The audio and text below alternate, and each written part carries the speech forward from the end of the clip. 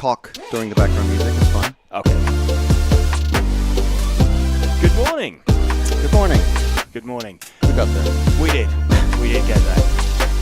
So, welcome to the live coverage from qualifying day of the EFRA 110 Electric Track European Championships from the Elec 2000 Club in Utrecht in the Netherlands.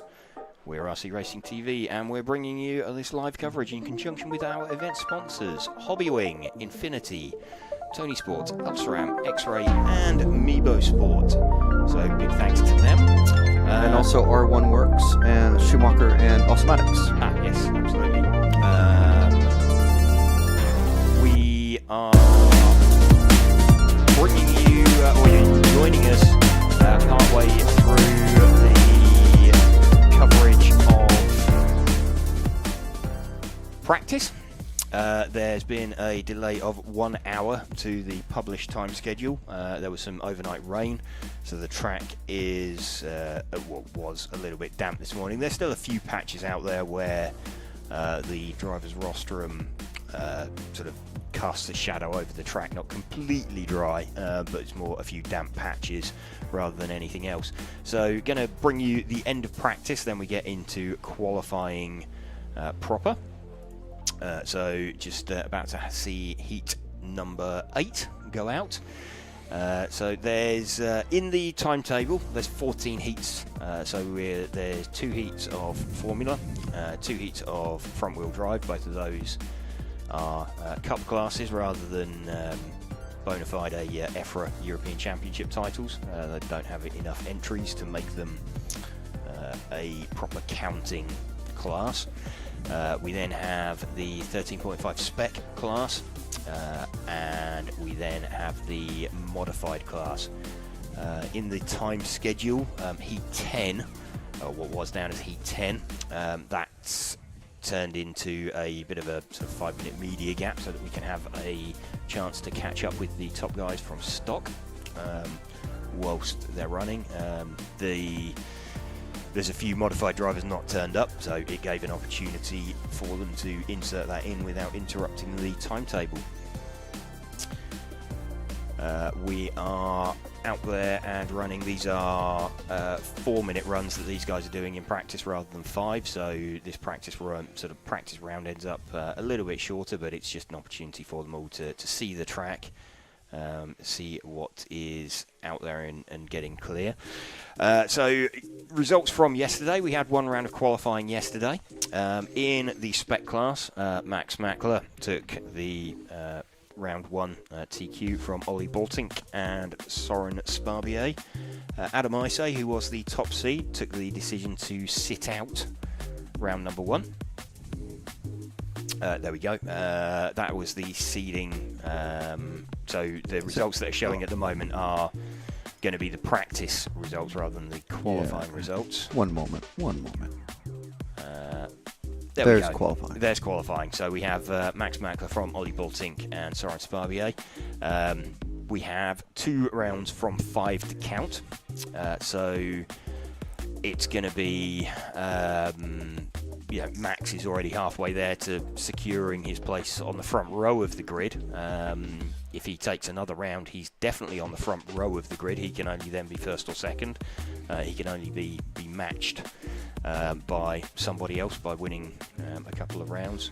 And clearly, there's only 1 round been run, so he's got the fastest time at the moment. I think the overnight rain might have come as a bit of a surprise to some of the guys who chose to sat out. There was a few of, noticeably the X-Ray guys, took the decision to sit the round out. So had Adam Isay in stock. Alex Hagberg did so in modified. Sat the round out. The thinking is that it gives you a fresh tyre advantage when it comes to a later round. And there we go in modified. Michael Olowski taking that one from Bruno Coelho. Super close at the end, actually. Bruno was the top seed from Mark Reinhard and Ronald Volker with Michael in 4th. And we had Michael managed to catch Ronald and get past him. We had an early mistake from Bruno, and he dropped behind Mark on the track. He did eventually make his way back past Mark and started to edge away from the field, but Michael was running in front on the split, so you can see super close between all of those. Michael, Bruno, Mark, all 22 in 1 point something. So Mark half a second off of TQ and in third position. Bruno looked to have really strong pace at the end though, and that sort of 9/100ths. And 4 different chassis manufacturers in the top 4 as well. Yes, absolutely, yes. And all 4 of them are broadcast partners with us this weekend. So there you go. Yeah. There's not much in between them at the minute. Well, Ronald's not, but... oh, yes, that's true.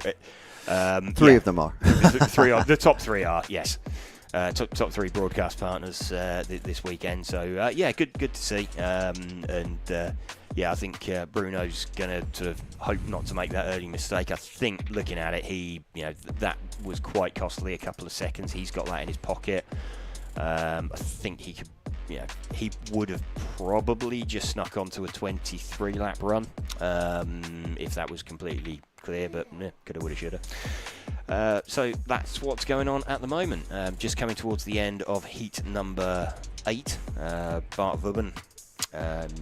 Again, this is practice, I want to stress, and they're 4-minute runs. So this is just letting people figure out how the track feels this morning, blow the cobwebs away, and get a bit of an understanding what's going on, if the rain has affected anything, put any damp patches down on the track that they weren't particularly aware of. But Bart Vubben taking that one from Manuel Wagner. The seeding on that obviously was in practice is done on your 3 fastest laps again that they're doing. So I think we're coming up on the fastest group of Spec. We are, yes. And then we're going to have a little bit of a break where we'll try to squeeze in the pit walk that we did yesterday. You did, actually. Track walk, yes. We have a pit walk coming, but a track walk to play in after this next heat. Yes. So we'll very quickly transition to that, but we'll just catch up very quickly before things get going in the live chat. So if you are joining us from home or work or wherever, we have Lutok saying good morning. Hope you're all doing well today. Thank you very much. Model S Streco Racing TV, buenos dias, buenos dias.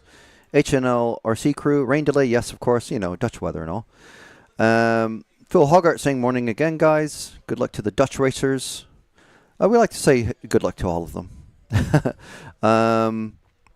Let's see. I think Bas Ricken saying either is this in Utrecht or this is in Utrecht. Either way, you're correct. Yes. Dino DeMarco saying hello from Melbourne, Australia. Good day. Good evening from Bali, from Gede Dana Singandana. I hope I got that right. Guten Morgen from Germany, from Ivo Gersdorf. Any rain? Yes, we just explained that. HNL watching from Switzerland. And the background music has just gone off because we weren't really showing any racing. So Spec about to go out on track. Indeed, yep. So top heat of Spec. But just forming around on the line. Adam, I say, going to be first off from Max Mackler. So Adam running his sort of solid blue colour. That is his race paint. That's weird. That is his race paint, yes. He's never run anything else. No. And, that I've seen. Max running his choice for one colour, which is also very similar to Soren Sparbier. So you've got 3, they're kind of, Max and Soren are aqua turquoise, sort of. Yeah. They're more of a grey sort of colour. But let's run with Adam. Then, of course, Adam not doing the first round of qualifying yesterday. Yeah, interesting. He's still starting off at on the grass there. He's on the grass already. This is practice though, so it's not going to cost him anything. It really. is. So opens up and Max in front of him now for the opening lap. So in fact, Ollie Boltink with the fastest opening lap. No, Lucas Albrock. So Adam now taking the opportunity to have a bit of a look at Max. We've got a few more sort of shadows being cast compared to yesterday. It's now, despite the overnight rain, it actually looks a little bit brighter out there. So we've got a few more shadows, certainly over the sort of right-hand side of the circuit. Max just opening up there for Adam and choosing to sit on his tail. Max knowing, obviously, that he's still in front of Adam on the split, with the clock starting differently. So let's see if we can find Ollie Bultink, the 5 car. He'll be an orange car, like a couple of cars back. So there we go. That is Ollie Bultink's car. He is currently leading from Max by about a tenth or 2/10, a quarter of a second, let's say. And Martin Hoodie's got himself to the front with the 9 car, so jumping around and swapping around every time they cross the line, pretty much. Quickest lap out there looks to be Adam Isay with a 15.176. We've got Martin Hoodie 15.197, Ollie Bultink 15.288, Max Mackler 15.219. So really close at the moment, like half a second covering the top 4 and changing every lap. Let's see if we can find Martin. He'll be the 9 car. I think he's running his race paint. So he is, where is Martin? He is at the tail of that group of cars. There we go. That looks like it is Martin's car.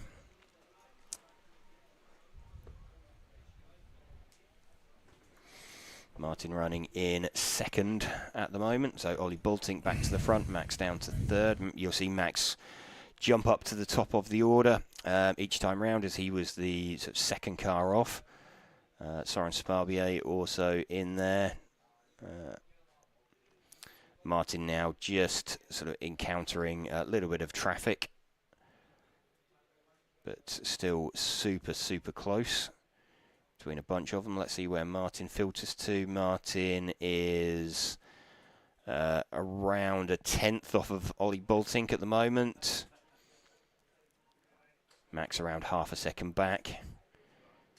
Of course, with in qualifying proper, the difference that you're going to see is Adam is going to have to start towards the back.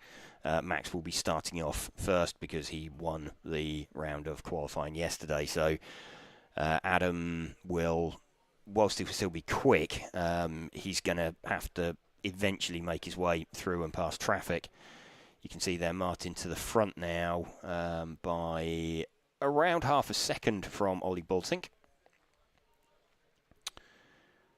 So he's going to take on the poison chalice of winning practice, potentially.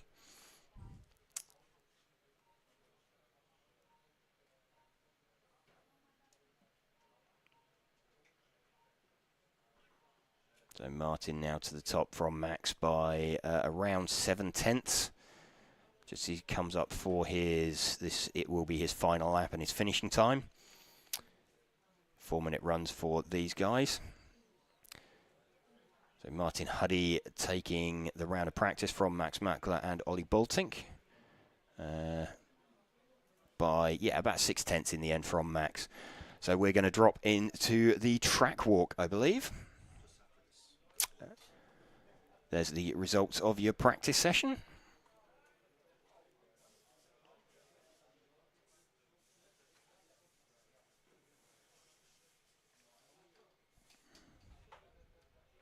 Joining Julius Groskamp, sort of local-ish driver, for a bit of a walk around the track here at the Roco 2000 track in Utrecht. So, done many laps around here?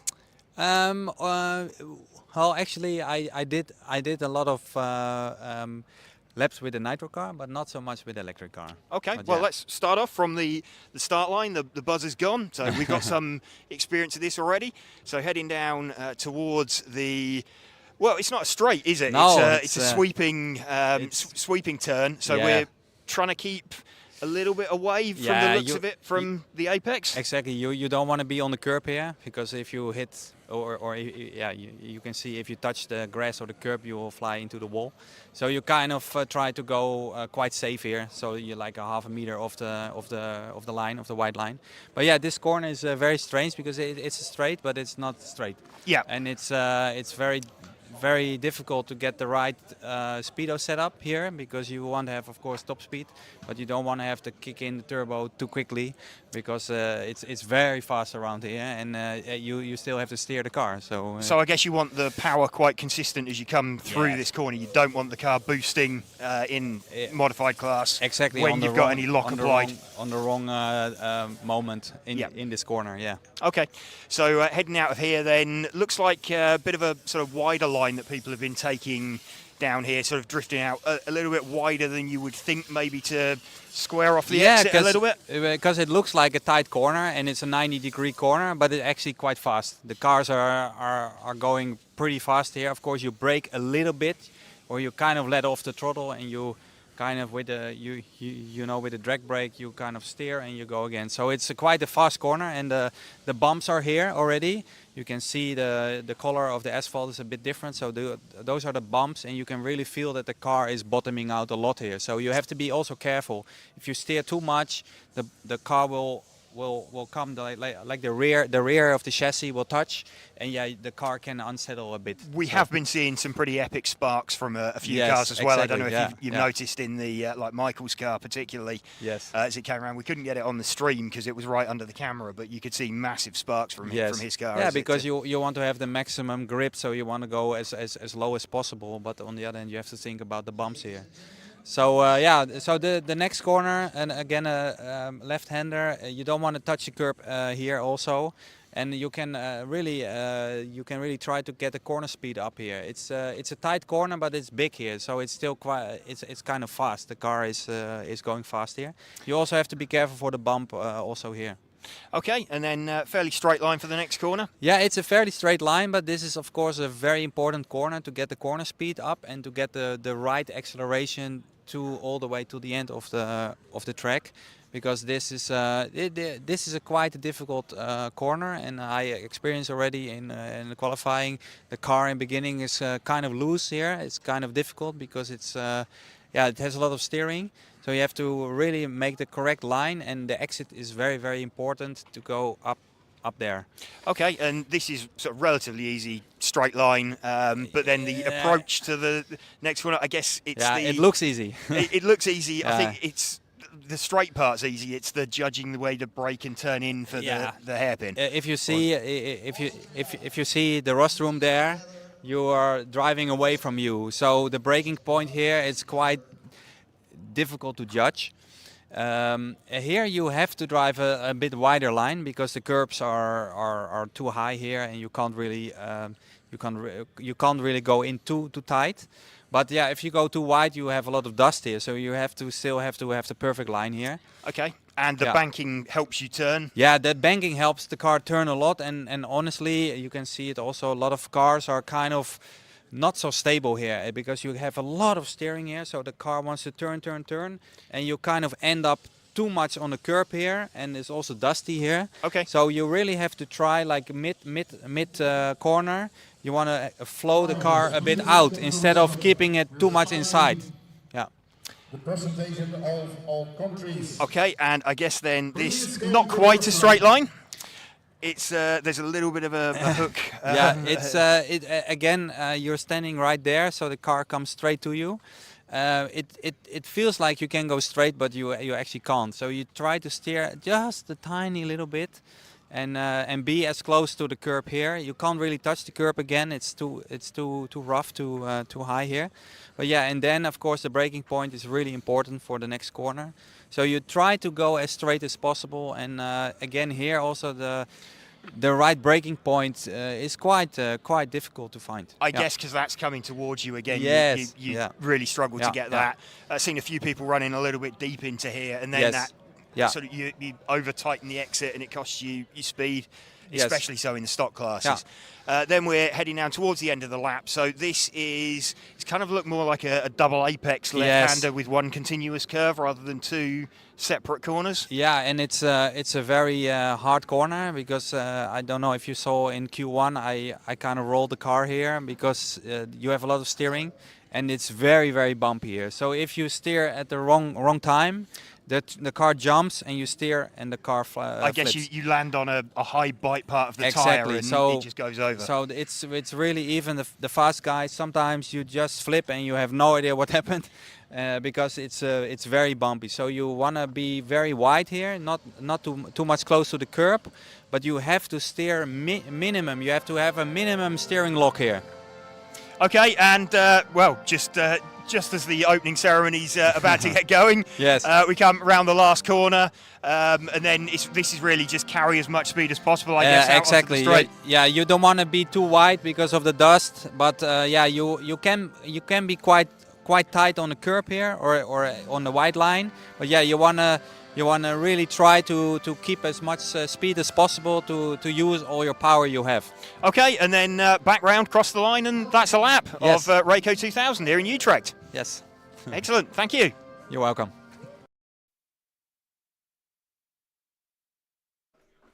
So there we go. That was a lap with Jules Roskamp. Thank you to him for sort of taking a wander around the track with us yesterday evening once all running was complete.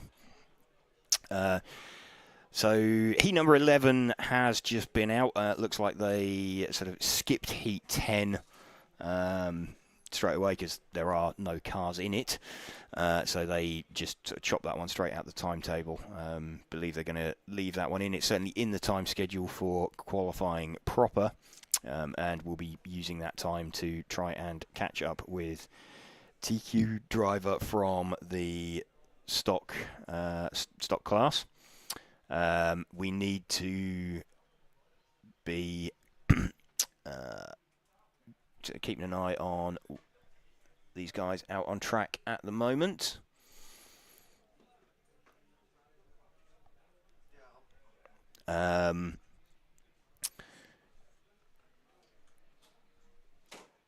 So they're just about to form up on the line.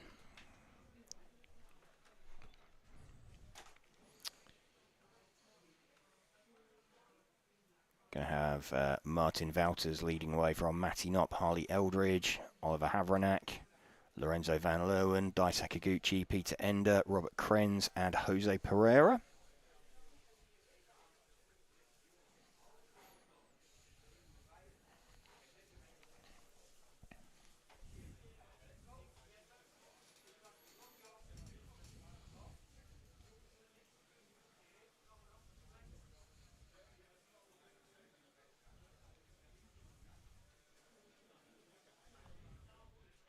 Just 4-minute runs for these guys. Again, welcome to you if you are just joining us here for qualifying day for the EFRA 1/10 Track European Championships for 2025 from the Rayco 2000 Club, Utrecht in the Netherlands. Bringing you coverage in conjunction with event sponsors Hobbywing. Also like to say thank you to Infinity, Tony Sport, Elsaram, X-Ray, Mebo Sport, Schumacher,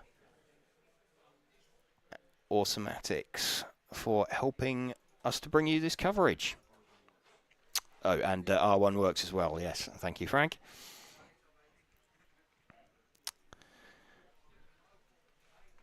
Practice underway. We are running with the car at the moment of let's just have a look as they come down the short chute. That's the 2 car of Matthias Knopp,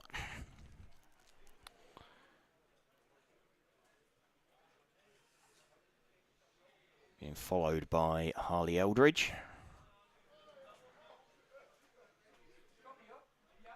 So these guys trying to get themselves up into probably be hoping for B final. They are, let's have a look, Matthias Knopp 13th in round 1, Harley 15th, Martin Wouters 14th. So pretty close between them on times. And yeah, giving themselves a good chance of making the B. Need to improve on that to make the A final. But in with a good shout from what we've seen so far. Obviously, that's when we start getting into 10-car finals. Harley Eldridge now quickest. So let's move our focus back. Well, it'll be 2 cars to the white car. There we go. That is Harley's car. So currently in front of Matthias on the split. She wasn't last time round. It's kind of super close between them. She is about a 10th up on Matthias Knopp. Lorenzo Van Leeuwen also somewhere in the mix with that one as well. So, in fact, Harley looks a little bit closer to the rear of Matthias's car.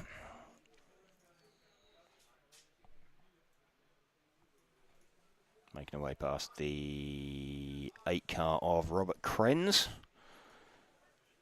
So again, this just practice, just an opportunity for all of the drivers to have a go around the circuit, get an idea after some overnight rain, get a feel for what they have underneath them and how they can get around. Alexander Wild says, this is practice due to the timetable. It should be a qualification. Yes, there was a 1 hour sort of delay due to a, not rain, but a wet track. There was overnight rain. The track was still damp this morning, so they've dropped a 1 hour delay into the time schedule.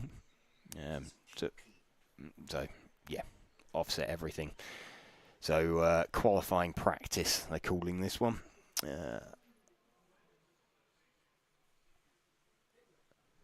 So, don't normally bring you practice, but we said we'd be on air, so we came on air at this time just so we can bring you the top end of the practice, and then we'll go into qualifying round 2 in...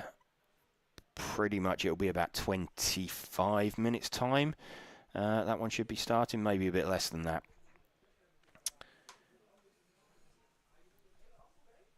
Still running with Harley, 30 seconds to go. She's still leading. She's got that gap up now to just over a second. So she's caught and passed Matthias Knopp. In fact, Lorenzo Van Leeuwen running, and there we go. That's, in fact, Harley slowing down. She doesn't want to win practice. So, she's just choosing to back out of it as we head down.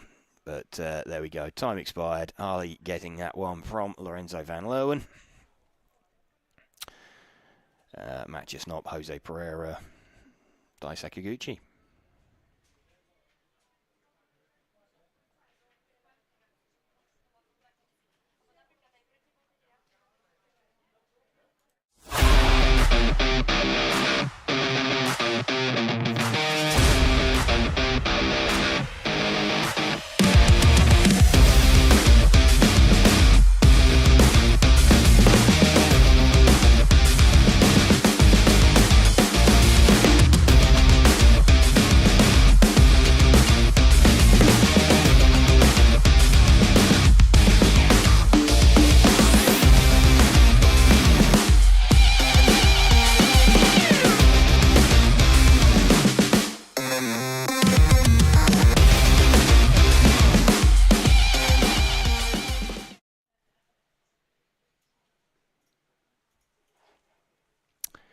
Heat 13 of 14, getting set to run. We've got Alessio Meniciucci, David Ronefalk, Berkan Kilic, Antoine Brunet, Simon Lauter, Dominic Schmid, Robin Eiserman, Yannick Brumper, and Alex Hagberg. Just managing to sneak in to this heat.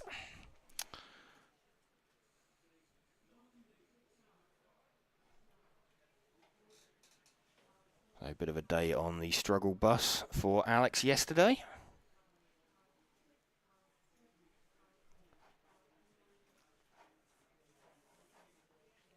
also see Simon Lauter up there on the far right-hand side of the driver's rostrum.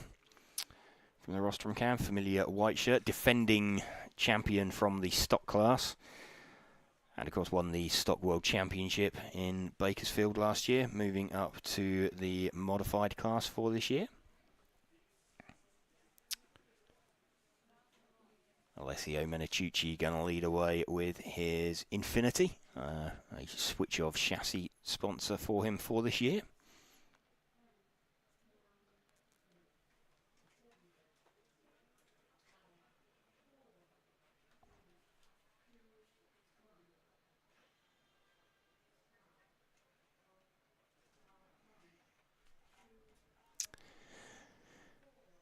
Alessio leads away, not running race paint this morning. He sort of familiar colours with a sort of white front, yellow rear on his body shell. But choosing to run all white. David Ronnefauk running all white as well.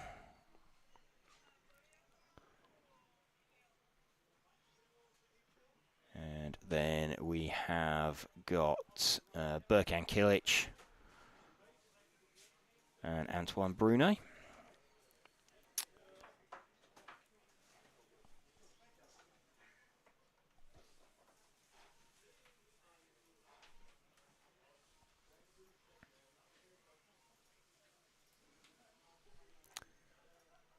Let's see if we can drop back to find the 3 car of Berkan Kilic. I'm just trying to locate him. I think he is running.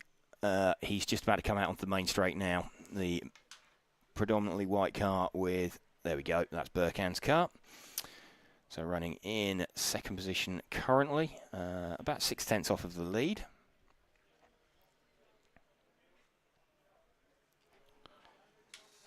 Trying to hunt down David Ronnefauk, and in fact David dropping down the order. So Berkan to the front now from Antoine Brunet by about half a tenth. Pretty close out there. Again, want to stress that this is practice. We've got one more heat of the modified class, top heat, and then we go into the Formula class. We've got 2 heats of that, 2 heats of front wheel drive, then we have 5 of Spec. Oh, we got a backing off there for Berkan. Continues running around. So Yannick Prumper hits the front. Yannick making a change of chassis sponsor around a month ago.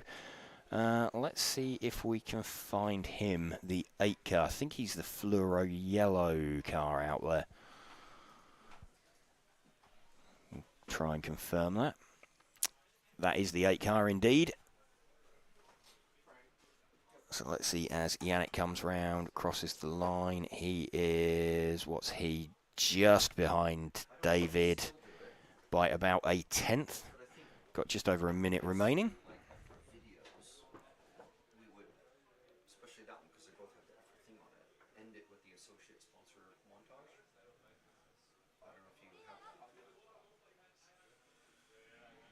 Which is basically that one that we play in.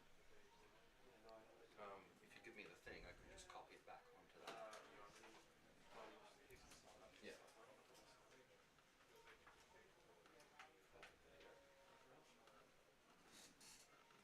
Antoine Brunet back to the front. Let's have a look. Yannick now back to the front again by about 1.7 seconds. We've got 30 seconds left.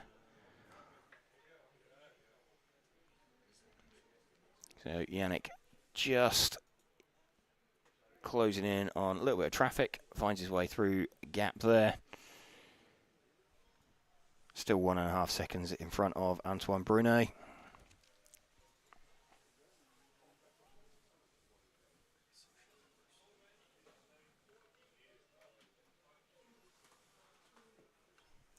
Coming into finishing times now, hearing people being called as having finished.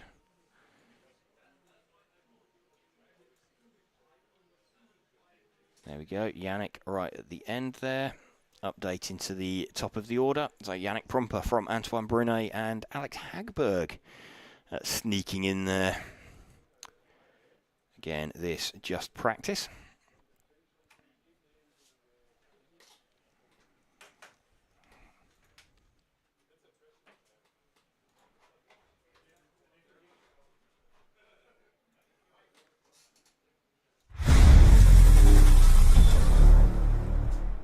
If you're looking for tools, setup tools and other interesting things to keep your pit table organized, check out the MR33 range of products, the world champion RC equipment.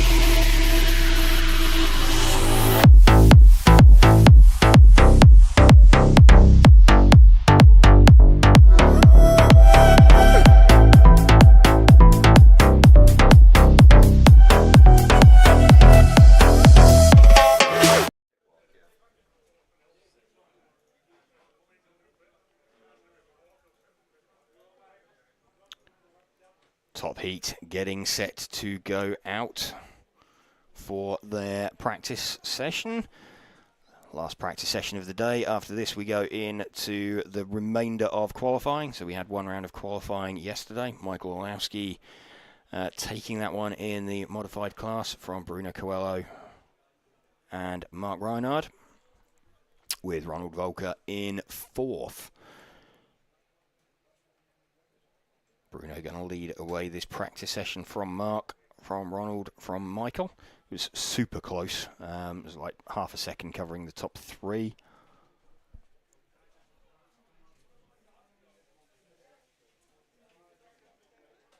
Just getting set.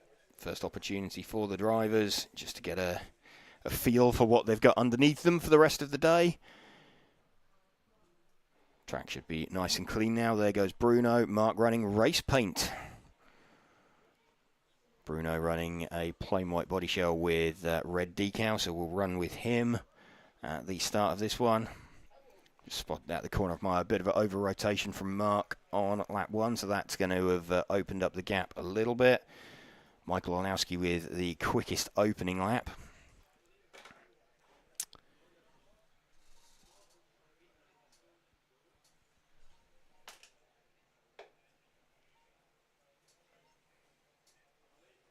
Still Michael from Mark from Bruno. Let's see if we can move back and find Michael then. He is the all blue coloured car, so he is currently following Ronald. There we go. So operating in front of him on the split. Still super close between everybody at the moment.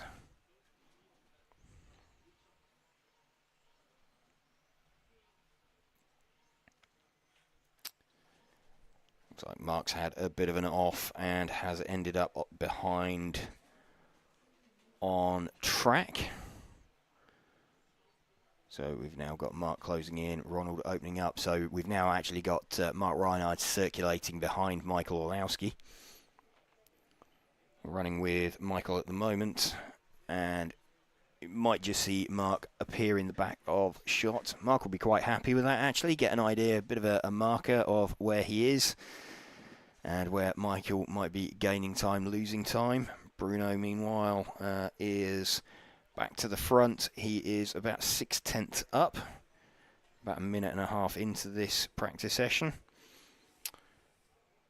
Still Bruno from Michael, and Chrissy Crap looks like he's somewhere up there as well when he crosses the line. He is currently, where is he? He's fourth, so it's kind of Bruno from Michael at the moment. Looks like Mark's got the pace to run with Michael, and in fact he's caught right up with him, so we'll stick with these two at the moment. Bruno kind of away by himself at the front. This is where the sort of track action is. Mark will be quite happy with this, just getting a bit of an idea of where Michael is quicker than him, where he's slower than him. And they'll be certainly in contention by the end of the meeting tomorrow. And a little bit of over-rotation there from Michael. That was a little bit strange. Let's pick up Bruno then, the all-white coloured car. There's a couple of them, but Bruno is just coming out onto the main straight now. He is closing in on an all-green car, so that would be Lucas. Lucas Urban that he's closing in on. Lucas was 5th yesterday in the opening round. We've got Bruno out in front now by a decent chunk, actually, from Mark. So Bruno about 4 seconds down the road, actually, from Mark. Looking at lap times, let's have a look where they are. Bruno's fastest lap, a 13.382. Let's just refresh that. 13.382. We got Mark's fastest lap at 13.291. Last time round, Mark was a 13.8. Bruno with a 13.9. So Mark having good pace towards the end of that. Michael 13.9. Best lap of a 13.376. So everybody showing pretty good pace. We've got 20 seconds left, so we will run for home with Bruno. Just seen Michael peel into the pits, actually, so he'll drop down the order at the end of that. Bruno backing it in there as we come down that little short straight. So finish for Bruno. 18 in 4:06, just waiting for time to update. Everybody crosses the line. So about 3.7 seconds for Bruno at the end of that. He took that one by. Again, stress that that is practice. But that will be quite a relief for him. Be pretty happy with that.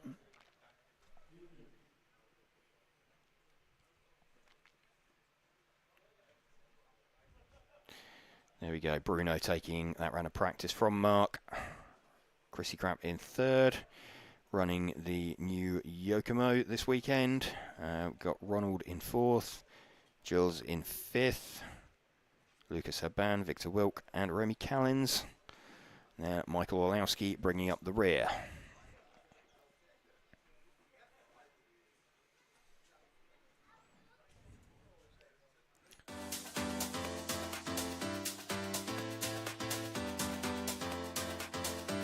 Makes an error. Marcus Carrup is through. No, it's a four-way battle. Evans on the inside. He's got him. I love RCTV News. There's RC in the background. We're here. Hi, everybody. This is mine. Okay, fantastic. Yeah. So we are here at ETS round number 3 of season 17. Davide Ongaro, associated European champion, and didn't he deserve it? Bruno Coelho is your champion. Today, mamma mia, super happy. It's like a real now. It's like a real.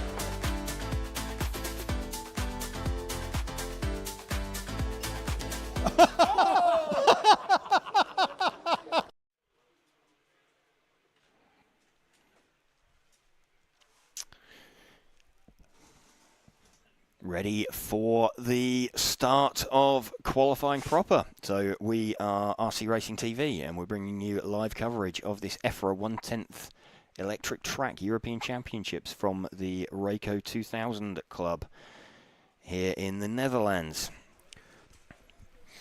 Again, thank you to event sponsors Hobbywing, Infinity, Tony Sport, Elsaram, X-Ray, Meebo Sport, R1 Works, Schumacher and Automatics for helping us to bring you this coverage. We are now here all day. We're going to be on till about 7 p.m. Central European time when qualifying will commence. If you're just joining us thinking that qualifying should be well underway by now, you are correct. There was a 1 hour delay put in due to some overnight rain. So that wasn't raining when we got here this morning. The track was still damp.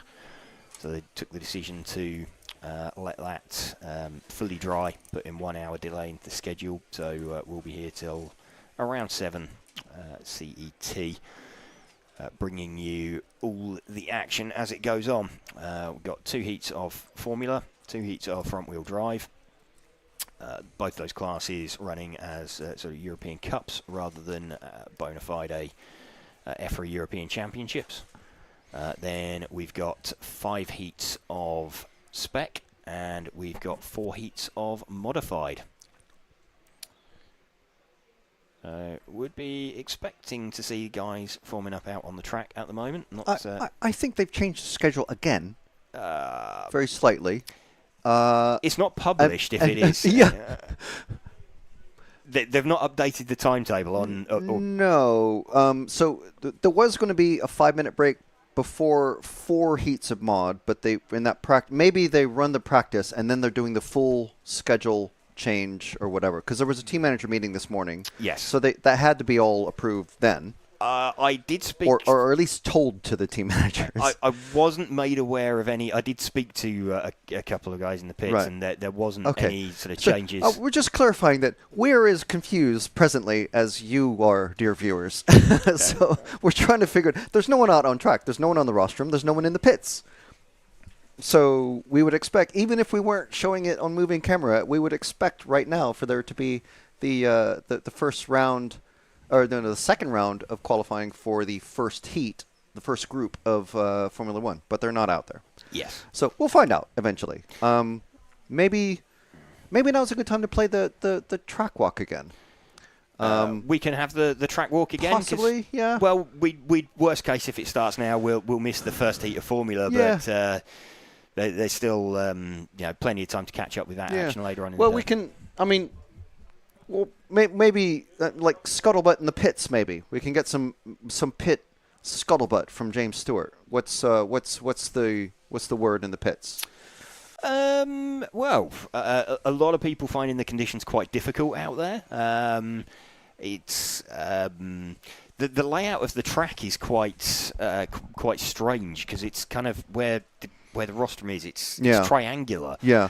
So the straight isn't straight. It's weird because if you look on the EFRA Facebook page, we have a photo there from the glamorous Nikki, who's providing our photos this weekend. Thank you very much to her for doing that.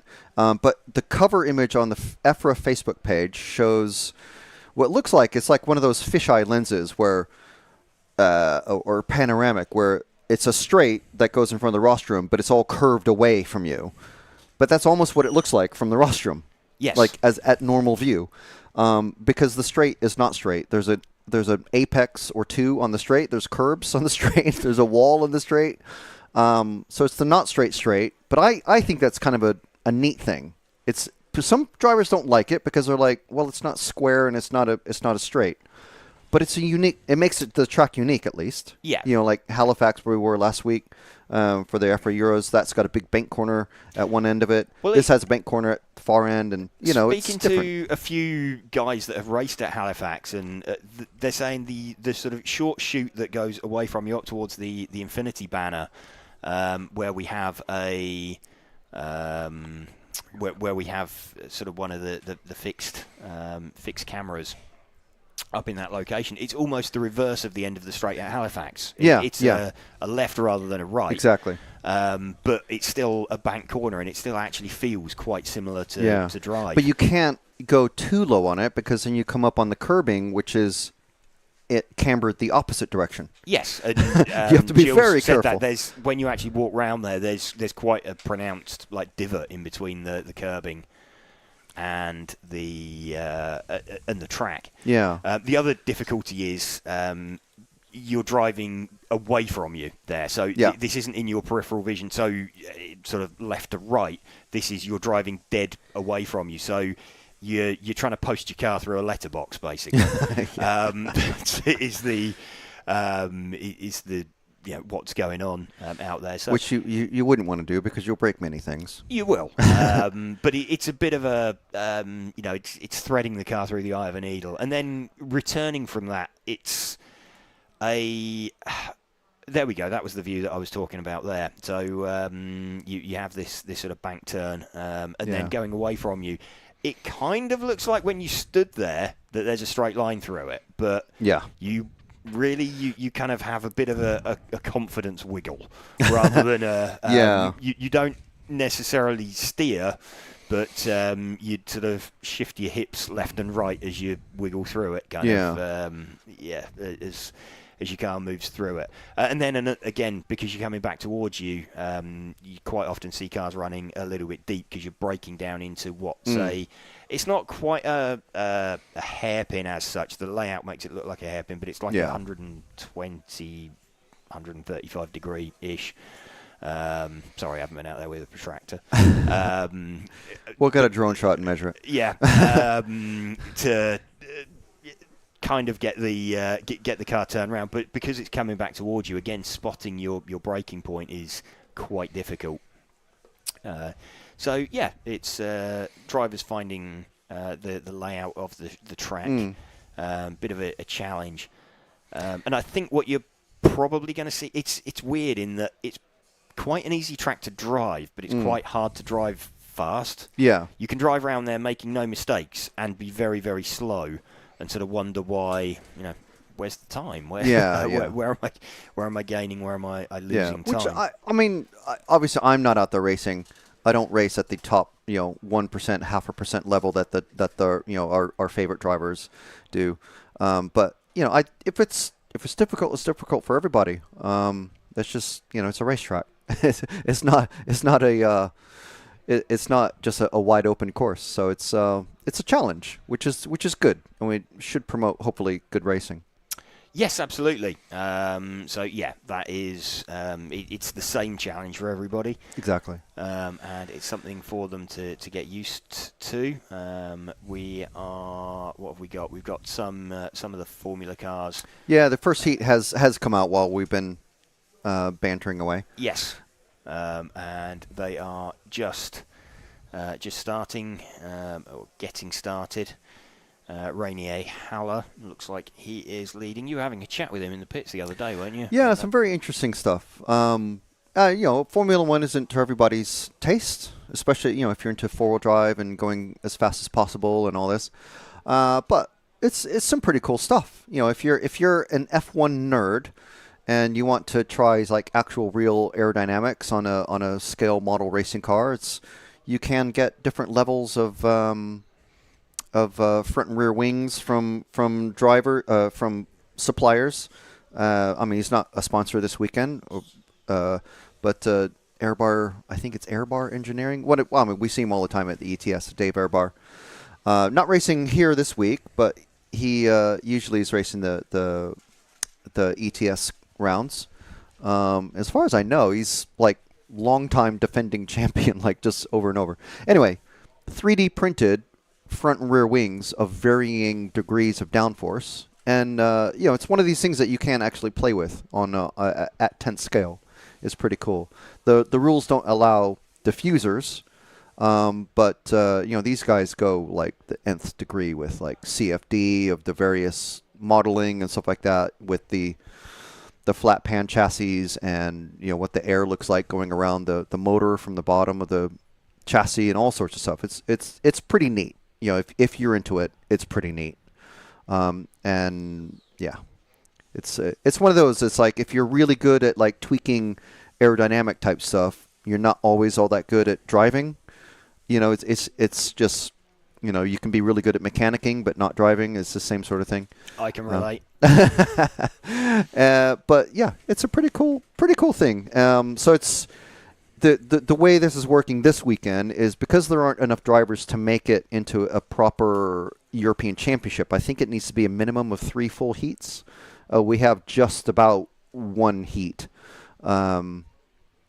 meaning 10 cars. I think it's 11 total. There's 11 total. Yeah, so it's a bit unfortunate, but so it's a European Cup. It's not a championship, but you can still walk away with the trophy if you take the win. You can do, yes, and I'm not exactly sure how they're going to split it. Yeah, it'll be really unfortunate. It's 10 cars, like packed heats, as we call it in the States, 10 cars and 1 car. Because what do you do for that one driver? It's like, well, you're just one driver, so we're not going to let you run because it's going to be boring. But They've paid their money, so they're due out there. The problem is if you Yeah. let them in as car 11, then they get in the way of the battle for the lead or something. Then it's a tough one that you can't really win. It's one of those. I'm glad I'm not the race organizer. Yeah, you can't split it into really a 6 and a 5 because then you're denying the people like who's qualified 7th. Yeah, he's got a chance of the win. They might still. do like a 3 or 4 car race. I don't know. I don't. They'll get the drivers together, I guess, and see how they want to play. I mean, because it's not for like a quote unquote proper championship. They might just go, like you say, okay, guys, let's get all together. Here's the situation. We don't want to run one car. We want to have everybody race. So we think it should be like this. What do you guys think? And if everybody agrees, maybe a bit of peer pressure, but I don't know. We'll see how it ends up tomorrow, but yeah. But expecting less heats tomorrow, or less when they get to finals, because typically we're seeing sort of 8-9 car heats rather than full 10s. Yeah, that's true too. Yeah. The other kind of interesting thing actually that we sort of briefly were heading towards earlier, with the saying that the straight not being straight, positioning on the rostrum, because it's not the track will look very different from one side of the rostrum, one end of the rostrum compared to the other. In relation to a normal track, normally you can just sort of offset yourself by a couple of positions. Yeah. So we have seen, even yesterday during, when drivers are choosing not to go out in qualifying, they're still going up. They still go up there and stand there. Yeah, make sure they've got their elbow room, and they don't want to lose their sort of coveted spot on the rostrum. So might be something to watch out for when you get to finals. That the done thing is that you're first in a final, you get first pick of your spot on the rostrum, and 10th place ends up on the steps. Typically, and ends up wherever they happen to end up. So you're probably going to get some tomorrow. Some people saying, "It feels like I've not driven on this track all weekend." Yeah. When they go up there, it can make a big difference. Like what you get up to. Absolutely. Rainier Haller getting that one out there from Paul Sane and Giano de Svart. I'm sure you'll practice out those names a bit more. Yes, over the course of the weekend. Yes, apologies for anybody whose name I'm managing to mangle. The only one I can think of at the moment is Sparbier. Soren, it's just Sparbier because he's German. Sparbier. Yeah. Sparbier. So beer, not beer. Yeah. Okay. There'll be plenty. Yeah. So, there will be plenty over the course of the weekend. No doubt on that one. That we'll manage to make a huge mess of that. No problem. So let's hear from one of our broadcast partners this weekend. There's the running order or runners and riders for the next group about to go out, but we'll hear. There's still plenty of time for them to do their warm-up lap, so we'll just hear from one of our sponsors.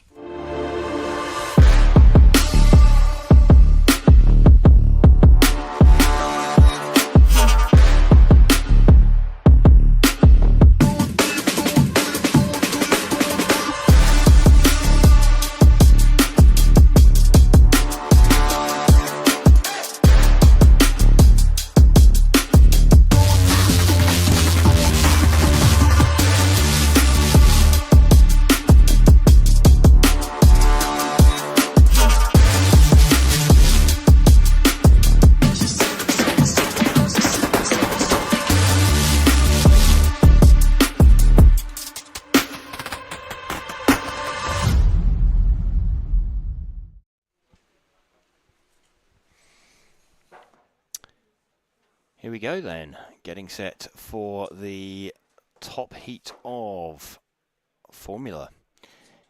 Jitsi Miedema taking round one of qualifying yesterday. If he can get this one, he's definitely on the front row of the grid.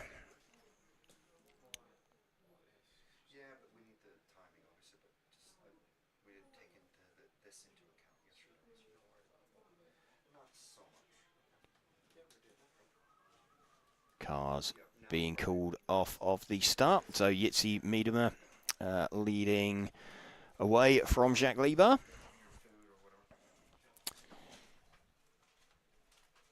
took this one relatively comfortably yesterday. I think, let's have a look. What was it? 17.506 versus 17.510. So had about 4 seconds in his pocket, did Yitzi.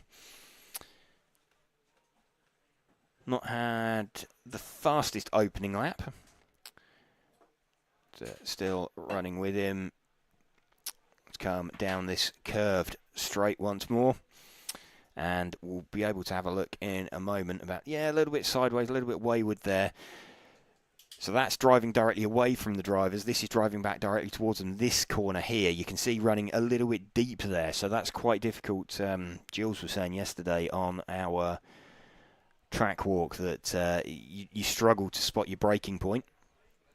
Yitzi still out in front though from Michael Lipperheider with the number 6 car. So let's see if we can pick up Michael. His is the sort of greeny yellow coloured car down the main straight now. There we go, managed to pick up Michael Lipperheider, running in now 3rd because Chris Grenz is up there. He's only about 3/10 off the lead though.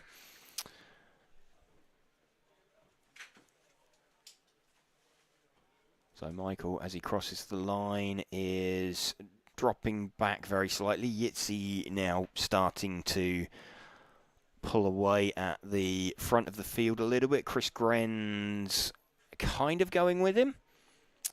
In fact, Chris Grenz back to, or is up to the front now. So let's see if we can find Chris. He is the number 2 car. He's going down the short chute towards the Infinity banner now. Around the banking. There we go, the green coloured car. That's him.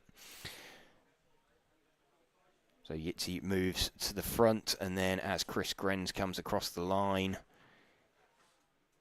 that will update in a second. Just waiting for an update. There we go.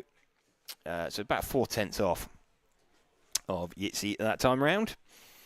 So Yitzi Miedema, if he can take this one, he is guaranteeing himself a position on the front row of the grid. He will have 2 1s. Remember, it's 2 from 5 to count. So with that 2-round wins, he can only be matched, and someone would need to do a faster time. Talking of that, where are they on times? So 17 in 5:09 is the forecast.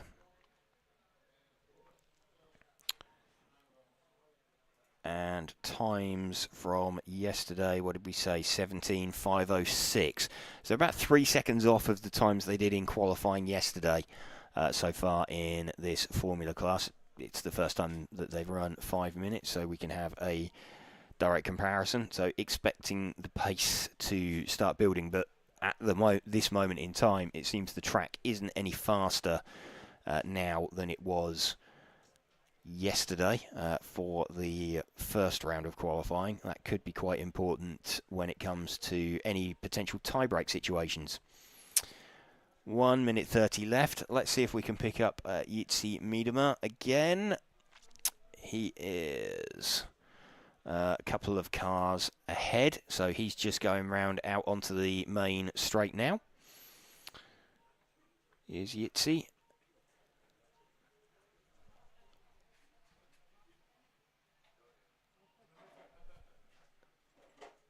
Still running with Chris Grenz at the moment. Let's see, Yitzi just comes round out onto the main straight one more time. Just swept down the main straight. And there we go. That is Yitzi Miedema leading this one. Kind of had a little bit of an advantage at the start. Been eaten into.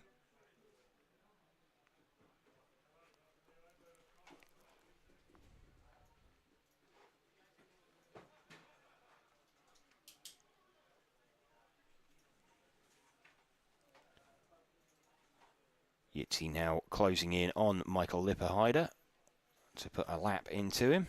Michael was somewhere up near the front of the field at the start of this one.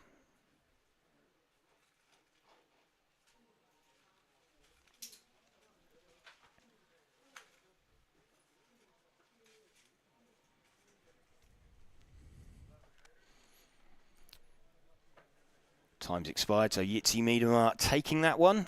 So he has locked himself into the A main.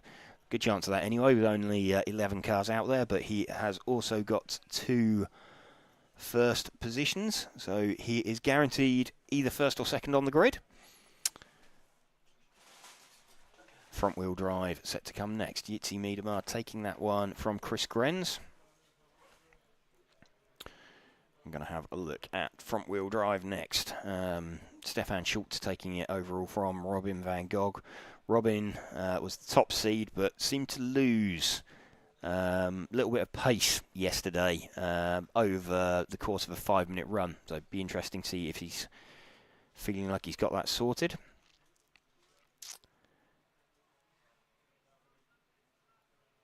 Soren Spar Beer was third.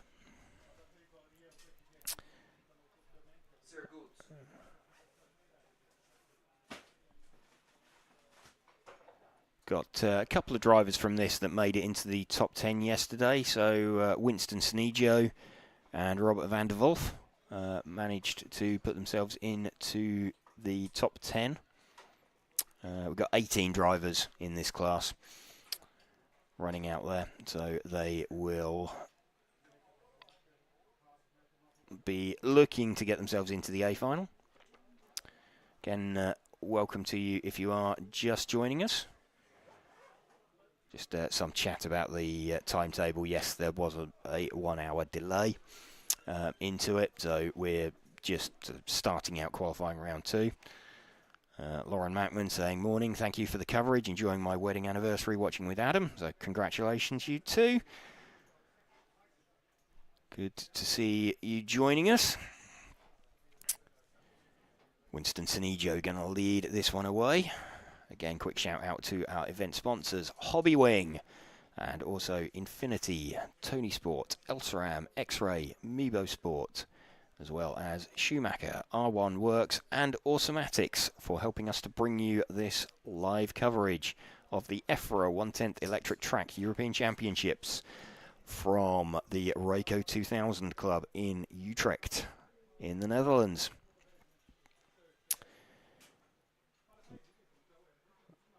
Winston Sneggio going to lead away.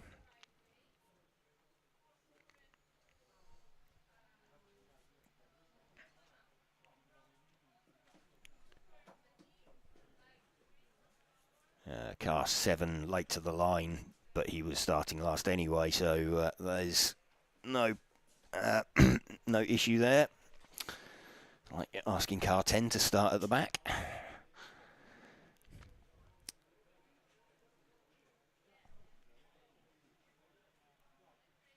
Early running then, it is car 3 of Winston Sneggio we are running with.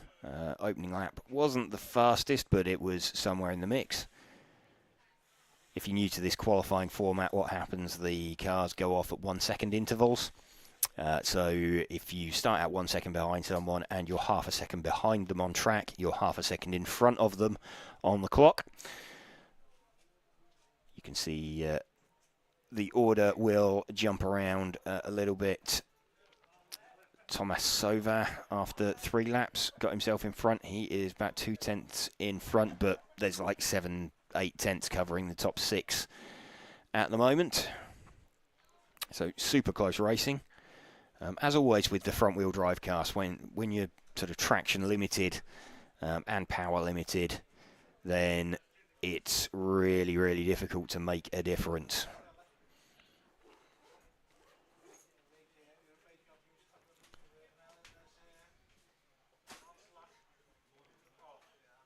Edwin Kvarnstrom leading this one with the 2 car. He's got himself about half a second in his pocket, so let's see if we can find the 2 car.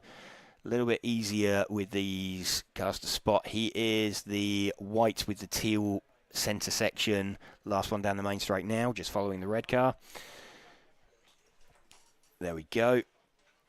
That is Edwin Kvarnstrom, Swedish driver. Fastest lap, 18.6. He's the only driver. No, tell a lie. Oliver Heiser has also done an 18.6 as well.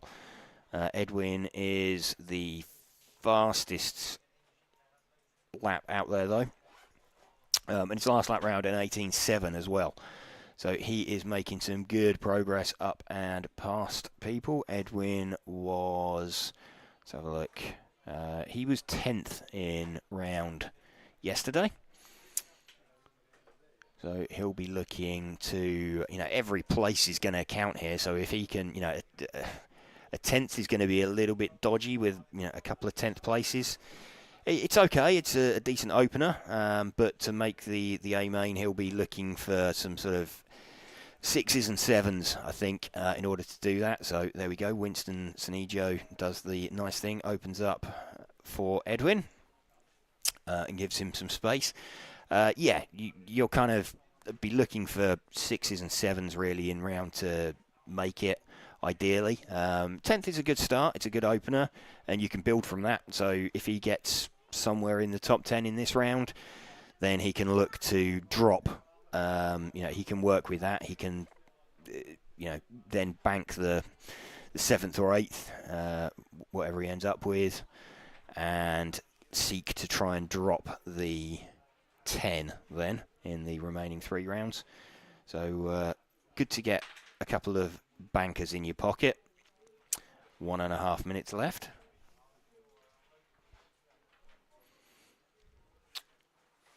And quite a big gap now, actually. Edwin Kvarnstrom's got 16.501 predicted. Let's just have a look at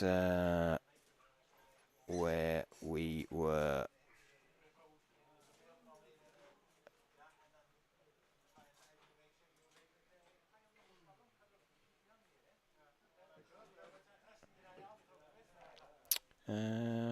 What time did Stefan do yesterday? He did a 17 in 5.11 with an 18-second lap. So he was So he was about half a lap down the road. Let's have a look. 17 5.16. Just seeing roughly where 16.503. Manuel Stankovic. Jacques Libar did a 16 in 500 dead. So we're heading for a time that's, would have been like 5th, 6th in round yesterday for Edwin. Oliver Heiser up into 2nd position.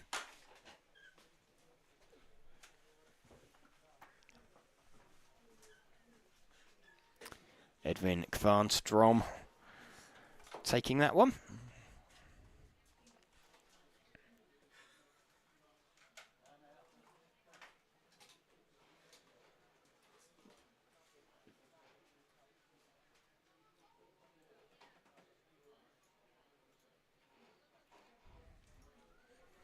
Edwin Kvarnstrom from Oliver Heiser and Winston Sanijo.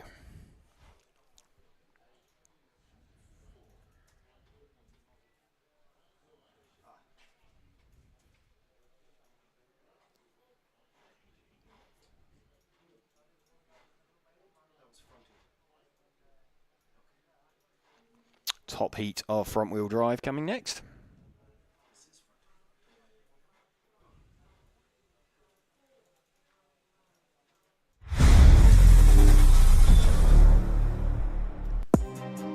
If you like perfect mounted body shells the same as we do, check our complete range of body shell accessories and tools to always have the perfect body shell on your car.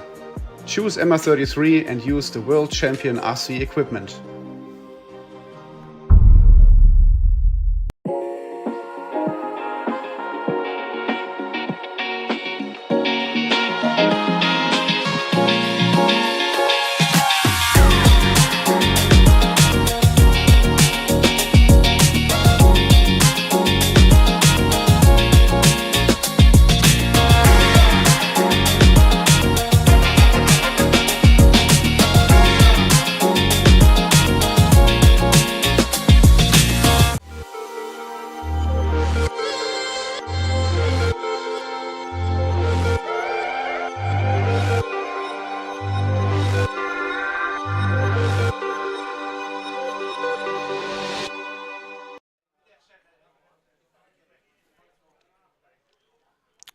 Top heat of front-wheel drive.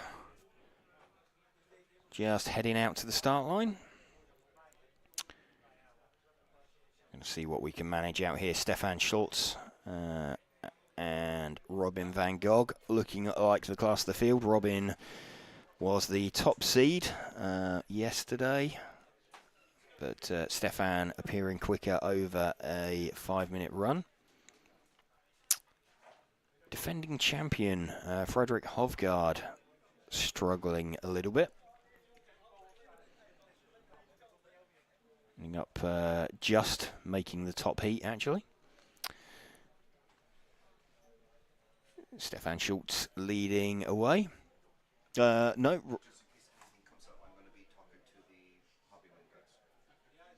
So Stefan Schultz looks like he has sat this one out. Robin van Gogh we are running with at the moment. So Stefan choosing to sit this one out. Interesting. Okay, so again trying to give himself a bit of a tyre offset. Robin van Gogh then from Jacques Liebach. It's going to be a brave move from Stefan, and you know, potentially handing Robin a round win on a plate. Let's have a look and see as it updates. Timing updates, where are we? Robin, we're running with already 4/10 up from Jacques Liebach. Going away at a good pace, 17.511 predicted. What did we say yesterday? Stefan was also 17.511.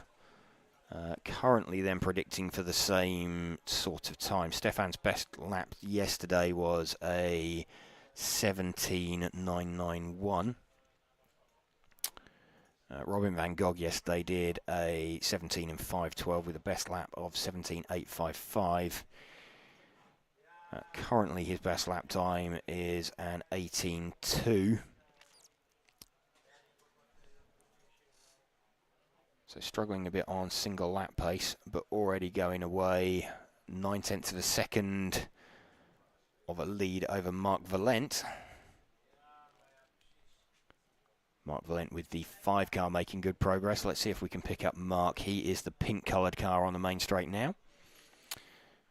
Just chasing the orange coloured car. There we go. That is Mark Valent.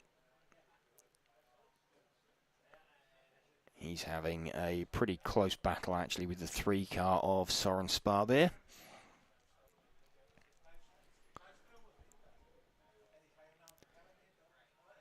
So we'll keep an eye on where Robin is out in front. He is going away quite nicely at the moment. His predicted time 17.513. So looking a little bit slower than the times they managed yesterday.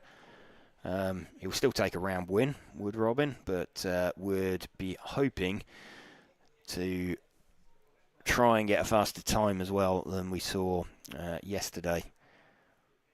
So times potentially going to be important as we get into any kind of tie breaks. Just seen Soren actually on his roof. Soren's going to drop down the order. That's promoted Mark Valent up into a definite second place. Jacques Liebach up into third. So having said that this was all super close, it's actually spread out a little bit. We've got Robin van Gogh leading pretty comfortably. Let's just get a gap as we see an update. Just waiting for an update. His lead of about 1.6 seconds. So a couple of minutes left. Phil Langner now up into third position.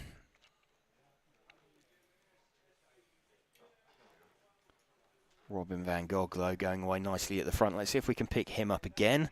He's down the main straight now. There we go. That is Robin van Gogh.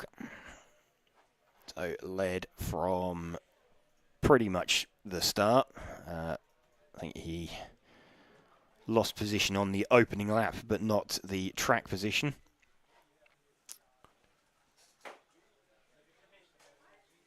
Still running fairly comfortably out in front.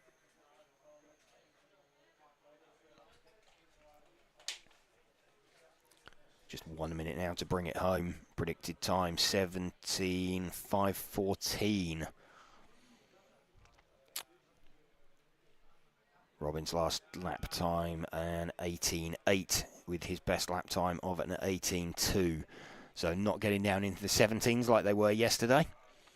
So slightly cleaner run with less drop-off that he's seeing in pace, but not the absolute pace that they had. And he's going to go a couple of seconds slower, I think, than he managed yesterday.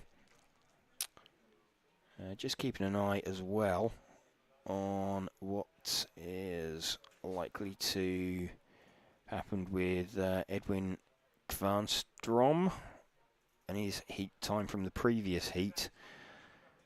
I think he's heading for something like a 6th in round, I think, quite possibly. So that would be some good points to bank. Robin van Gogh, though, just finishing. And there we go, 17 in 5:14, so around 3 seconds slower than he managed yesterday. But he has taken the round win from Mark Valent, Phil Langner, Jacques Liebar, Frederik Hovgaard. And then you can see the other guys not finishing the run. So let's see what that's done to the overall.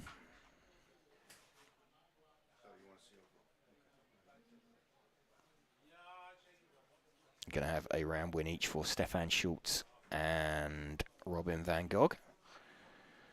There we go. And Stefan showing as being on top by dint of having the faster time.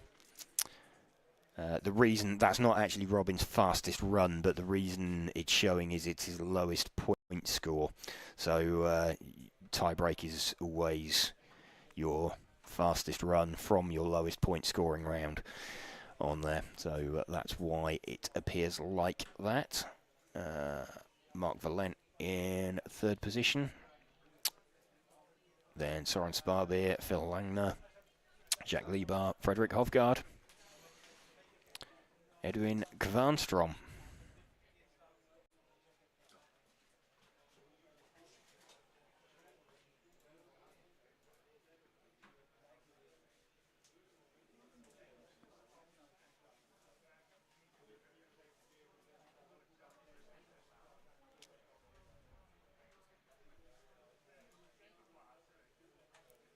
First heat of Spec now out there on track.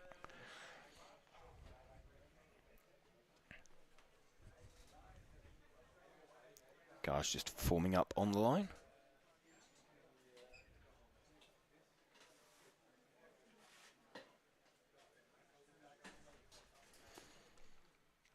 Davy Van Gil's going to lead this one away then from Philip Lischke, Johan Bukowski, Leo Dupex, Kent Bertilsen, Ron Van Bergen. I think Lucas Jager not out on track, or his transponder hasn't registered. So he seems to have not started. Jager has bombed out early.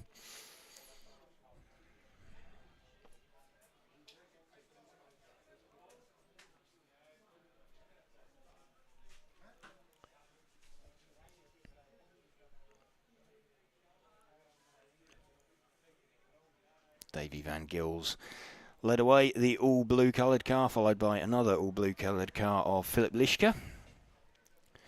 We'll keep an eye on them for the first couple of laps.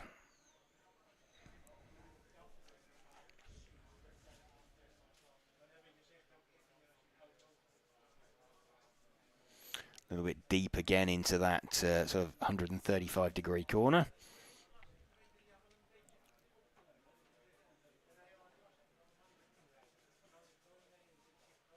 Bit high up around the banking as well, so that is definitely letting Philip Lischke close in on Davy Van Gils. Philip Lischke certainly less than a second behind. Let's move our focus back one car onto the darker blue coloured car of Philip Lischke, the lead car.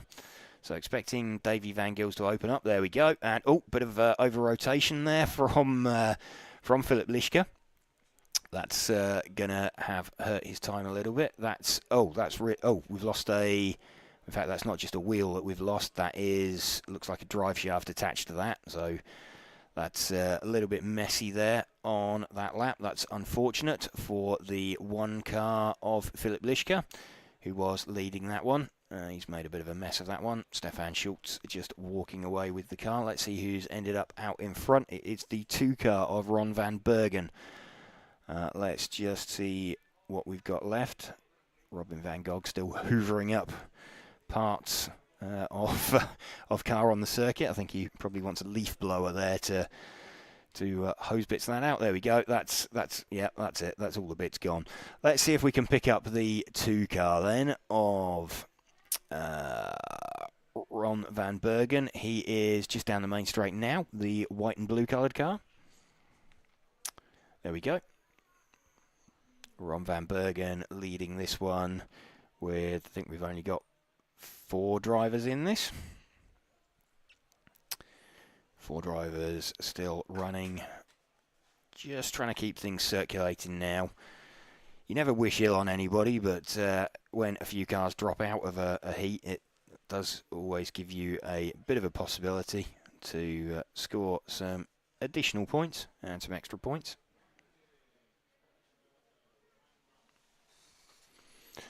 Ron van Bergen leading this one by, what is it, about 2.6 seconds from Leo Dupex.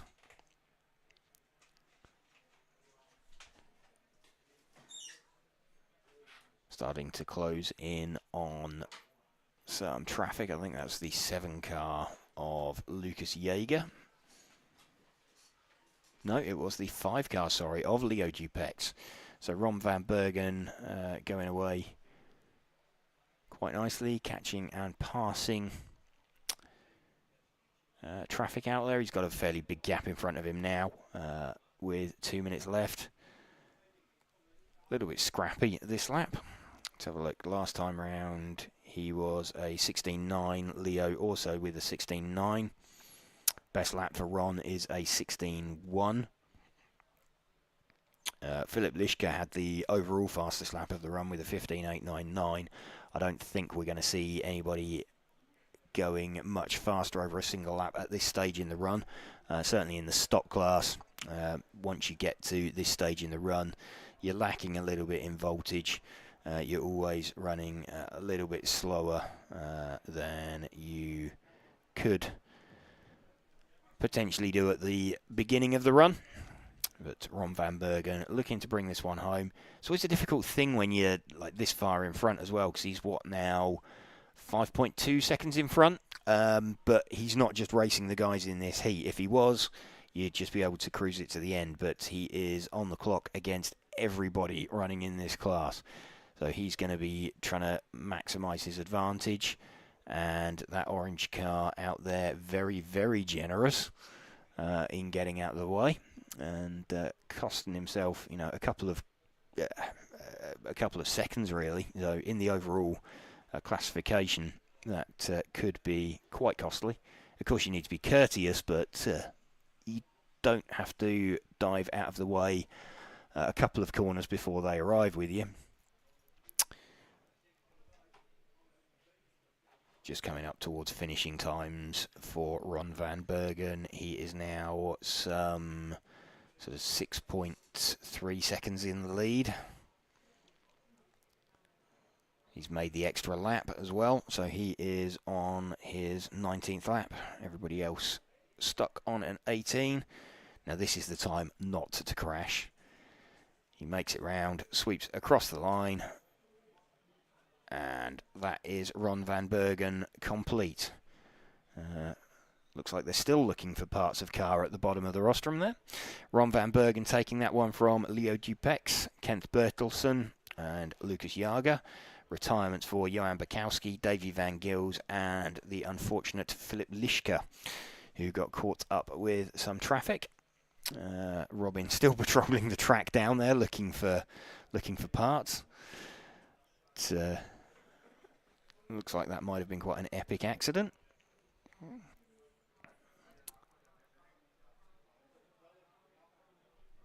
welcome to you if you are just joining it. Yeah, they're actually going out there with a broom to sweep the detritus off of the track from that accident. There's a that must have been pretty pretty heavy. Not sure exactly what was down there, but the first time I've seen that, I think, actually going out there to sweep the track after an accident.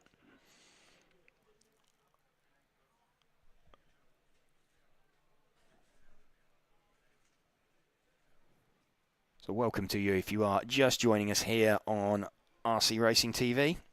We are with you all day, bringing you the live coverage of the EFRA 1/10 Electric Track European Championships for 2025 from the Rayco 2000 Club in Utrecht in the Netherlands.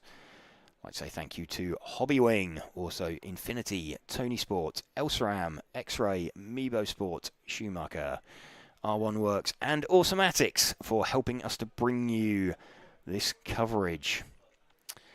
Who are we going to see out on track now? Victor Litvinenko, Joshua Winkler, Bert Aerden, Alexandra Perrin-Topan, Mike Martinez, Sam Nichols and Phil Langner.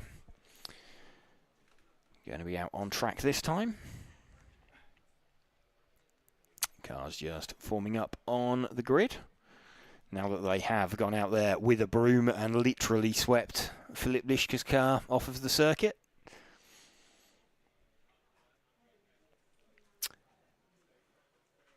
Victor Litvinenko going to be leading away.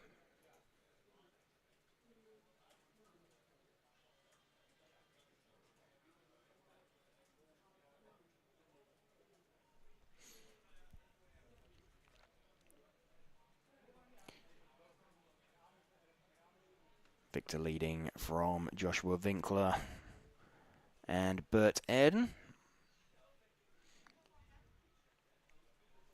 Decent opening lap.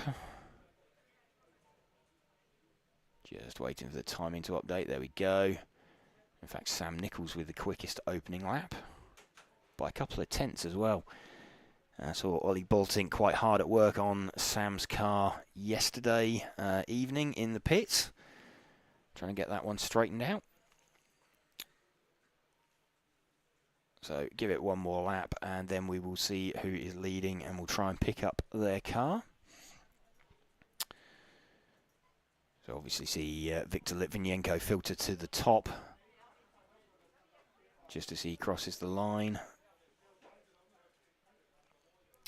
Bit of a scruffy lap from Sam, and in fact Sam Nichols just peeling into the pits to retire. So I think we're going to be looking for the 5 car of Phil Langner. Let's see if we can spot the 5. He is, I think, by process of elimination, he's the all-white coloured car just coming out onto the main straight now. Phil Langner to the front of this one by around 0.7 of a second.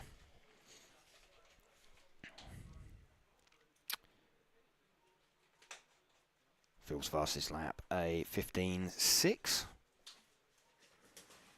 Fastest lap overall that we've seen so far in this run was Sam Nichols with a 15.579. So, don't know if he had a bit of an off and decided to pit to save his tyres. Because he did look, after 2 laps, to be up at the pointy end.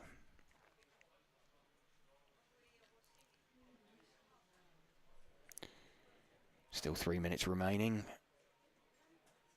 Phil Langner, who we are running with at the moment, leading this one by about 1.3 seconds from Bert Aerden. Let's see if we can spot Bert's car. I think he's 1 car back. No, that's the 7 car. I think he's 1 car further back from that.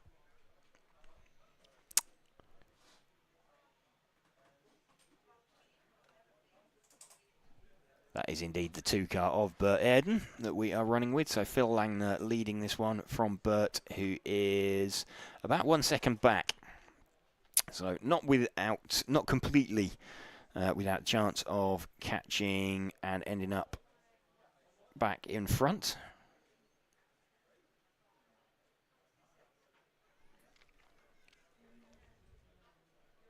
2 minutes remaining. We're running with Bert Aerden, trying to chase down Phil Langner. Victor Litvinenko filters to the top briefly as he crosses the line.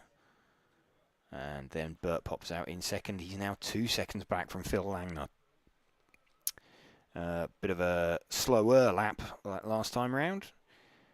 I say a slower lap. It was a slower lap than Phil Langner. Phil Langner continuing doing sub-16s. Everybody else back in the mid-16s. Let's see if we can move back to Phil then. The all-white coloured car just coming down the main straight now. Phil Langner leading, and he's trying to close in on the rear of the 3 car, which is Joshua Winkler. So Phil starting a little bit further down the field, but managing to make his way forward. He's heading for a 19 in 5:03.8 as his overall time.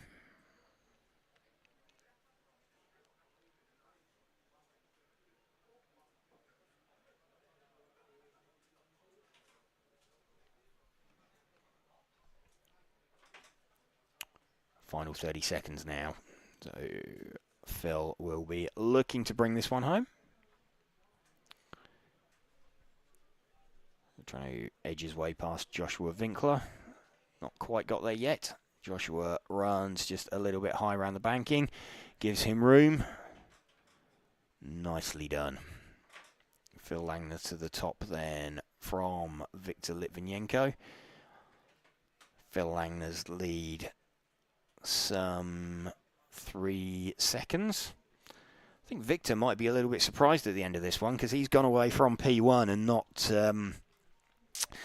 really been headed by anybody. No one's passed him. He's not really made a mistake. So he's not necessarily going to be aware that Phil Langner is going to come across the line and bump him down the order. So just waiting there at the end. Phil Langner, there we go, 19.504.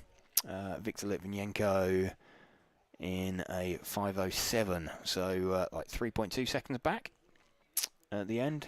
Bert Aerden ending up in 3rd position. We have the penultimate heat coming up then. No, we don't. Ignore me. Not the penultimate heat. We have the, this is heat number 7. We have 9 heats.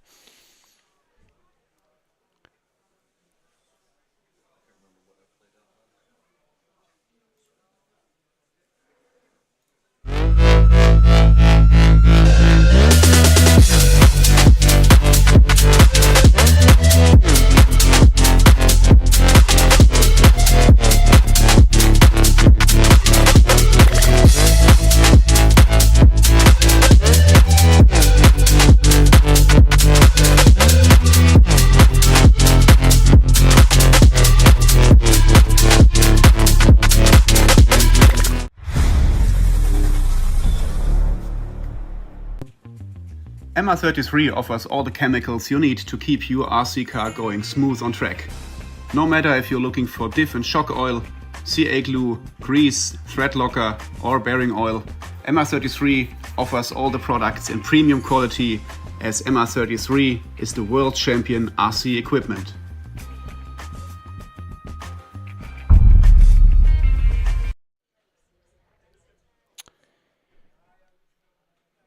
We are back. Again, quick shout out to our event sponsors, Hobbywing, also Infinity, Tony Sport, Elsaram, X-Ray, Mebo Sport, Schumacher, R1 Works and Automatics for helping us to bring you this live coverage. David Reap gonna lead us away from Nathan Atlani in this one.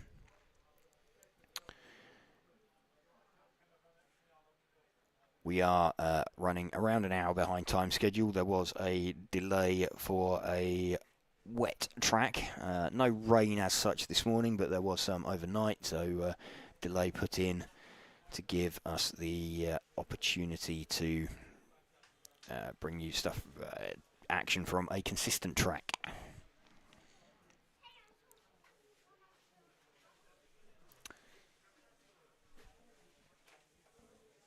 David Reap leading this one away. just wanting to get a couple of good opening laps on the board. You see the order start filtering around. David actually with the quickest opening lap. No, Daniel Heisch managing to pip him there, going sub 16 on his opening lap.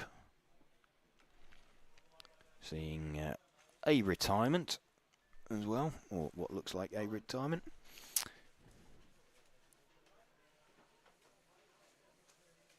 David Reap still leading this one. He crosses the line. Christian Jensen running in second position at the moment. It's pretty... Oh, mistake up there for David.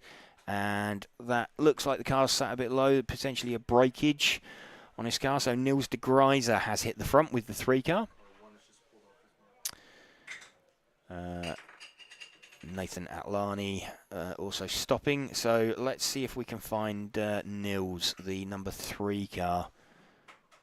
Would have expected Niels to be a little bit further up the order. I think he's the all-white coloured car. I say the all-white coloured car. There's 6 cars circulating, and 3 of them are all white coloured. That is, where is he? He's just in front of the blue coloured car, I think. So he's down the short chute towards the Infinity banner now. Let's just confirm that is the 3. That is indeed Niels. So Niels de Gruyter leading this one, and very nearly spearing it into the end of the pit lane. Just about keeping it on track. Bit of a scruffy weekend so far for Niels. He was right up there in the mix in the A final last year, and now this heat is well, if you qualify according to seeding, this would be the C final. So he'll be definitely looking to pump himself up out the order. Niels de Gruyter still leading this one, still trying to make his way past this blue car just in front of him. Let's have a look. Yeah, thought he was going to get out of the way there, but hasn't. And Niels just trying to find his way past. Who is that? That's the 8 car of Jelle Klaassen, and eventually has to sort of not force his way through, but he made it quite plain that he wasn't turning out of that. Of course, it's his right as the leader, so I'd say that's Jelle Klaassen not really yielding when he should have done. Would have expected a call from the referee there to get Jelle to open up. I think Niels had to show his intent in forcing his way into that gap. 2 minutes to drive. Niels de Gruyter still leading this one. You'll see him drop down the order because he started out down towards the tail end of the field.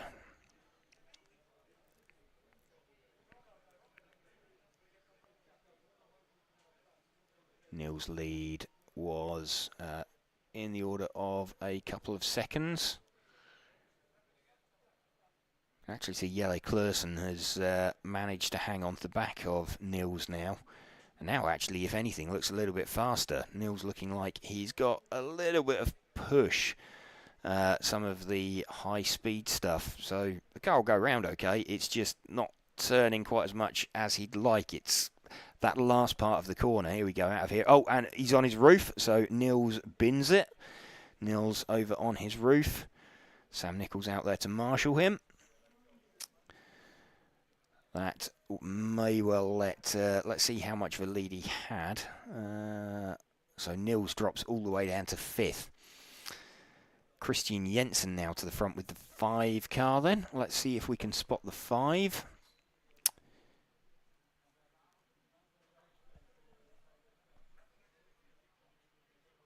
Five car is... I think he's the all blue coloured car.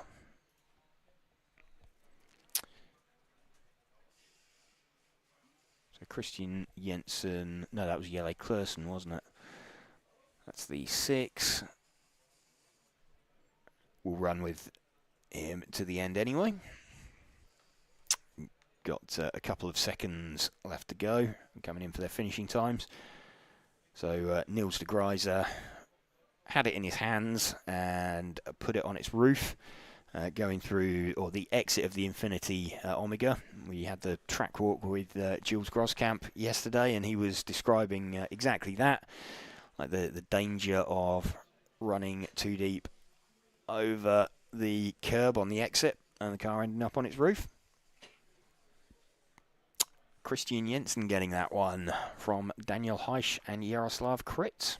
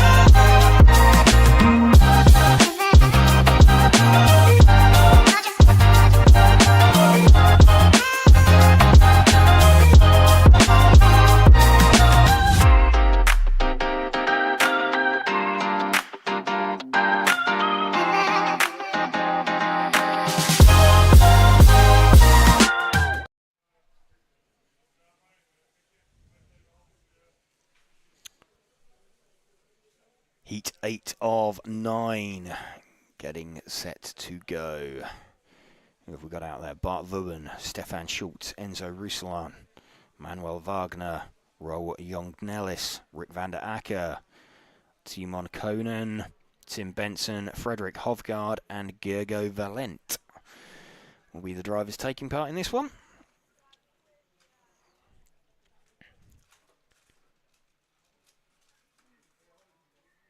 So marking pretty much one complete round from when we came on air, midway through practice. Cars all pulling up, forming up. We got 3 plain white cars, 2 minty green cars, 1 plain green car.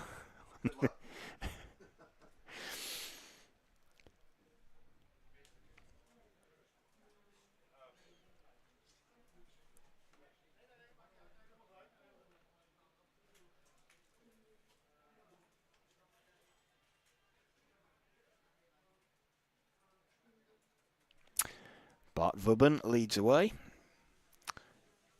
with the all pink coloured car.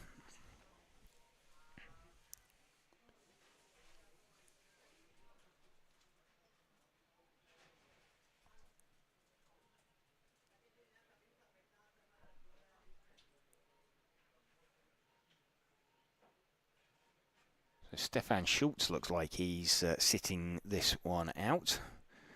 So definitely seems a bit of a theme that the X-Ray boys are all wanting to sit out one of the early rounds. So Stefan did do a time yesterday, but wanting to sit that out. So if they think they're struggling on tyre wear, potentially, for them. But definitely does seem to be a theme amongst those guys in the pits. Bart Wubben leading this one from, let's have a look, Tim Benson in second position. So we are with the lead car at the moment, the 2 car. Let's just see what his lead is. It's fairly comprehensive, actually. It's about half a second that he's got from Rick van der Acker, who has about half a second again from Enzo Ruslan.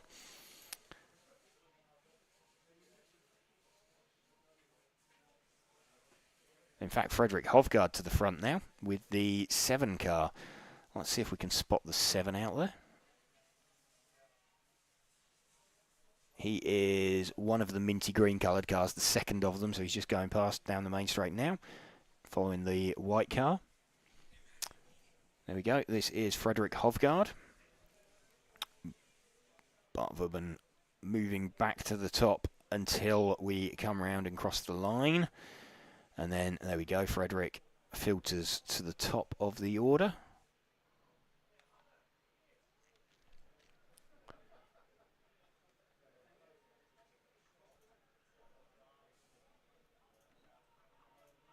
So chasing down, or trying to chase down traffic in front of him, having started out towards the tail end of the field.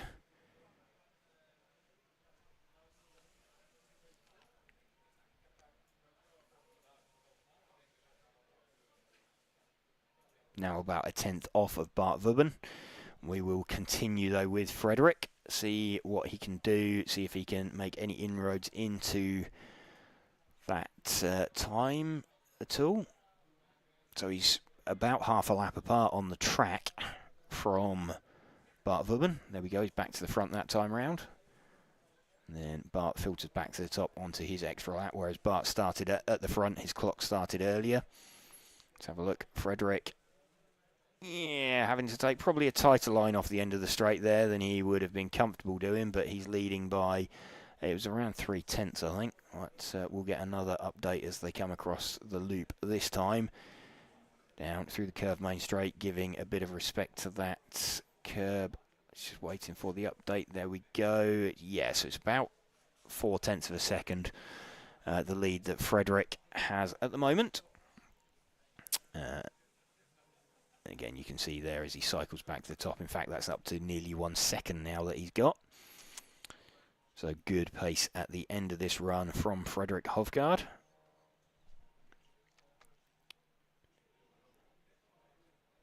Taking a few liberties with that curb coming out onto the main straight. He'll probably want to give that a bit more of a wide berth. That was nice though through that curbing by the Infinity corner. Let's just have a look. There we go, that was better. He probably had a bit of a clenched moment, I think, when he ran quite that tight over the curb. There is a bump there as well, and what you don't want to be doing is landing from that bump with steering lock applied. If you see any cars fire themselves off there, what happens is the car comes off the ground, you've got steering lock applied, it's more prominent on new tyres. As the car lands, you've got that extra bite from the new tyre, and it just pitches itself over. If you've got a kind of a worn tyre or an old tyre, you just haven't got that bite necessarily, so you can get away with a little bit more curb as you land. The tyre slides rather than bites and digs in. So still Frederick Hovgaard. Let's have a look. Filters to the top. He is around 1.5 seconds now in front of Bart Vubben. So looking pretty comfortable as he comes around for his finishing time. Frederick on to the extra lap, as is Bart, as is Tim Benson and Manuel Wagner and Rick van der Acker. Enzo Ruslan just missing out. Well, not just, he missed it by 7/10. Frederick Hovgaard taking that one then by about 1.7 seconds in the end from Bart Vubben.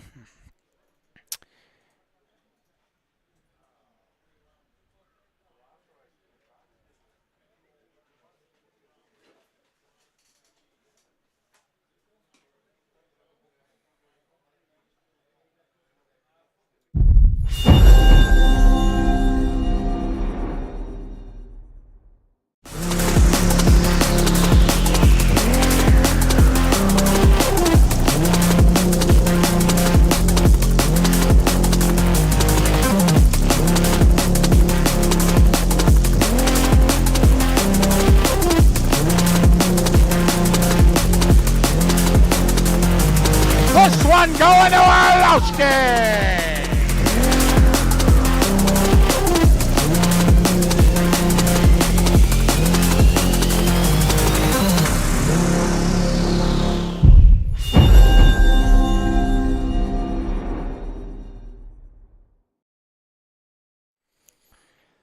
The top heat of Spec set to go live. Max Mackler taking the one round that we had yesterday. Adam Isay and Martin Hoodie choosing to sit that one out. So actually, that means that, yeah, Adam has got to kind of go at the from P9 rather than P10 on that one, so it doesn't have the opportunity to give himself a bit of a gap.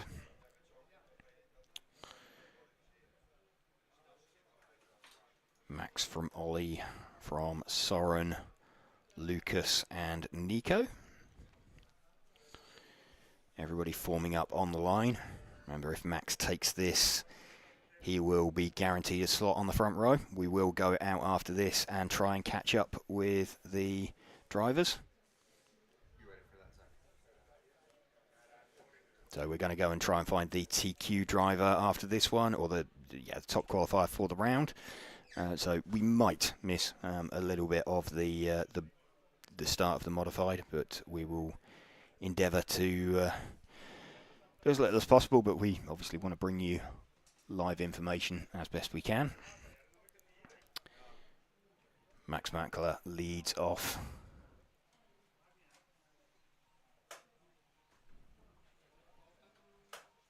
From Ollie Bultink.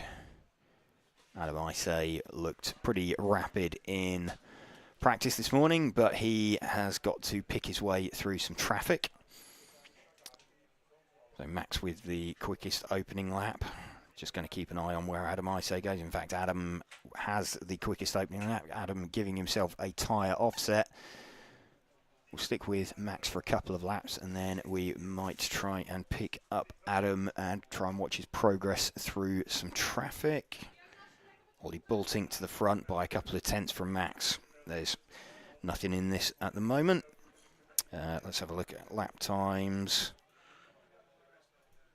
As they're coming across, it's Ollie Bultink, Adam Isay to the front after 3 laps, followed by Martin Hoodie. Then Max filters to the top, then Ollie. Right, let's try and find Adam. He is the 1 car, and he is, where is he? He's the sort of teal green coloured car. He's under the Infinity banner now, down this little short chute. There we go. So we'll see filtering to the top as he crosses the line. He is around 9/10 of a second at the moment, ahead of Max, who he's really interested in.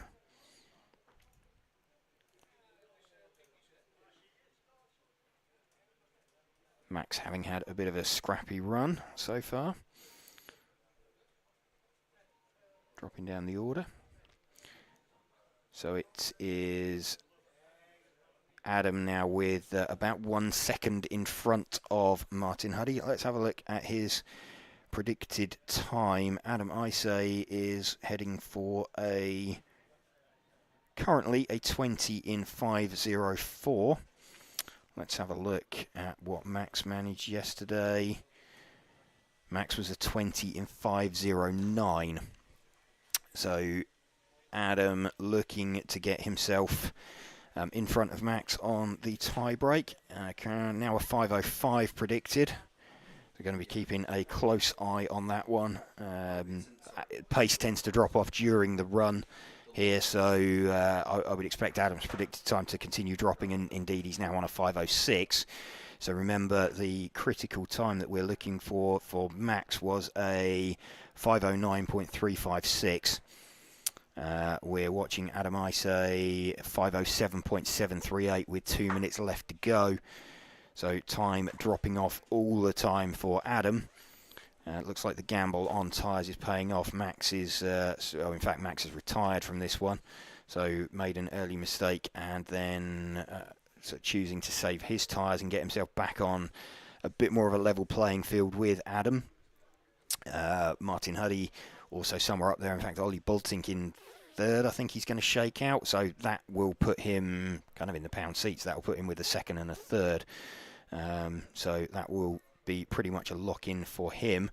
Adam just finding his way past what's his predicted now, a 5:08.6. And remember, we're looking for a 5:09.3.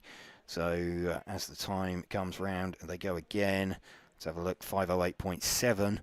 It's dropping out for Adam Isay. So I think he's probably going to miss out on Max's TQ time, although he's ahead of it at the moment, 5:09.026. So he can only afford to lose 3/10 off of his predicted over the final minute. Don't think this is going to work out particularly for Adam still ahead at the moment. Let's just see as he crosses the line what his predicted is. 20 in, just waiting for an update, 509.331. Max was 509.356, so he was ahead on that lap, but I think this lap he's probably just going to drop off of it. 509.574, there we go. So Adam, I say, now off of the pace that Max managed yesterday on there. So this will be a round win each for Max and for Adam. If this continues, Max will still have the slightly faster time, 509.591 now, dropping away and dropping off the pace slightly. So remember, at like the 2.5 minute mark, Adam was on for like a 5:05, so he's hemorrhaged time over the sort of second half of the run. Just coming round for finishing time now for Adam as he crosses the line, and there we go, 509.656, so he's missed out by 0.3. Martin Huddy in second from Ollie Bolting. So we will go and try and catch up with Adam. All right, so there's your finishing results after that second round of qualifying. And we'll have, once we come back and James has talked to Adam, Adam and Max just having a little chat after that one. So James is just grabbing Adam underneath the rostrum. And where's he gone? Oh, he's there. I see him. Okay, so we're just about ready to cut to James right now.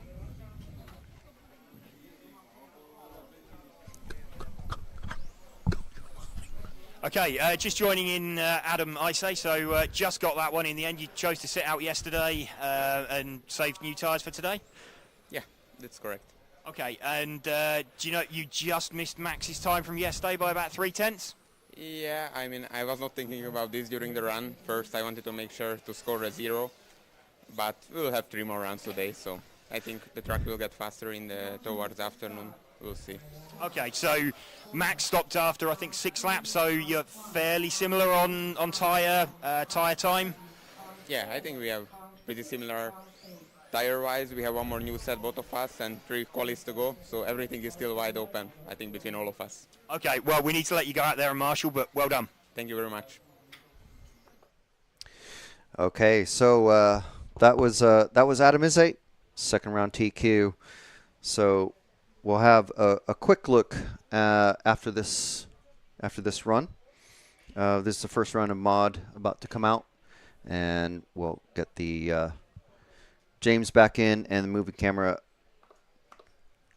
operational. So there's our drivers about to head out on track.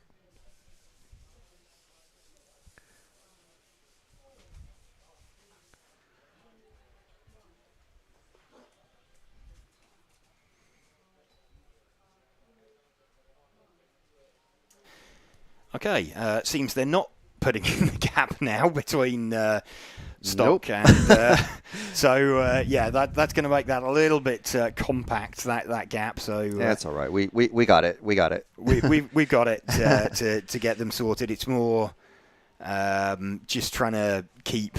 It's the logistics of moving James to underneath the rostrum with the new whatever system that they've got now underneath. Just to organize things, but yeah, anyway. we can. I'm more also conscious of Adam's got to get out and marshal. Yeah, hey, congratulations for TQ. Oh, you've lost your time for not marshalling. That's so. Yeah, we don't want to delay them too much on that one, but yes. So there we go. Adam deciding to sit out round 1 yesterday to give himself a bit of a tyre offset. Like you said, they've got 1 more set of new tyres. So it's now down to sort of when they choose to use that. Both him and Max then with a round win each. Max with the faster time currently.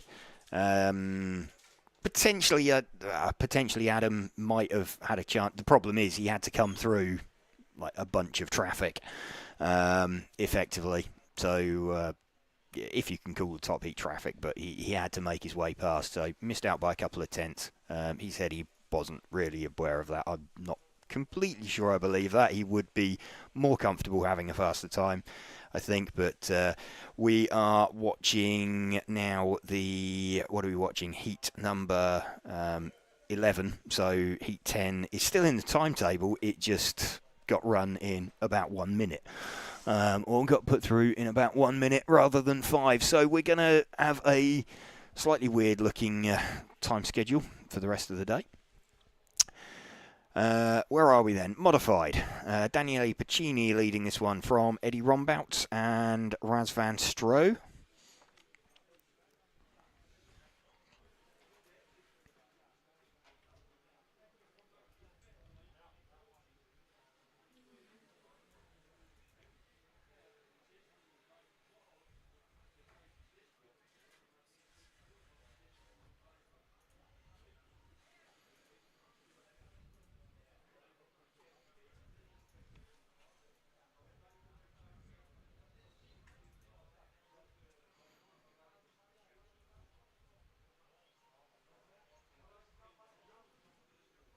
Shout out as well, actually, to Frederick Hovgaard managed a second in round in stock there from the earlier heat. So that's a really good effort from him.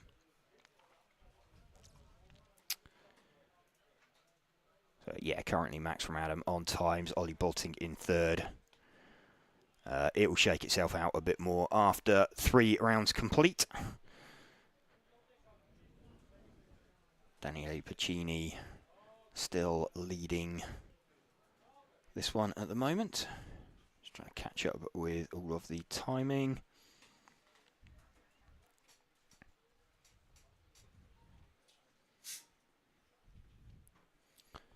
Daniele Piccini from Eddie Rombout. A little bit quicker, these modified class cars, coming towards the end of round number 2 of qualifying.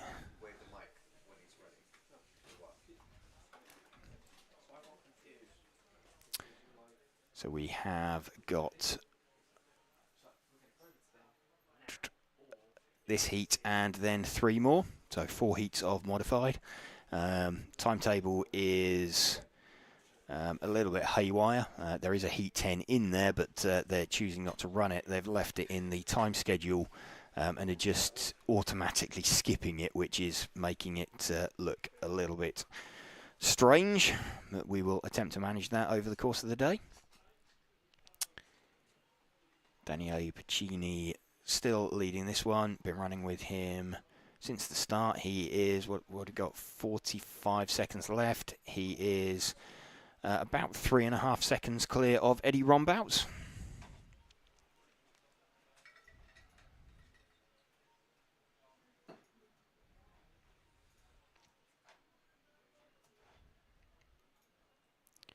.30 seconds left to drive.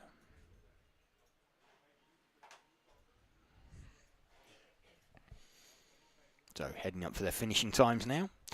As they cross the line, there we go. Daniele Piccini takes that one. And almost immediately pulls offline.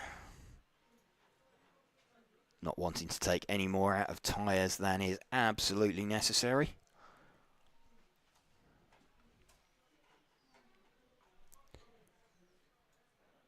Everybody heading in. Daniele Piccini taking that from Eddie Rombout and Raz van Strohe.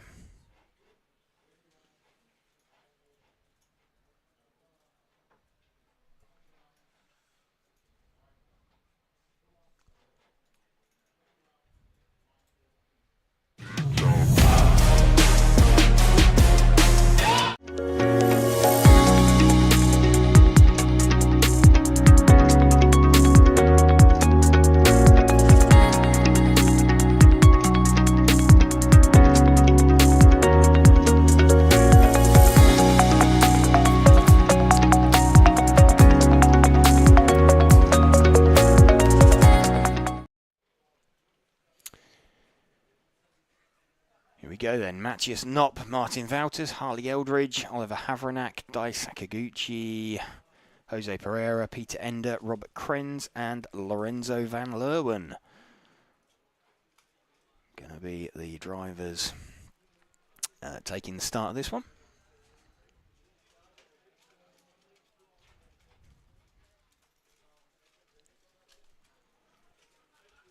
Again, thank you to our event sponsors, Hobbywing, also Infinity, Tony Sport, Elsaram, X-Ray, Mebo Sport, Schumacher, R1 Works, and Automatics for helping us to bring you this live coverage of the EFRA 110th Electric Track European Championships from the Reiko 2000 Club at Utrecht in the Netherlands.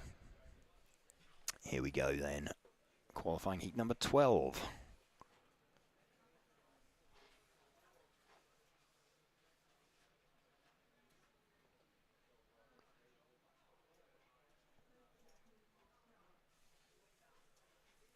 And we're waiting.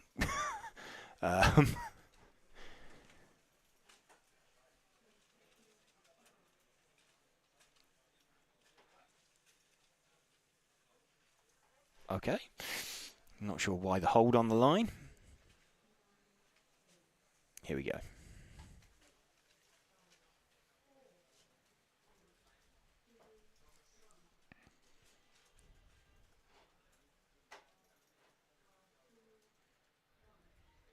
Matthias Knopp leading away. The white front, yellow centre, red rear. From Martin Wouters and Harley Eldridge.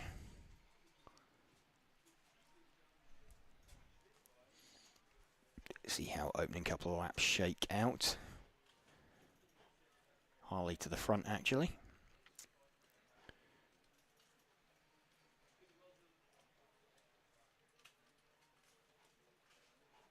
So let's run with Matthias Knopp for a couple of laps and then we'll see who or how the order is starting to shake out.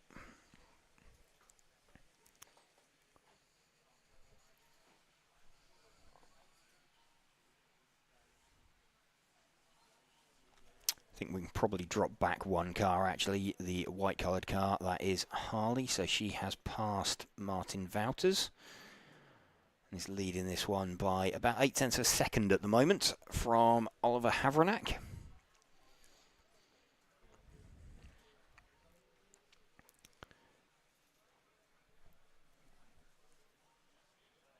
Got a car parked on the grass down there as well. Still 0.8 between Harley, who we are running with, and Oliver Havranak. Let's see if we can pick up the 4 car of Oliver. He's the all orange coloured car just coming out onto the main straight now. There we go. So that is our second placed driver. And is currently about a second off of Harley on the split. Just into about 9/10 now. Looking at lap times, last time round, a 15.2 from Harley, a 15.15 from Oliver. Pretty close between them. Harley's got the fastest lap with a 13.859, Oliver with a 13.999. So just making it sub 14, though he has just been off the track, I believe. He has. So that is going to be Harley now a bit more comfortable out in front. Oliver still hanging on to second. Remarkably, despite that mistake, which cost him about 3 seconds. And he is indeed like 3.2 seconds back.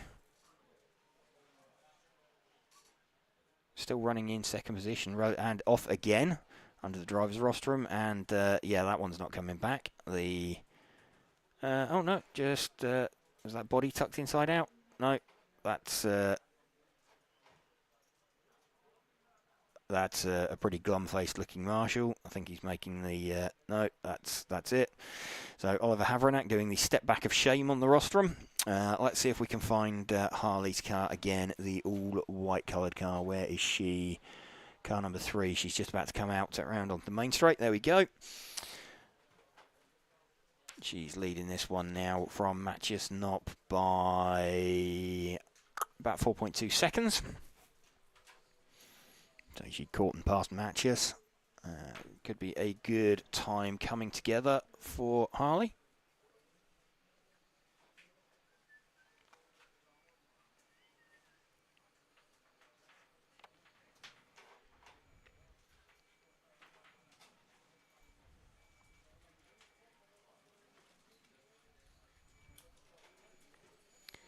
Harley still leading this one with just under a minute to go.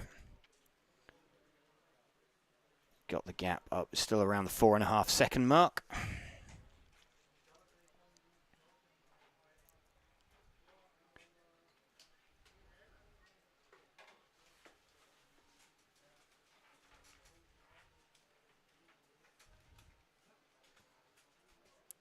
Harley looking to bring this one home. Trying to think where she was yesterday. She was, what was it, 15th in round yesterday in qualifying. 15 or 16 seconds left for her. 15 seconds left. Just head around towards the end of the lap. Just making the split. So Harley making the split onto the 22-lap run. Matthias Knopp missing it. Let's have a look at where that 22-lap run, where did that end up yesterday? That was, again, sort of middle of 22.510. So what did Harley do yesterday? She did a 22.510, 22.513. So a little bit slower today. Seeming you need a bit of a tyre advantage, or having sat out yesterday, so the track doesn't look like it's any faster today. And evidence would probably bear that out, that the guys have run new tyres, not doing it.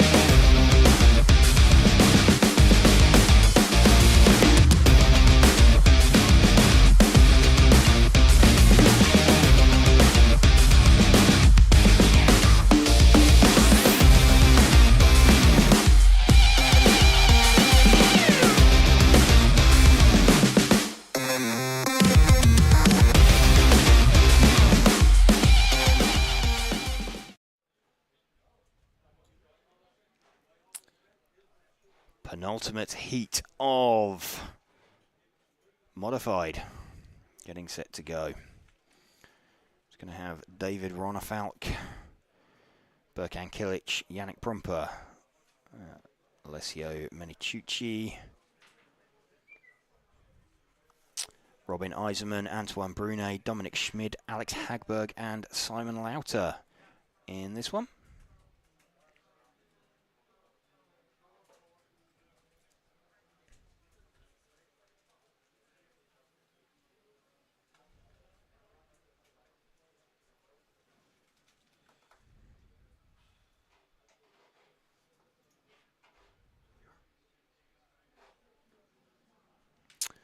There's all the drivers getting themselves sorted, getting themselves set.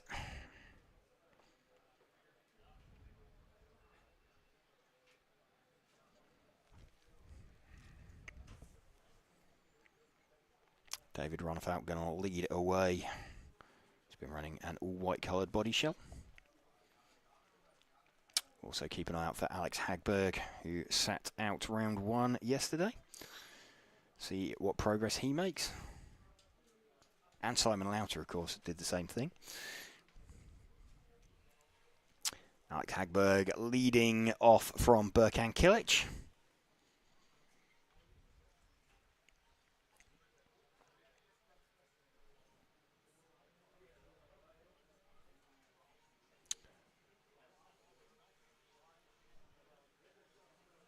David with the quickest opening lap, a 14.2. No, Simon with the quickest opening lap, sorry, a 14.208. David Ronefalk moving back to the top. It'll take a while because Simon allowed to start it out last, so it'll take best part of 10 seconds for him to move to the front. Alex Hagberg getting himself in the mix as well. Alessio Meniciucci pulling into the pits. So he'll drop down towards the bottom end of the field. So Alex Hagberg somewhere in the mix. Yannick Prumper. Simon Lauter having had a bit of a scruffy lap out there somewhere, I think, which has dropped him down the field. So Alex Hagberg is currently running about 2/10 off of the back of David Ronefalk, who we are running with. So David running on his second run on this set of tyres. Alex running on a new set of tyres. You would expect then Alex to have a bit of an advantage, certainly later on in the run. Let's see if we can find Alex. The white and green coloured car is just on the main straight now. There we go. That is, he's one car back from that, I think. There we go. That is Alex Hagberg.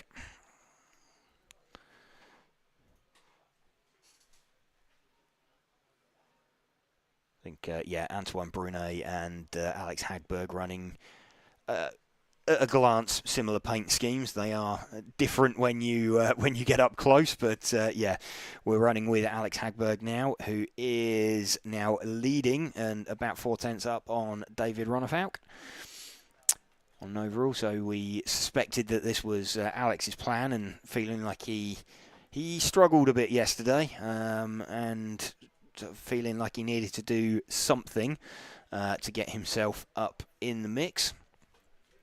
Predicted time a 22.508.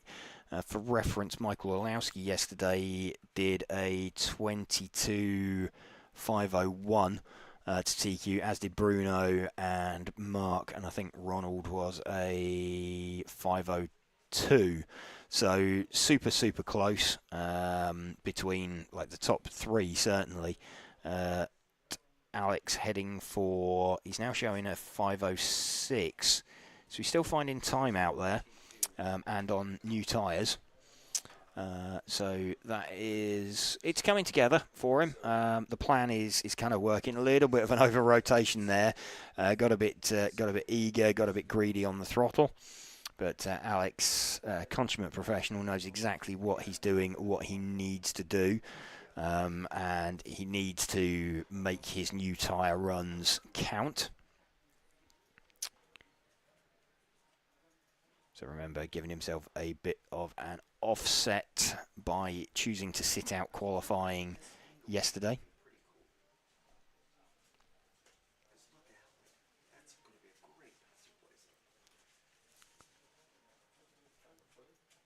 Alex with 1.5 minutes left. He's now got about 1.4 seconds over David Ronefalk. There we go, as they filter across the line. Antoine Brunet in third position in the heat.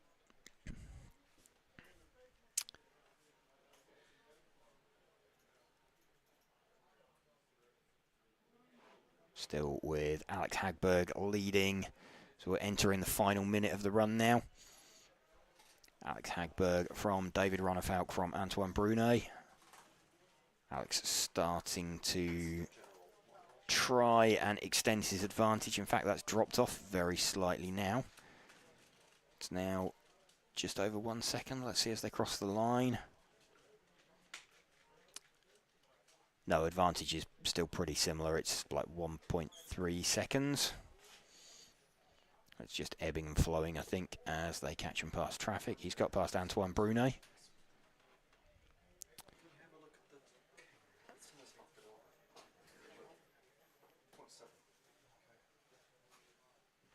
See David Ronefalk filter back to the top, and then Alex Hagberg, as he crosses the line, will jump back in front. Gap has come down. It's now less than 1 second. Alex's lead. Ronefalk has finished, just waiting for Alex to cross the line. So Alex does take that one in the end, but only by half a second. His last lap, a 14.459 against a 14.1 for David. So losing out a little bit at the end, but Alex Hagberg hangs on from David Ronnefauk.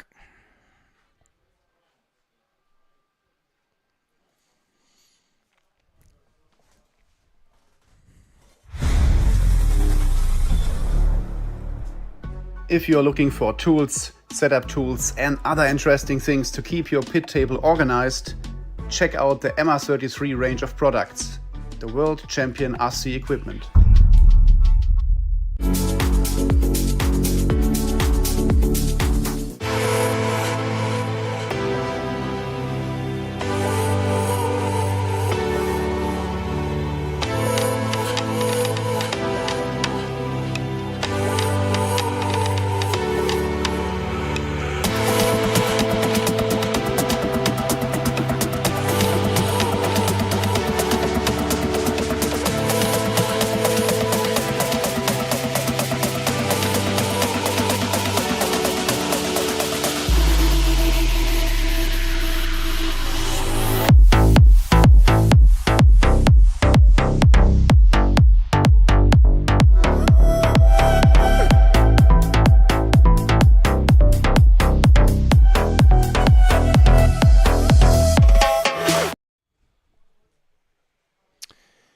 Cars being placed down then for the top heat of Modified. Welcome to you if you are just joining us for this. We're RC Racing TV and we are bringing you coverage all day of this EFRA 1/10 Electric Track European Championships in conjunction with event sponsors Hobbywing, Infinity, Tony Sport, Elsaram, X-Ray, Mebo Sport, also Schumacher, R1 Works and Automatics. Michael Orlowski going to lead us off in this heat.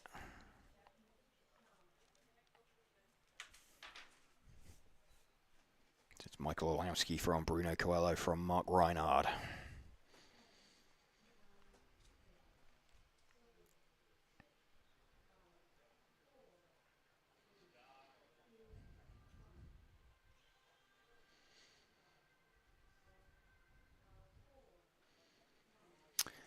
Michael Orlowski blasts off then for lap one. Super close. Couple of tenths of a second between the top three yesterday.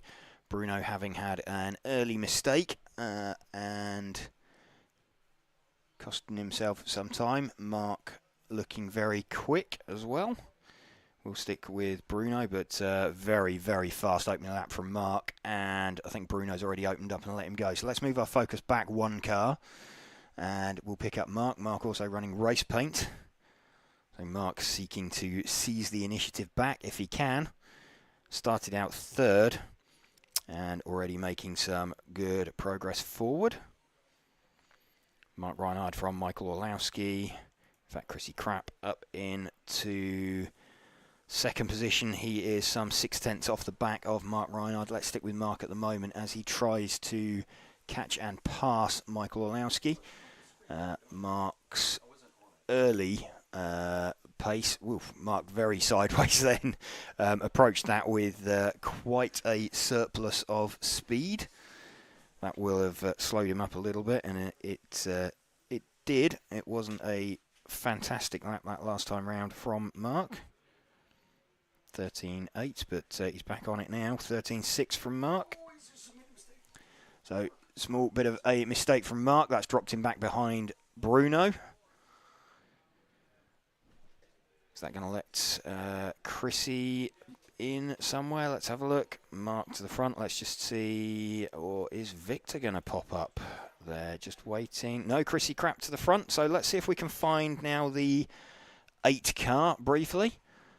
Chrissy is where he's just coming out onto the main straight now. The white, yellow and blue, or whitey, orangey coloured car. There we go. That's Chrissy's car.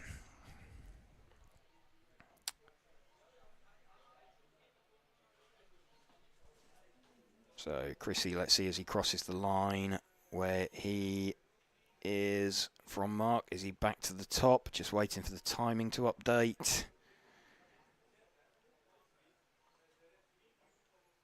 Bruno now back in front of Mark. Chrissy down into... Oh, I mean, it's super close. There's, what is it, 0.3 of a second covering the top 4. So Michael now back to the... No, he's not. Bruno's back in front of Michael from Mark. From Chrissy. So let's see if we can spot Bruno, the 1 car. So he's down the main straight now, the all-white coloured car. Let's pick him up for a little bit.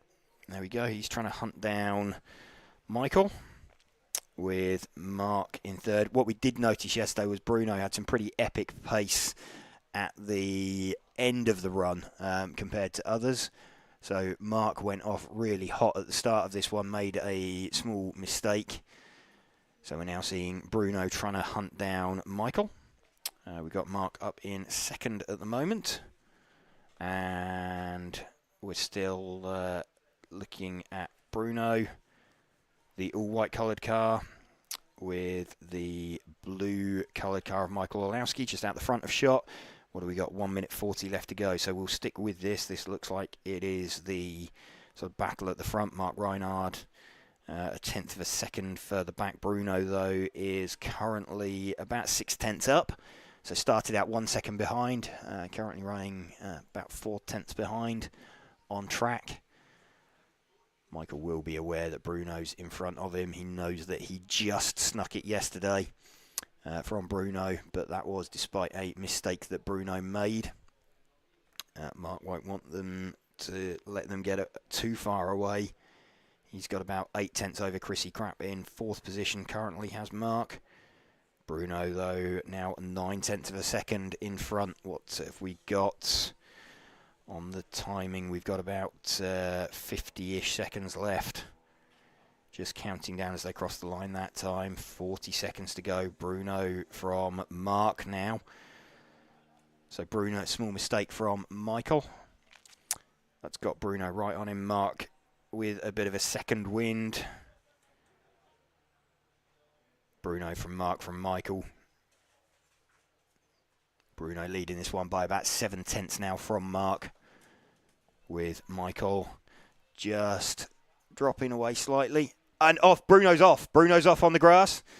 That is off the end of the main straight. So that's got Michael now back to the front. That's Bruno. No, that's a shake of the hand there. So let's see as they cross the line. Right at the end there, Bruno off on the grass. Michael to the top. Let's see if Mark jumps him as he crosses the line. So Michael gets it again right at the end. On that one on the last lap. So Michael Olowski on the front row of the grid with 2 round wins, and I think he was third going into that right at the tail end, that last lap. I'm going to go and try and catch him. Pretty wild end there. That was right at the death as well.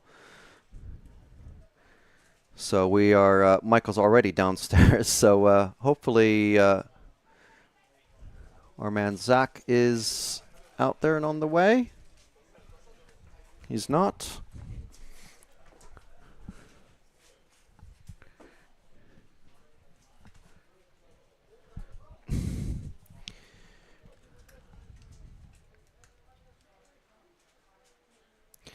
Sorry, we're just getting things set up for our interview. Just give us a moment. But you saw the finishing order there. I don't know. Give us just a moment, and we'll have our interview ready to go.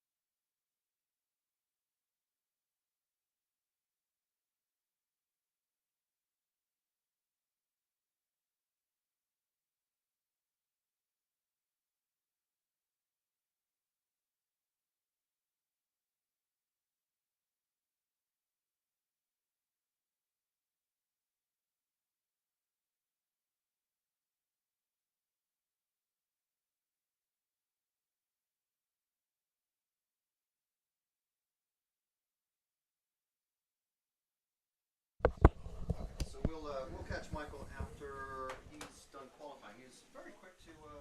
He's very good at not qualifying. Well, he's good at qualifying, but he's good at marshalling as well.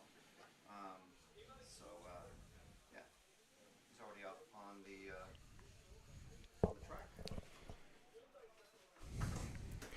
Yes, so just missed him there. It's trying to get out there and through whilst The way they've set up the thing is very difficult now. yes, to try and get through, and you're getting people leaving the track and trying to block it. Yeah. And yes, it's. We'll have a quick look at the qualification as it stands now, after a couple rounds. Yeah, so we've got Michael now definitely starting on the front row of the grid. He can only be matched now with that. That was super close. Bruno and Mark look like they're in a bit of a battle for second. Ronald, can't count him out. So I think, though, those top three have looked a little bit of a step ahead, but not sure exactly what happened to Bruno. Right at the end of that one. I mean, he was still quick enough that despite not doing the last lap, he still ended up 12th in round. It's interesting that it's literally the best drivers in the world. Bruno's like literally the current world champion in this category. I'm not sure that wasn't a mechanical failure. That was or some kind of failure. It just looked like the car went straight, and it's not the kind. I wasn't watching it as it happened. It looked like it didn't stop turning. I'm wondering if it's like a servo or something. Could be. The car Who knows? just continued. It looked like an odd. It didn't look like a mistake. It looked like the car just didn't exit. Yeah. The sweeping turn. But and, pushed to the outside. I mean, it could be something like a drive shaft or who knows, something failing, but it looked like a failure of something rather than a driving error. But in the spec category, we'll bring that up now. Spec category, we've got Max from Adam, from Ollie Bultink, Frederick Hovgaard doing himself a bit of a favour with the second in round Very as well. much, yeah. Good job from him. And Soren... Soren's up there as Spar Beer. Yes. As is Martin Huddy. Martin doing a new tyre run, so offsetting himself and sort of giving himself an opportunity and kind of playing a bit of a rear gunner there for Adam, I say. So I kind of get now what they were trying to do there. I think what Martin was trying to do was let Adam win the round, and Martin... by being second, he stops the opportunity for other people to be second. So he was giving himself... very much a strategy, team tactic sort of thing. Yes, so he's kind of running shotgun and using the extra pace of a new tyre to deny everybody else. Max, I think, made an early mistake, stopped after a couple of laps. But it's good to see Max up there. I mean, he's 12th spec world champion. Yes, I mean he's won this class before. He won this in 2018 in Wiener Neustadt in Austria. Right. Okay. He won. Remember that one? That him winning that one back then. Max has won this one before. Adam hasn't. Ollie Bultink's won it several times. Frederick Hovgaard won Fronty last year. Just looking through the field. Yeah. So those two, the only guys who have won this spec class before, I want to say, but they're all there and through. So what do we got at the moment running? We've got F1, got a couple of minutes of that left, so we will make sure that we're out there to catch up with Michael Olowski as he comes back in, so I may well head out there in a moment and get a little bit... we need that setup ready to go in 2 minutes.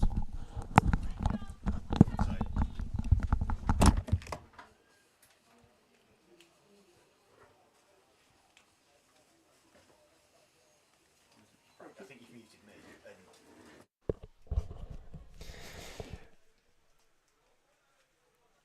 We have at the moment out there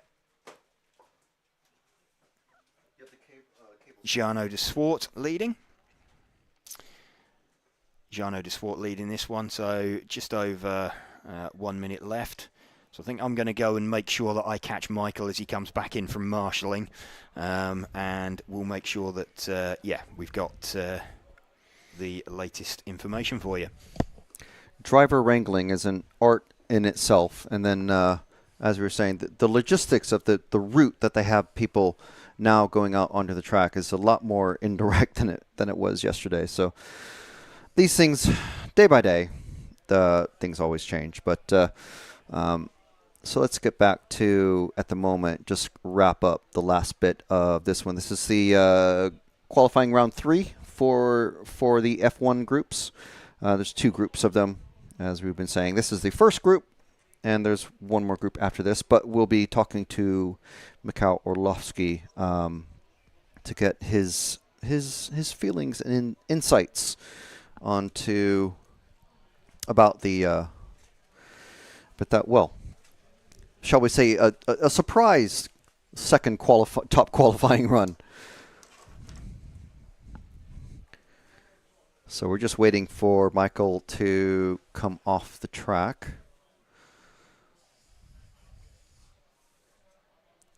And as James was saying, this basically guarantees him a spot either first or second.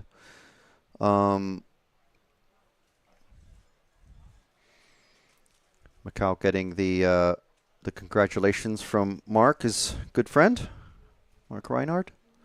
And as soon as we get the thumbs up, okay, we're going to hear from Mikhail Orlovsky. Just managing to catch up with Michael Orlowski then at the end of that one. Bit unexpected again, almost right at the end there. Bruno, some kind of issue by the looks of it. Yeah, we both were on used tires. Mark was on new, so Mark was really quick and he made a mistake. And actually on this track, used tire, it's maybe second or 2 slower than new. So if me and Bruno had the pace advantage over the others, and we're still able to fight for first, and yeah, unfortunate for Bruno with the tire, but we're making changes to the car, trying to find some more pace because Bruno was really quick on 5 minutes, and I think we're slowly getting there. So I'm really happy about that. And now with two good scores, we have the field to play for the next 3 rounds. As I think it'll be between me and Bruno for the TQ and probably tomorrow as well. Yeah, well, you've got 2 zeros now, so you're first or second on the grid. No one can beat that now, so you can only tie it, and then it comes down to times. So still got a new tyre run to do as well? Yeah, I've got 2 sets. Bruno got 2 sets, so we need to discuss with the team and find some magic. Okay, fair enough. Well, good luck, and well done again, and look to seeing you in the finals later on. Thank you.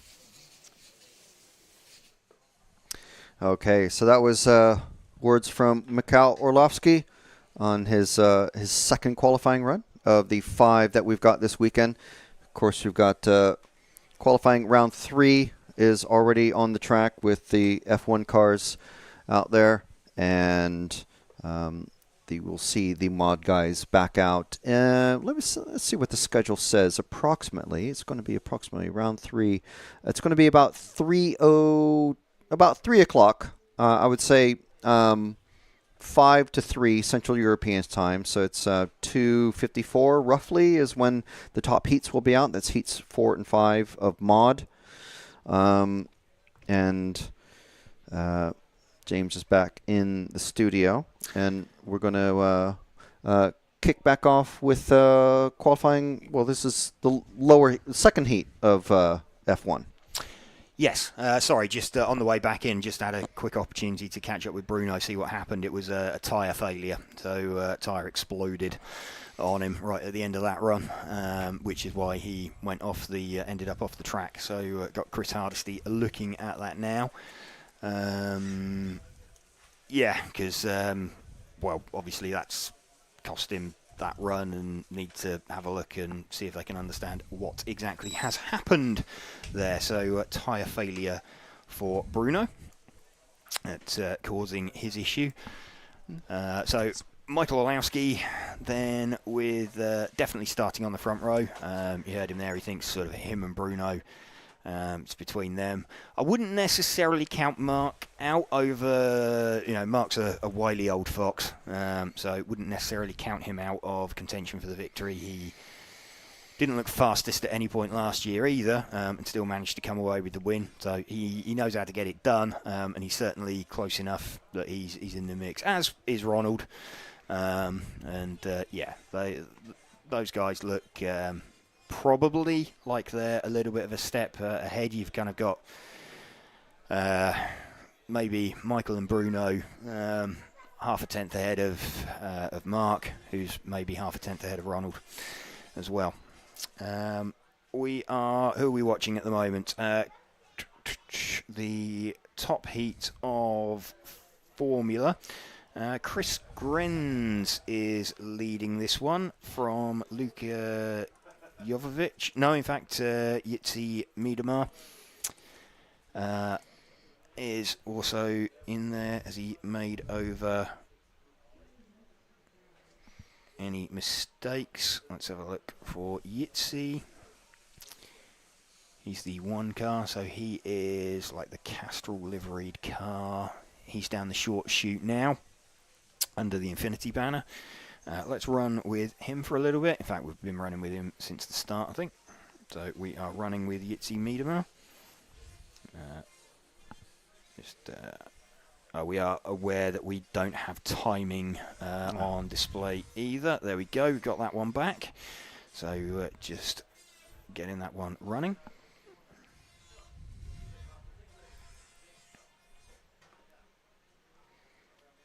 Jitsi Miedema back to the front then from Chris Grenz. So I think we had a bit of a mistake out there somewhere from Jitsi, which dropped him down the field. But Jitsi with a couple of round wins already.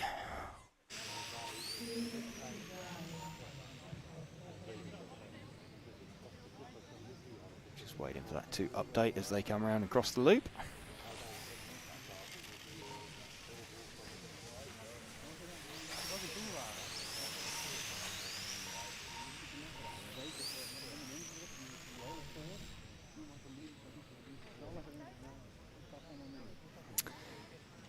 Jitsi Miedema still leading this one from Chris Grenz. Jitsi puts the car on the grass with less than a minute left.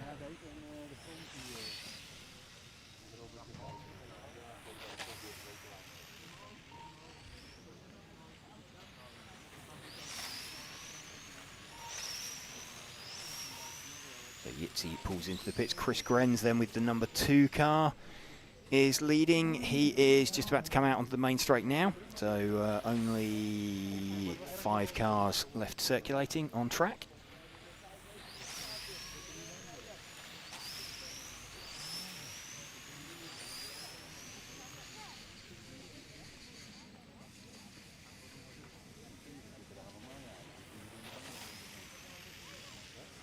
Just under 40 seconds remaining for all of these drivers.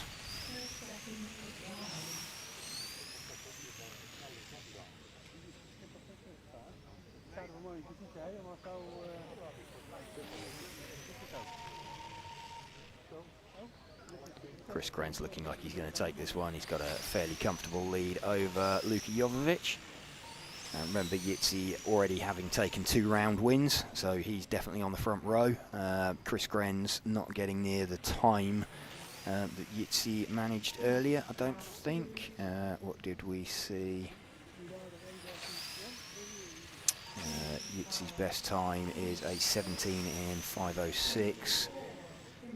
Oh no, Chris Grenz actually, he's going to do 15:06.940 versus 15:06.406, so just misses out on that one. But Chris Grenz gets himself a good score too.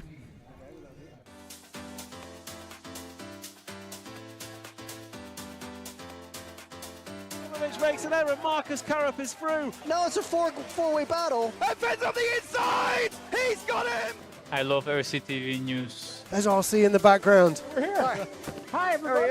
This is mine. Okay, fantastic. Yeah. So we are here at ETS round number 3 of season 17. Davide Ongaro, associated European champion, and didn't he deserve it? Bruno Coelho is your champion. Today, mamma mia, super happy. It's like a real now. It's like a real.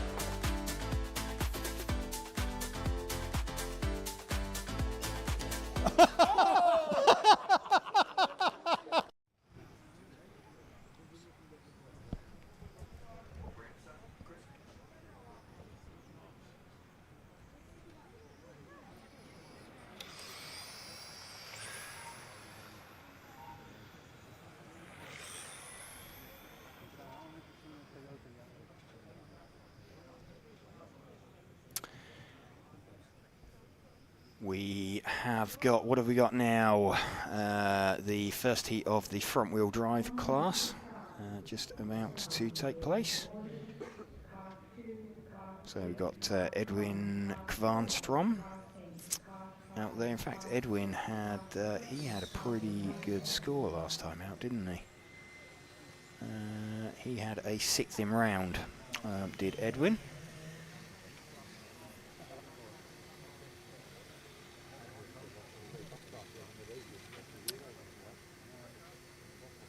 Just waiting to get all of the drivers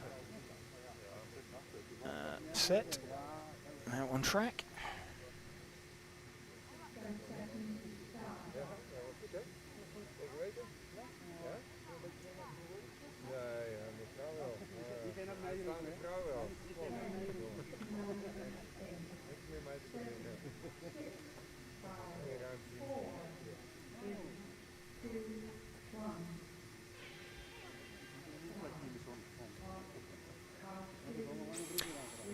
Edwin Kvarnstrom leads away then from, I think that's Winston Sinijo in second. So front wheel drive class now. Just starting, we've got 2 heats of these guys. Welcome to you if you are just joining us here on the live coverage of the EFRA 1/10 track European Championships from the Reco 2000 Club in Utrecht in the Netherlands. We're RC Racing TV and we are bringing you live coverage all weekend in conjunction with event sponsors Hobbywing, also Infinity, Tony Sport, Elsram, X-Ray, Mebo Sport, Schumacher, R1 Works and Automatics. Oliver Heiser has got himself to the front with the number 4 car. Let's see if we can pick out the 4 car. I think he's the sort of whitey pink coloured car. There we go. Let's, we'll confirm he is the 4 as he comes down. I'm pretty sure that is Oliver. And it is. So starting to build up a bit of a muscle memory. And in fact, there as they went through there, Winston Sinijo just had to back out of that and thought better of it. But that's cost Winston all the way down the main straight. So a bit of a disaster there for Winston Sinijo. Having to move out the way of one car and getting engulfed by 5 others. Have a look, waiting for the time to update. We're running with the 4 car of Oliver Heiser. He is now about 1.4 seconds off of the lead.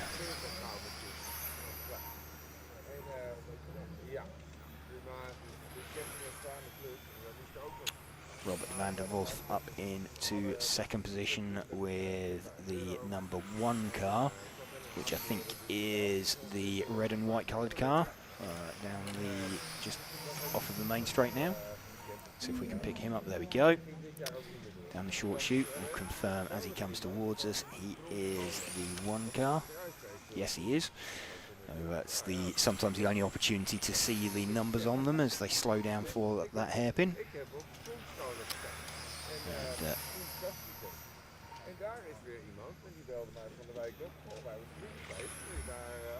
just trying to close in on the back of Edwin Kvarnstrom. He's actually leading now because he is less than 1 second behind.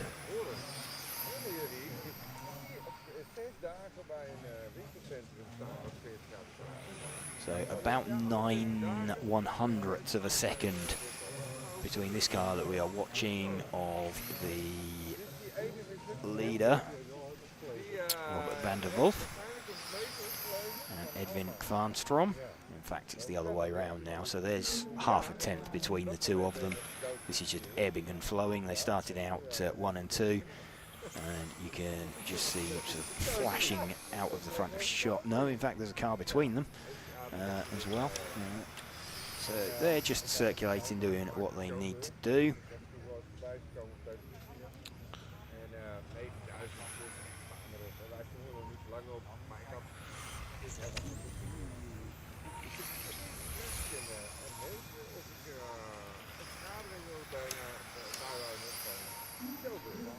Robert van der Wolf dropping down to second now. Edwin has now got the gap up to all of about 0.2 of a second. So it looks closer this time round. So I think that's been a bit of a small mistake. I'm expecting to see a change for the lead. No. Let's just have a look. No, there has been a change for the lead. So yeah, there's a mistake there for Edwin Kvarnstrom, who is like 1 car in front of Robert van der Wolf, who we are following. You can just see him out the front of shot sometimes on some of the wider angles. They started out 1 second apart. Looks like Edwin trying to increase that gap again. Let's have a look. What's the gap between them? It's now about 0.4. So Edwin is lapping about 0.5 tenth faster. I think he's probably going to run out of time if they continue at this pace, though that gap between them looks a little bit bigger. I think Edwin might be in front now as they cross the line, and he is. So on the last lap, then Edwin Kvarnstrom with an 18.849 to a 19.4 for Robert van der Wolf. So Robert just losing out on the last lap there. Edwin taking that one again. So Edwin with a 6th in round last time around. Also sort of taking the heat as well. So he'll be looking, I think we said earlier, he had a 10th position in round. So he'll be looking to drop that. I think that's probably done enough to drop that, if I'm honest. That 10th in round.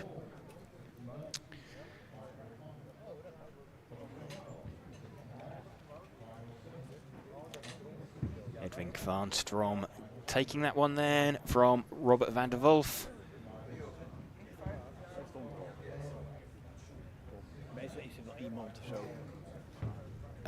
Edwin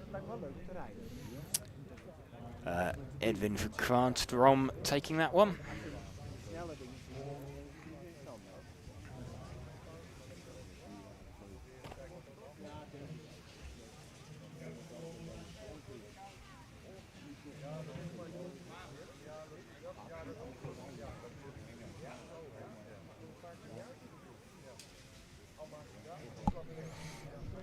I have a mild announcement. You have a mild announcement. What's that? I have an exciting new possible camera position to try out. Oh, okay. Actually, no, maybe not, because we can't switch to it. Well, as anticlimaxes go, that's pretty. That's a pretty good one. Yeah, yeah. Drum roll, please. Yeah. All right. Are you ready? Oh wait, hang on. No. Let me see. I don't know if this is going to work. I don't know how this is going to work. That feels a bit like one of my races, actually. But big well, build up, this is the view. But then we lose timing. And then when we come back to something, we have to hit the timing. Okay. It may not work long term, but it's a cool shot. Regardless, it's a work in progress. I mean, that is like a good breaking point. So I'm just trying to find like a good. We only have so many cameras. We do. See, so by Monday we'll have it. We'll have this shot perfect. Yeah, we'll work on it. We'll work on it. Bring timing back.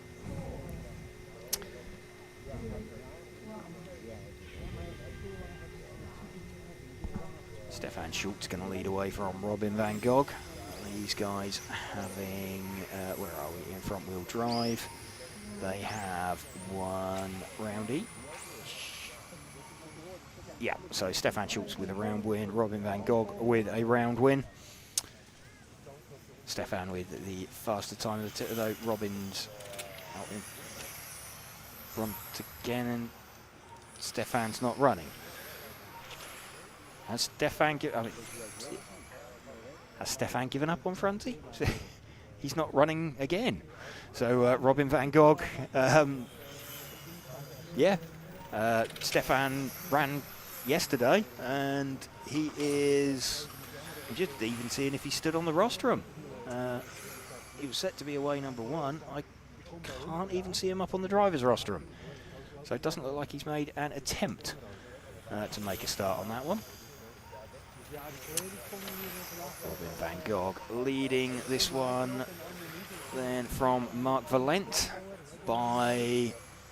in fact, Gergo Valent moves to the front with the 7 car. Let's see if we can pick up the 7 then. Let's try and identify him. The 7 car is what he's the white coloured car just entering the main straight now.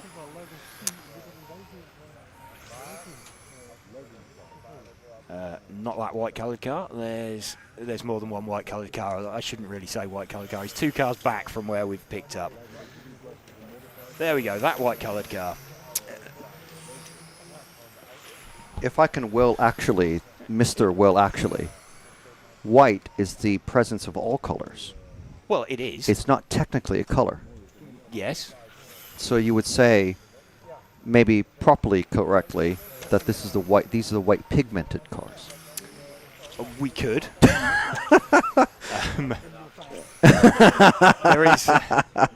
There is a meeting of the Pedant Society here. Well, not exactly here, but obviously yeah. in this room. In this area. In this maybe. area. Maybe.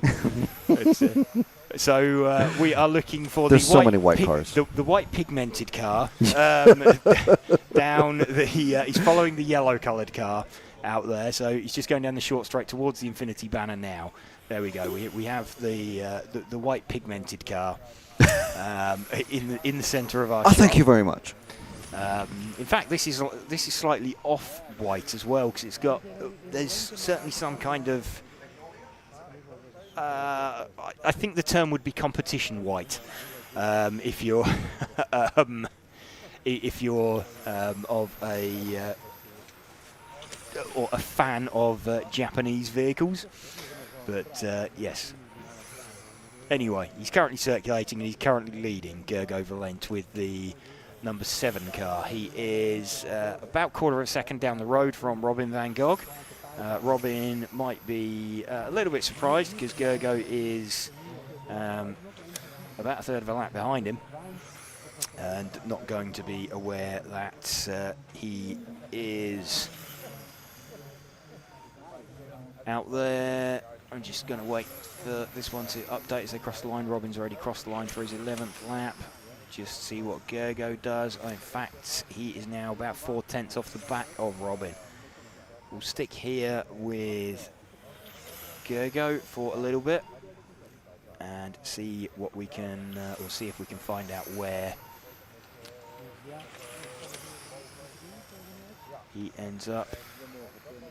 Gergo now dropping away from Robin. Its gap's about 6/10 now. Last time round it was an 18.4 from Robin van Gogh. It was an 18.7 from Gergo Valent. Gergo Valent parks it on the grass. So, and rescued by, oh no, that looks dead. Rescued by a marshal wearing a shorts and sports socks combo. RC races the height of fashion. Let's pick up Robin van Gogh then. His car is white, pink and blue. He's just coming around out onto the main straight now. At least that's quite easy to pick up. So he should just be appearing through shot. There you go. That is Robin's car. Robin van Gogh leading this one now quite comfortably from Mark Valent. 2.2 seconds.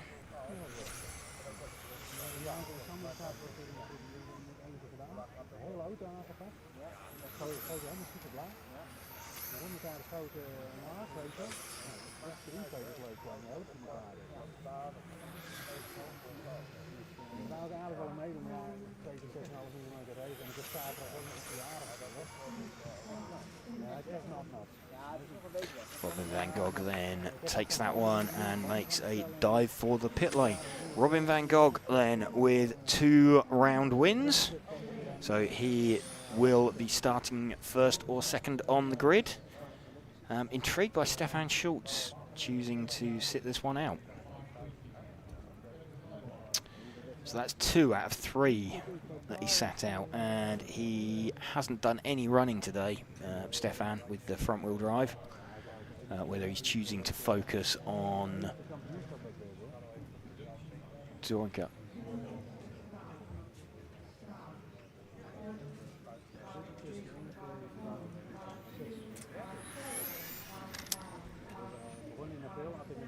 So just joining us now for qualifying round 3. Qualifying round 3 out of 5. This is the beginning of the Spec class. Again, thank you to sponsors R1 Works, Schumacher, Automatics, Infinity, Tony Sport, Elseram, X-Ray, Mebo Sport, and Hobbywing as well for helping us to bring you this live coverage.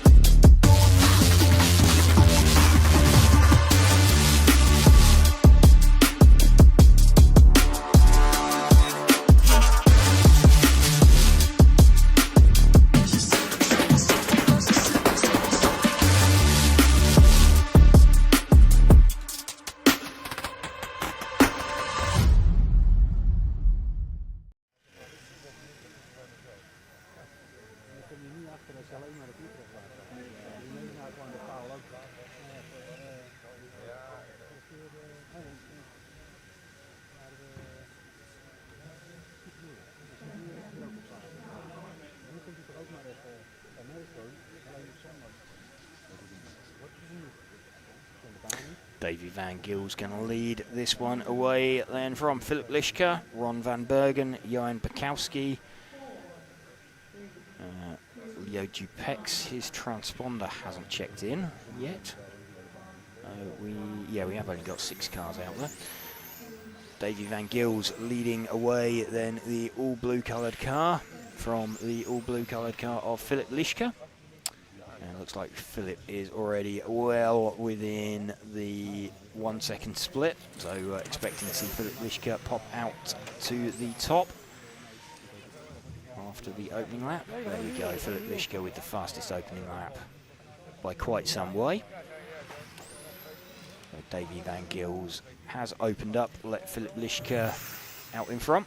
So we'll run with Philip for a little bit. He's got some pretty storming pace. His opening lap was 6/10 up on anybody else.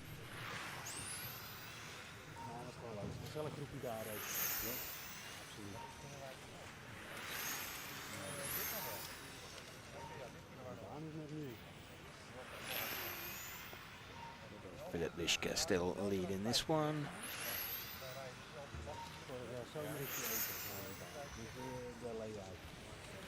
Ron Van Bergen's got himself up into 2nd position.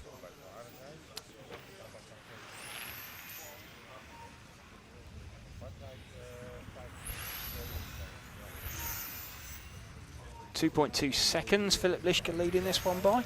Pretty comfortably at the moment. Let's see if we can find Ron Van Bergen in 2nd position, the number 2 car. Let's just try and pick him out on track. The 2 car is the white front, blue centre, black rear down the main straight now. So this is Ron Van Bergen in 2nd position.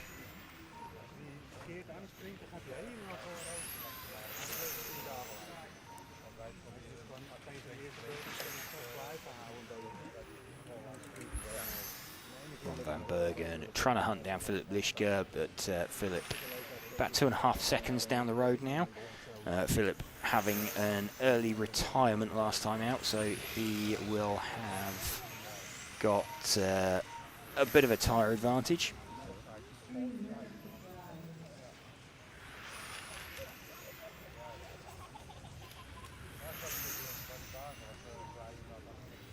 Still Ron Van Bergen circulating. Not really action-packed this race. There's not a close battle going on out there between any cars particularly. They're all fairly equidistantly spaced.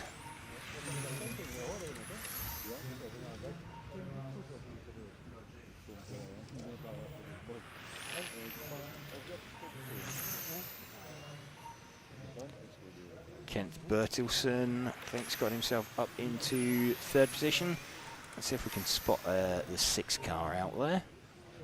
6 car is he's just coming out down the main straight now. I'm not even going to begin to try and describe that. It's yellow, it's blue. I suppose it fits with Kent being Swedish.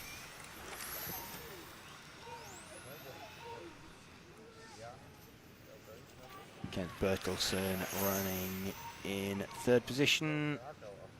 In fact, it's fairly close between him and Davy van Gils. About half a second between them.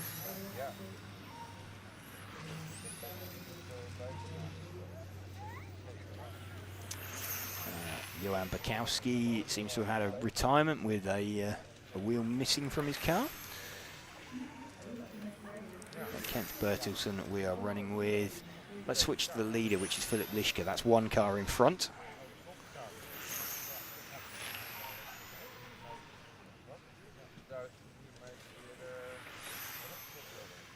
Philip Lischke, the number 1 car,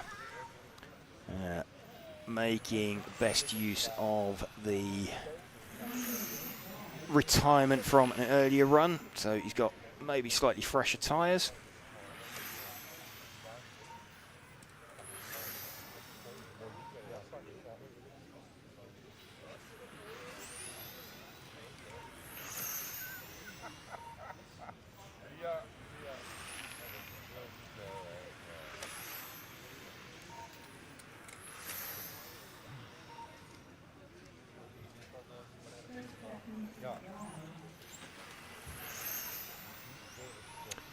Philip Lischke then, 25 seconds to bring this one home from Ron van Bergen. Not necessarily exploding into life this heat, but as we build towards the top end of qualifying for various classes, it's going to start getting a little bit more exciting.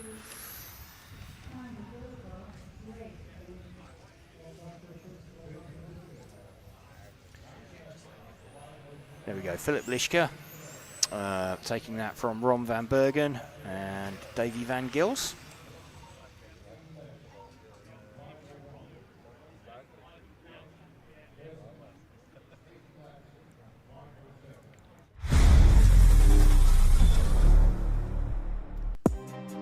If you like perfect mounted body shells the same as we do, check our complete range of body shell accessories and tools to always have the perfect body shell on your car. Choose MR33 and use the World Champion RC equipment.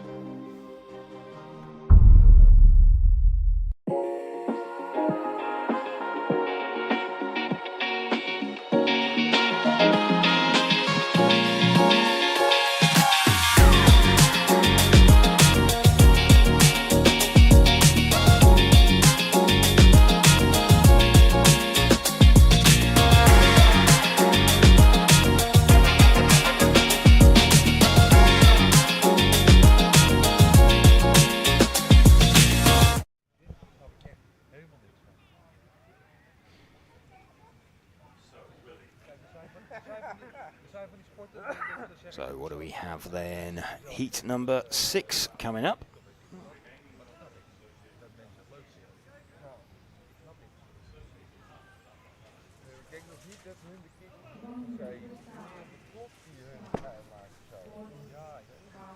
And we're going to have Phil Langner from Victor Litvinenko, Bert Aerden,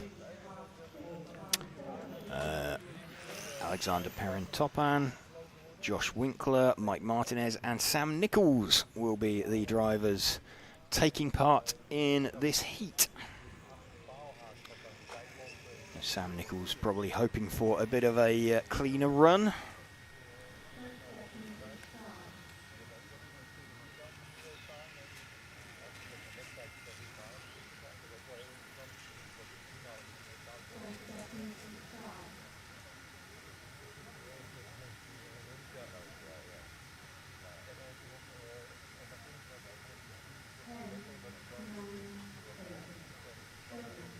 Phil Langner getting set to lead off.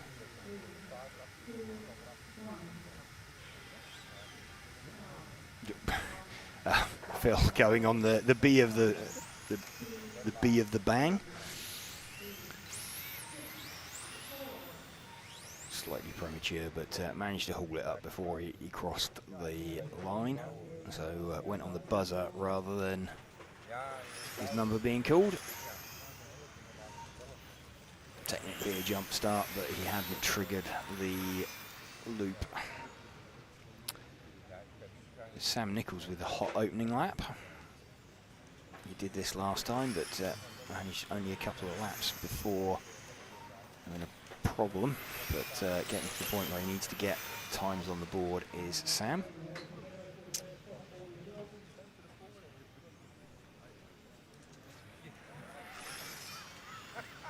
Sam's still leading this one. Let's wait and see if that's the case after 3 laps. If it is, we'll see if we can pick him up. Yeah, Sam Nichols still leading this one by about 7/10. Let's see if we can find him. He's the last of the... He's the car number 4. The last of the cars just coming onto the main straight now. There we go. So that is Sam Nichols leading this one after 4 laps. Just waiting for the timing to update. In fact, he just dropped off very well. He was the lead. There we go. Leading by about 8/10 now from Phil Langner. So Sam, having had not a huge amount of luck earlier on and having had a few issues, has now got the car a little bit more to his liking. Ollie Bolting working quite hard on that on Sam's behalf yesterday.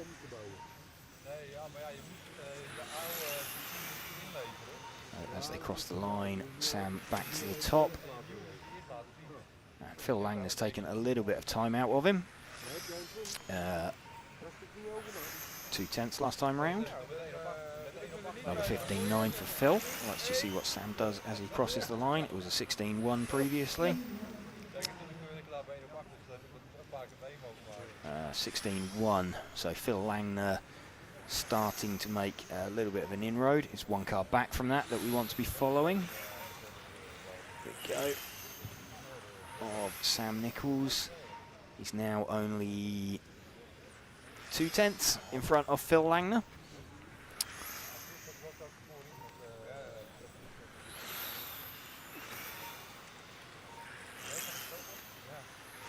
Another 15.9 from Phil, so he could well take the lead from Sam on this one. Doesn't particularly matter, Sam just needs a clean run.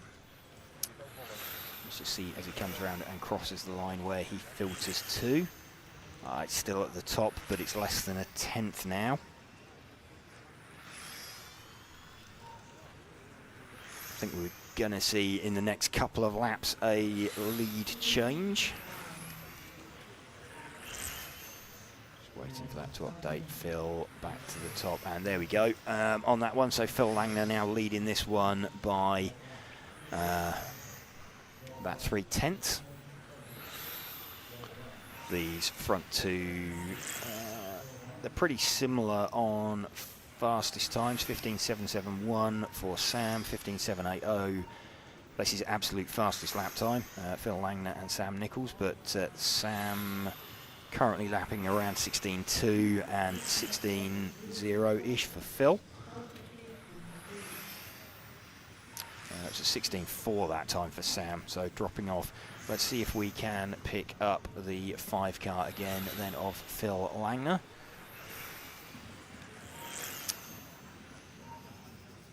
Five car is the all-white pigmented car just down the main straight now.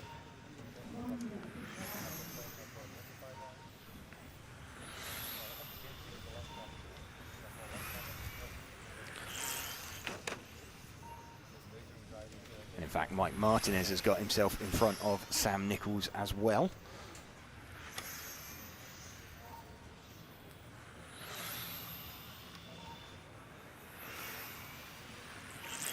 Mike Martinez up into second.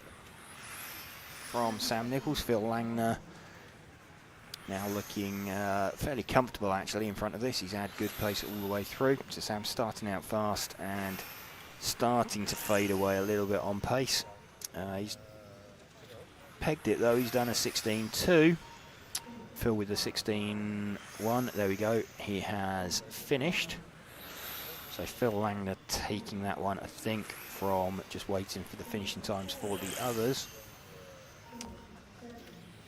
For Mike Martinez and Sam Nichols to appear. There we go. Mike Martinez does hang on, or well, not really hang on, but does get second. Sam Nichols in third in that heat.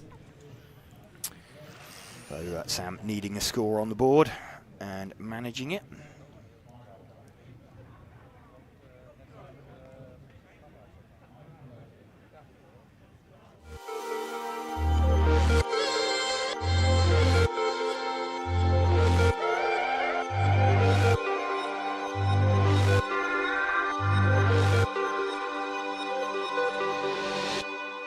I love RCTV News. I'm Matt McCallum. And I'm Frank McKinney. And here are your headlines. There's RC in the background. We're here. Hi. Hi, everyone. There he is. Totally secret, no one knows. You got any thoughts on it? No, we don't have a clue what you're talking about. That leads us nicely to the 12th Euros. And this week's hot topic. This is a hot topic. Okay, these are rookie numbers. These are rookie numbers. Right where we're sitting now is where that crash happened. We did what you expect of us. We tried to stir up some drama. Another good one. Yeah, yeah.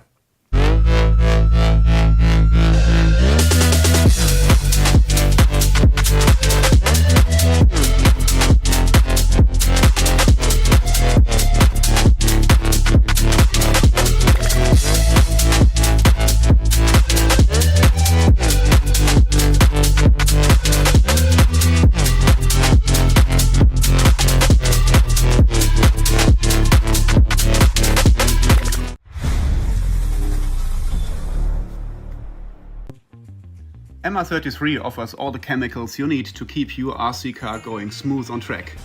No matter if you're looking for diff and shock oil, CA glue, grease, thread locker or bearing oil, MR33 offers all the products in premium quality, as MR33 is the world champion RC equipment.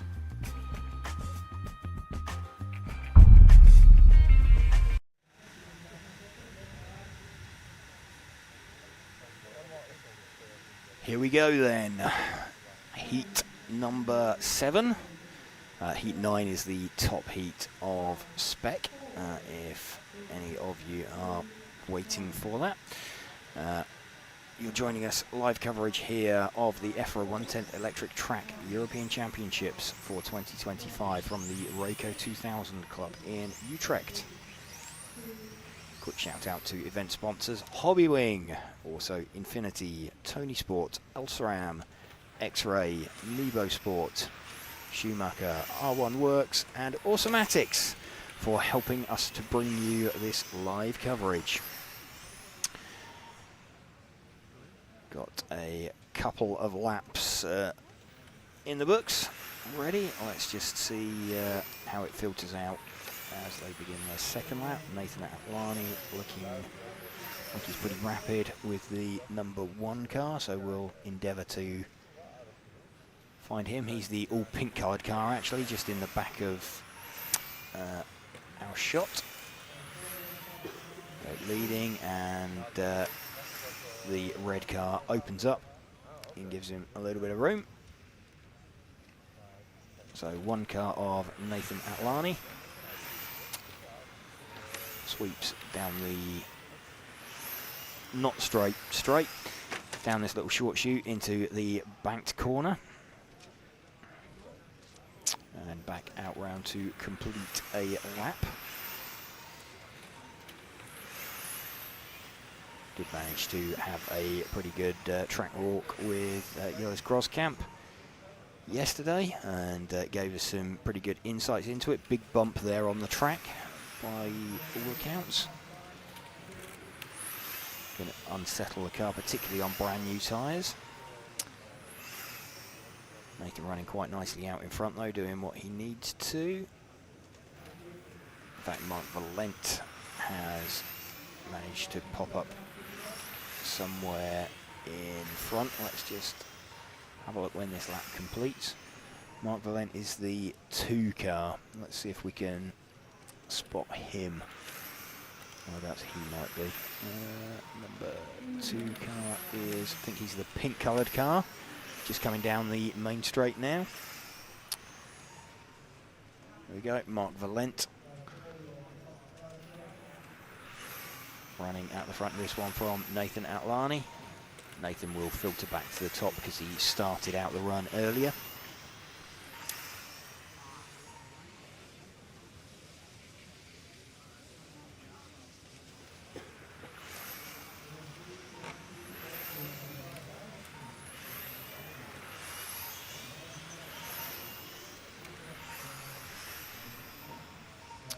Still Mark Valent leading this one from Nathan Atlani. Jelle Klursen running in 3rd position.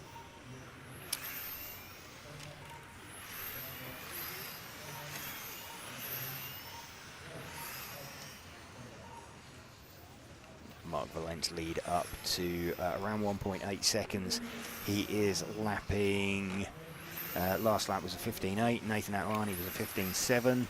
Fastest lap for Mark Valent, a 15.455, 15.554 for Nathan Atlani. They're pretty similar on single lap pace.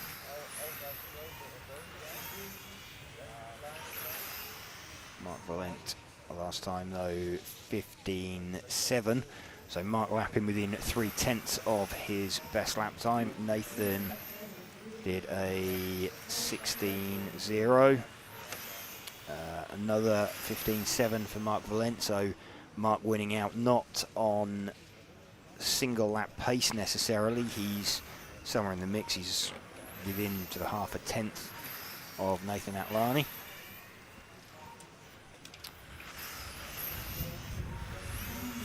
But he's just got consistent pace all the way through. Slightly slower that time for Mark Valent, but it was still sub 16, a 15.978. So we're running with the lead car at the moment of Mark Valent.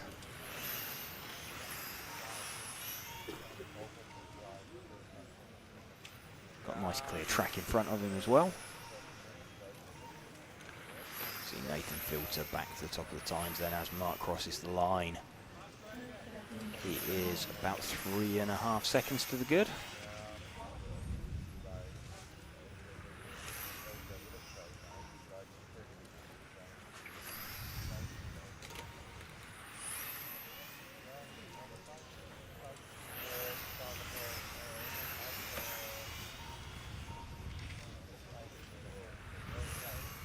Mark Valent then just bringing this one home. Nathan Atlani has finished.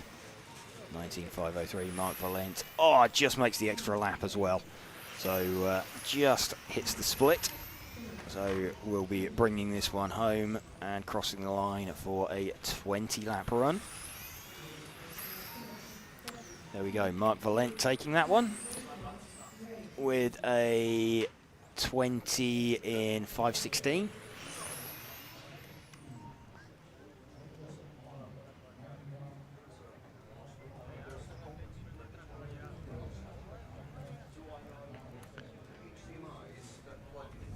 Mark Valent taking that one from Nathan Atlani, Jelle Klursen. He ate the penultimate heat of stock. And Frederick Hofgaard with a 2nd in round as well, last time out. It's a good effort from him. We'll keep an eye out on his time again.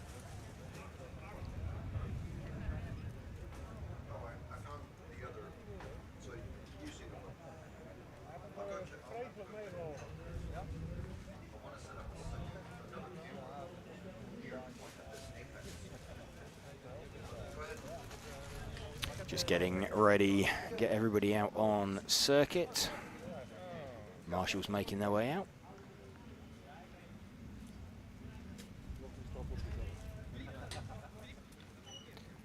few guys in this B are looking to lock themselves into the A final. We've got Stefan Schultz, who's gone missing from front-wheel drive.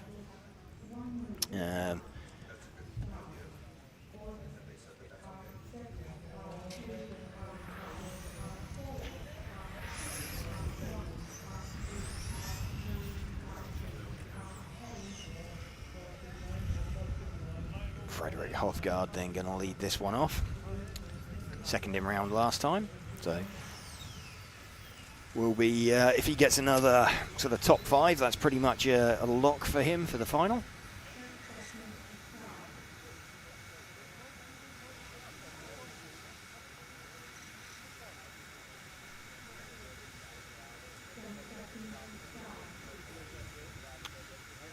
Getting set for the start. Frederick Hofgaard going to lead us away from Bart Vubben, Tim Benson and Manuel Wagner.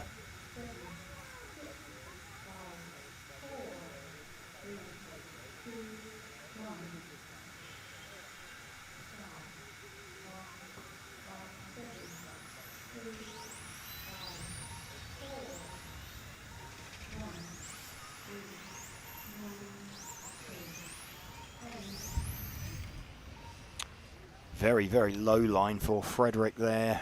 In fact, no, Frederick not running. That's Bart Vubben. So Frederick now sitting this one out.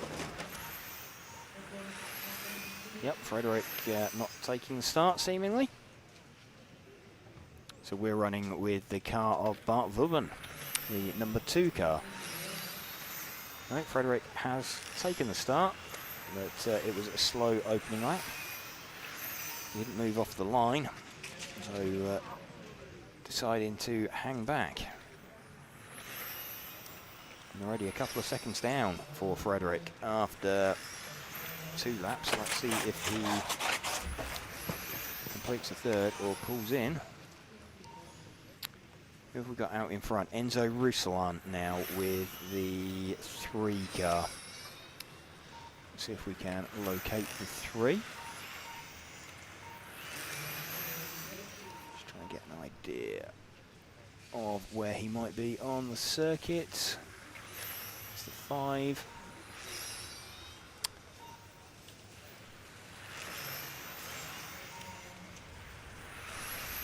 I think the 3 car is the car just going down under the infinity banner now. We'll confirm that as he comes towards us. That is indeed the 3 car. So just sweeping around out of the main straight now.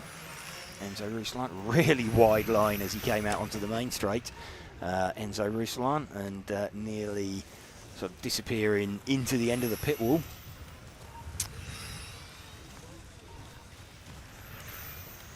If we can move our focus forward 1 car. There we go. This the car of Enzo Rousselan, the 3 car who is leading.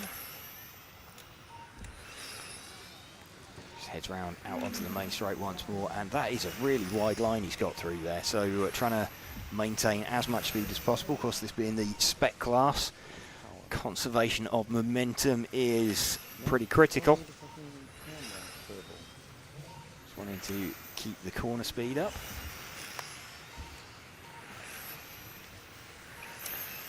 Doing well, doing nicely. Enzo Rousselan leading this one by about 9/10 of a second from Bart Vubben.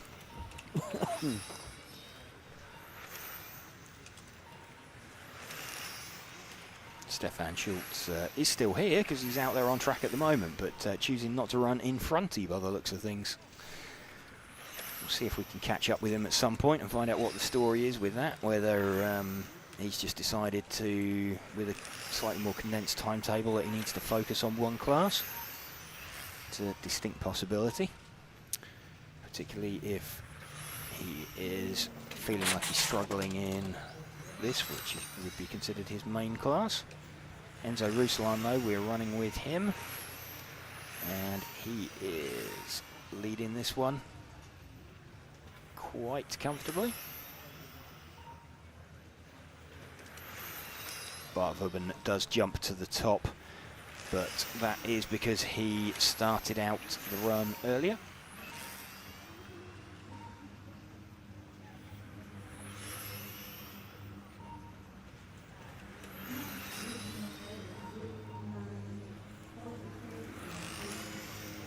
Ruslan leading this one by pretty much 2 seconds now from Bart Vubben. Gergo Valent running in third position. Predicted time 25:14. Now remember, Max's best time, or the quickest time we've seen, is Max's time yesterday, a 25:09. We also got a 25:09 from Adam Isay, but he missed it by about 3/10. So we're going to be looking out for that as well. Predicted times. They did, I mean, Adam was on for like a 5:05, 5:06 halfway through his run, and then dropped away from it. So we'll be keeping an eye out on that. We're less than a minute away from the end of this Heat 8, and then we'll be going into Heat 9, the top heat. And after that, we'll be going out there and trying to catch up with the driver who has TQ'd the round before we bring you modified. There's 4 heats of track action with modified. We may then play you out a few videos after we've caught up with the modified TQ for the round, just to give us a small opportunity for a quick bite to eat. So we might be leaving you with a few VTs for 20 minutes or so, just while we set ourselves up for the remainder of qualifying.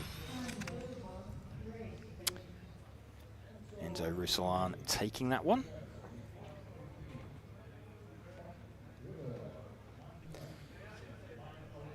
From Bart Vubben.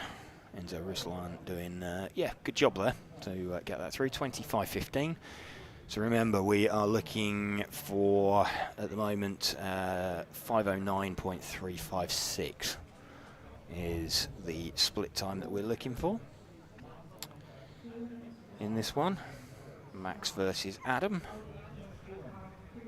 both with 1 new set of tyres remaining, although Adam sitting out round 1 yesterday, which Max took. Max doing 6 laps and then stopping. So good afternoon if you are just joining us here for live coverage. This is qualifying round number 3, heat number 9, so the top heat of Spec of the EFRA 1/10 Electric Track European Championships for 2025. We're bringing you this coverage in conjunction with event sponsors Hobbywing. Also like to thank Infinity, Tony Sport, Elteram, X-Ray, Mebo Sport, Schumacher, R1 Works and Automatics for helping us to bring you this coverage.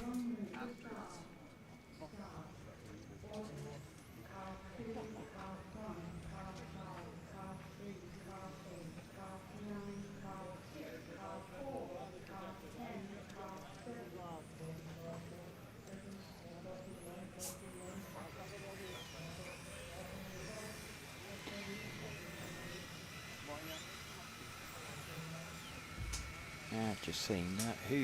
Who was that? Who's binned it on the warm-up lap? Let's see if we can. Was that the 4 car, or I think that was Nico Catalani? Stuck the car on the grass on the warm-up lap. Max Mackler going to lead this one away from Adam Isay. Ollie Boltink will go off 3rd. Ollie actually in the pound seats because he's got a 2nd and a 3rd at the moment. So he's got his 2 good scores. Max and Adam with 1 good score each, so they just need another one to back it up. Max leading away from Adam. Running with Max at the moment. Max having won this title in 2018. Ollie Boltink also taking it in, I think it was 21 and 22. We didn't run it in 2020. That being oh, he won it in 2019 as well, actually. So yes, Ollie winning it multiple times. Simon Router, defending champion in this class, but not racing in it this weekend. Max leading it from Adam Isay. I think Nico Catalani is somewhere up there as well after 3 laps. He was, no, he's dropped a little bit down the field. So Max leading this one at the moment by about half a second from Adam Isay. So trying to go away. This a used tyre run, I believe, for the pair of them. Max's tyres going to be 6 laps older than Adam's.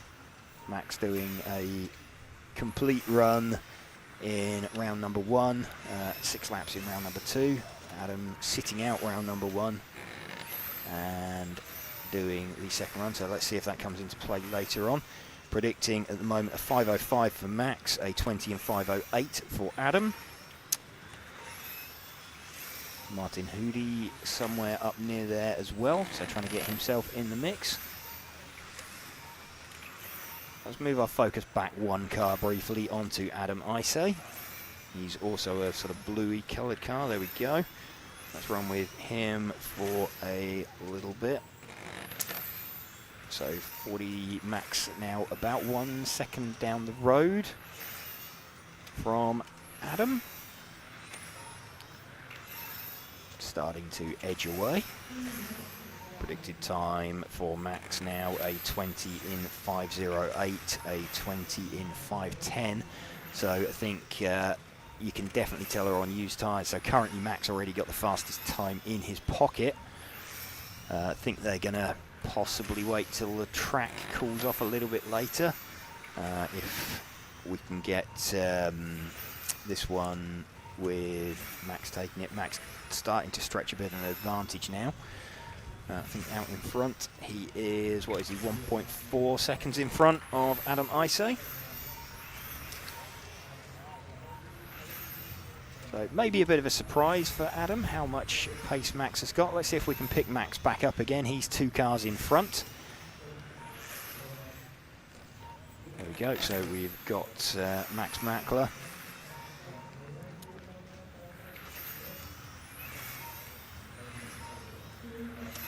He is, what's that? That's a good gap now over Adam Isay. That's 2.4 seconds. So pulled out a good gap. He is on a 25.11.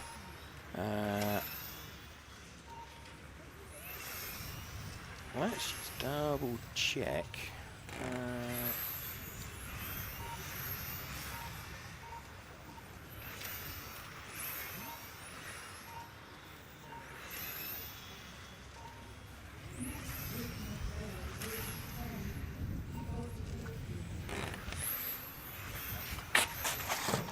Ruslan did a 20 in 15 last time out.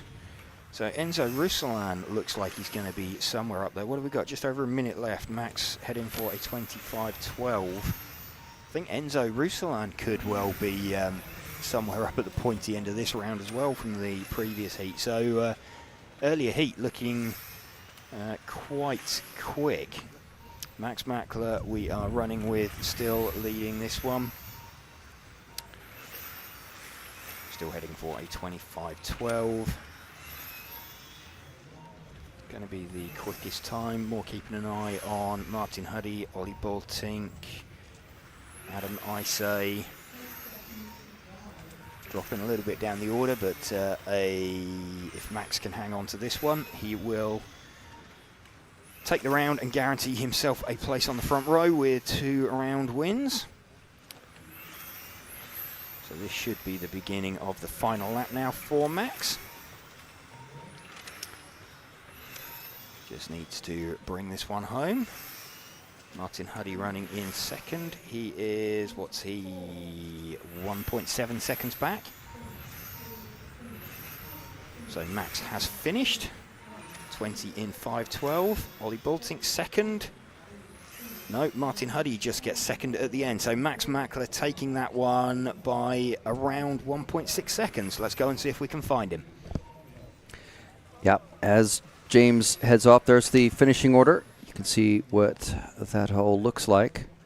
And we'll bring up the the finishing results as well, the round results in a bit when James returns.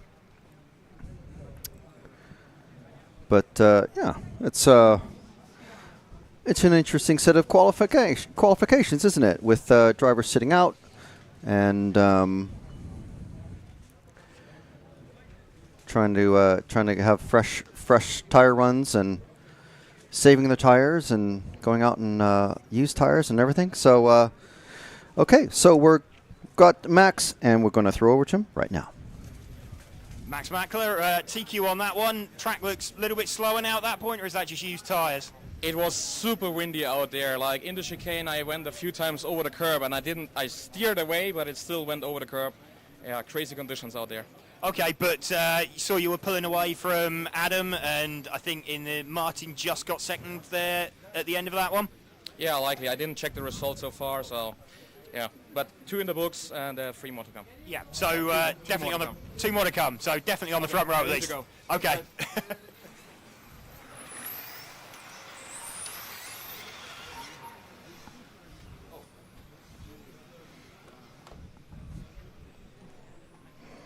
Right, so there we go. A word from Mad Max himself.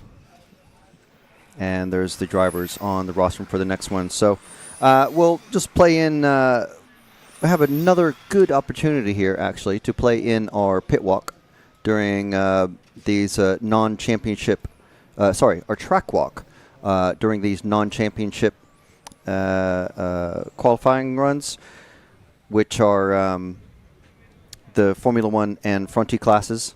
So there's just 2 heats of them, so it's not a full European championship.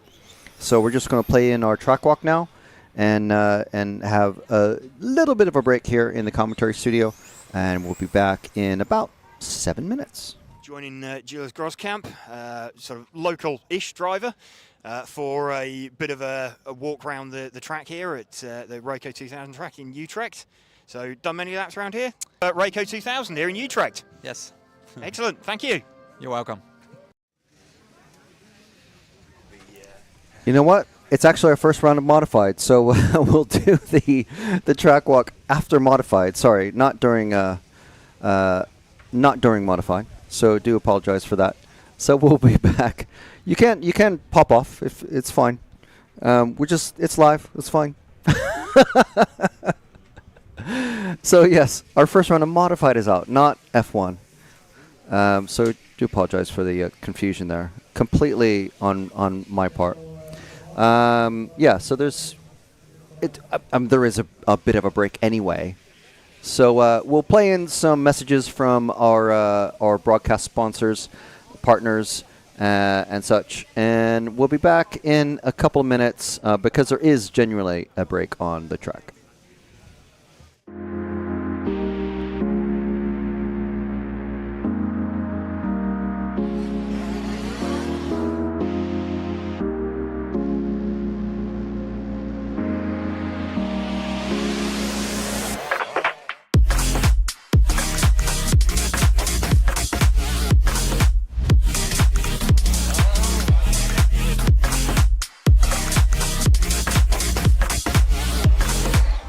And now we got the Mink on. Now it's a four-way battle. Poleman is being run back to the pits. Our Poleman is going to miss the start. Oh no! Hatner's going with Ben. Ben and Hatner right together now. On the last time, and Ben's on the inside. He's got him.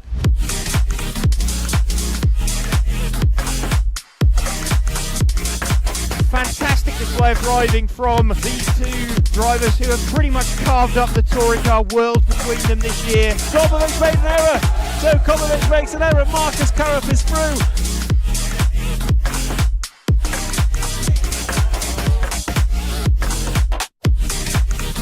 To take the most amazing European Championship, that is absolutely unbelievable. Mark Reinhard takes the European Championship. Yeah, it had to be a while, man. Waiting for a long time again. And crossing the finish line for the last time, Dario Balestre is our 2024 European champion. As always, another title. Dario Balestre got to stop and go on the penultimate lap. Still hang on to the lead there and take the win. the four-wheel drive European champion for large scale, Van Helmen. And the winner, your European champion, is Juan Carlos Canas. Davide Ongaro, associated European champion, and didn't he deserve it? Bruno Coelho is your champion. Michael Walowski then comes across the line to win the European Championship.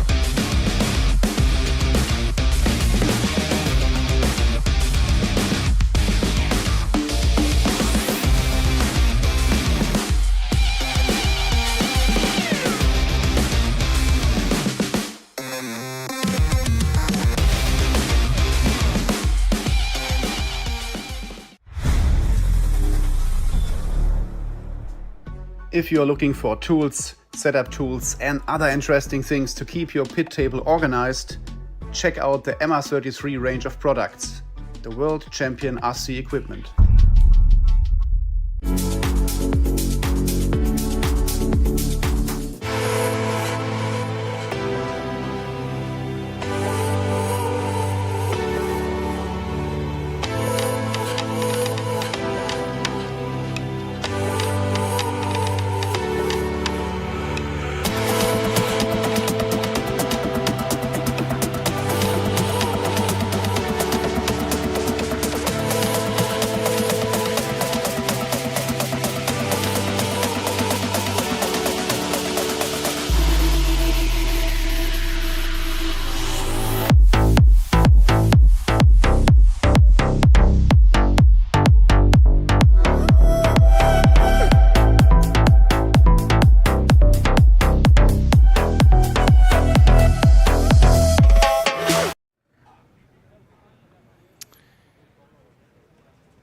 Okay, we are back and getting set for heat number 11. So they have now put the gap in.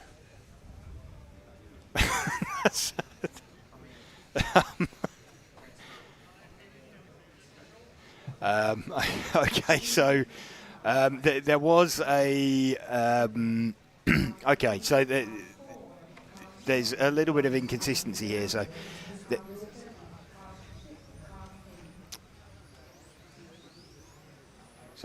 yeah, heat 10 was an empty heat. There were a few people missing, so they managed to pump it up, but they left it in there to give us like a 5-minute gap in the schedule to catch up with the top guys in stock, and they hadn't been running that all morning, and it's now there. So yeah, it does seem like we did have time after all to catch up with what was going on. So little bit of a discrepancy there, but we're trying our best to keep up with what is going on for you.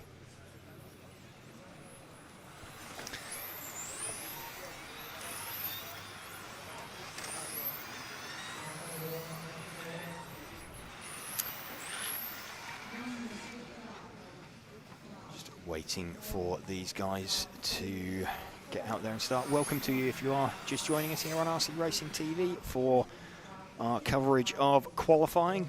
We're getting towards the end of round number 3 of 5. Best 2 rounds to count. So we've seen Max Mackler already seal his position on the front row of the grid in the Spec class.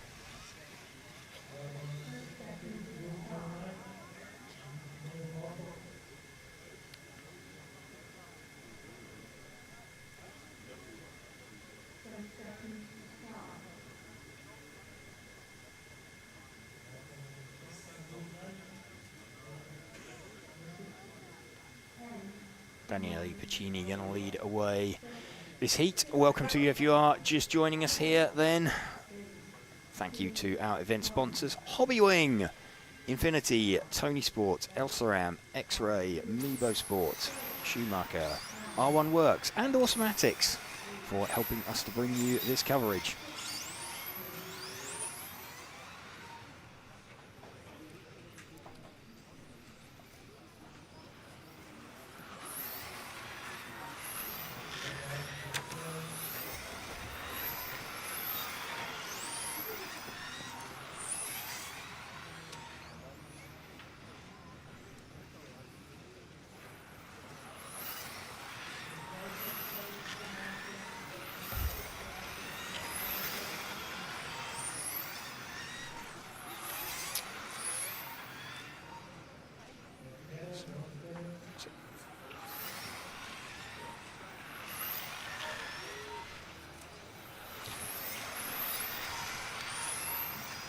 Daniele Piccini leading this one at the moment with the number 2 car.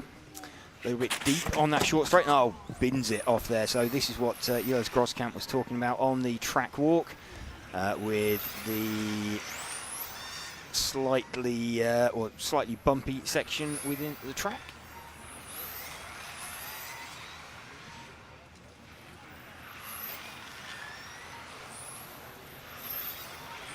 Daniele Piccini bringing that one in. Thomas Sova picks up the lead with the 7 car. Let's see if we can spot the 7. 7 car is the yellow and orange coloured car just down the main straight now. Thomas Sova leading this one. Czech driver from Christian Kostadinov.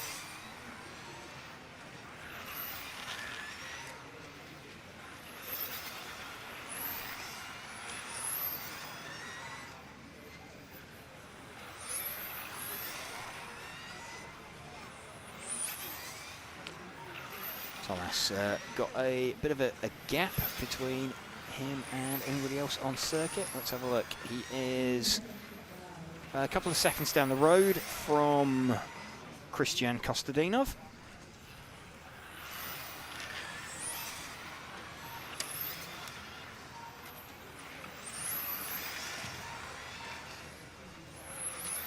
Still Thomas Sova as we approach half distance into this first heat of modified.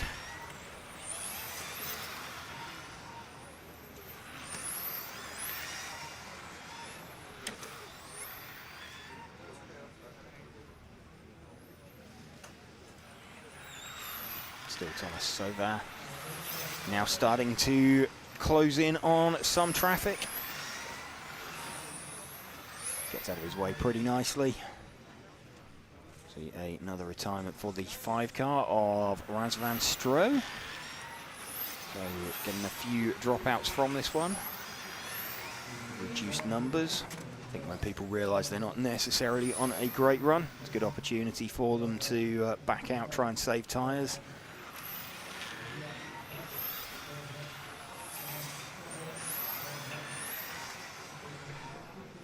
Looking to get the 3rd run in the books. So we've already had a couple of double round wins. We've got Michael Orlowski, 2 round wins in the Spec, in the modified class. We've got Max Mackler with 2 round wins in the Spec class. Adam Isay with a round win as well in the Spec class. Looks like Bruno Coelho has had a pretty massive tyre failure at the end of the modified class. He was leading, so 1 lap from the end of that one, he had a tyre let go as he went through the fast sweep on the main straight, which let a rather surprised Michael Orlowski through into the win on that. Mark Reinhardt also somewhere in contention with them as well.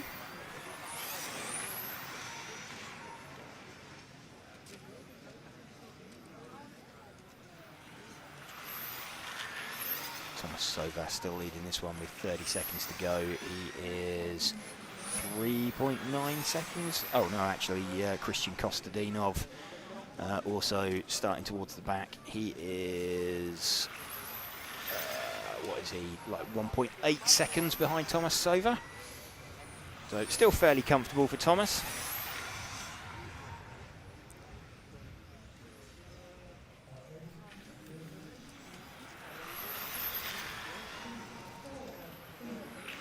Nice tight line for Thomas there. Oh, gets it very slightly wrong, manages to bring it back online. He has finished though, so he that didn't cost him. He had already finished it as he crossed the line. Christian Kostadinov finishing second in that one. Thomas Sova getting that by about 2 seconds from Christian Kostadinov and Eddie Rombouts.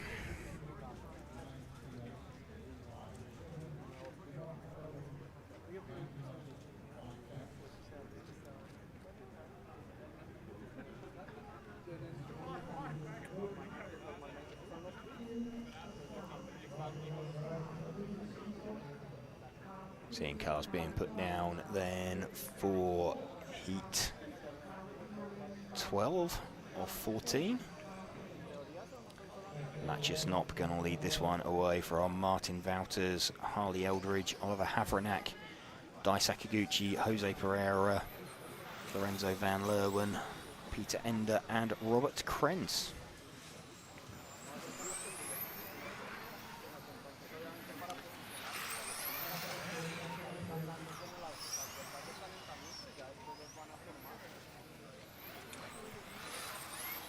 Waiting for cars to be placed now.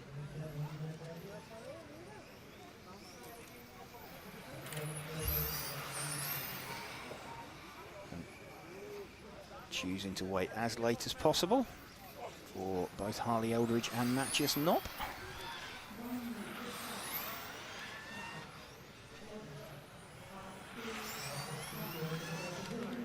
Maybe suggest that they are on fresh tyres possibly. Choosing to go early. Suspect that the track may well get a little bit faster later. It's probably at its a slow-ish point now, where it's relatively warm.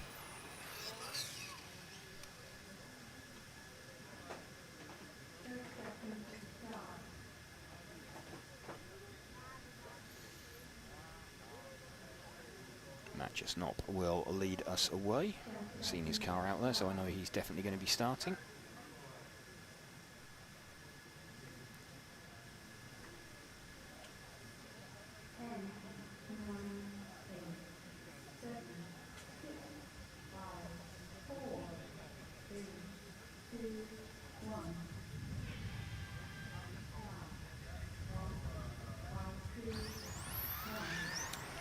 Matthias Knopp leading away, the white front, yellow centre, red rear on his car. So pretty rapid opening lap by the looks of it as he crosses the line. Just wait and see what that updates to. 14.478 for Matthias Knopp.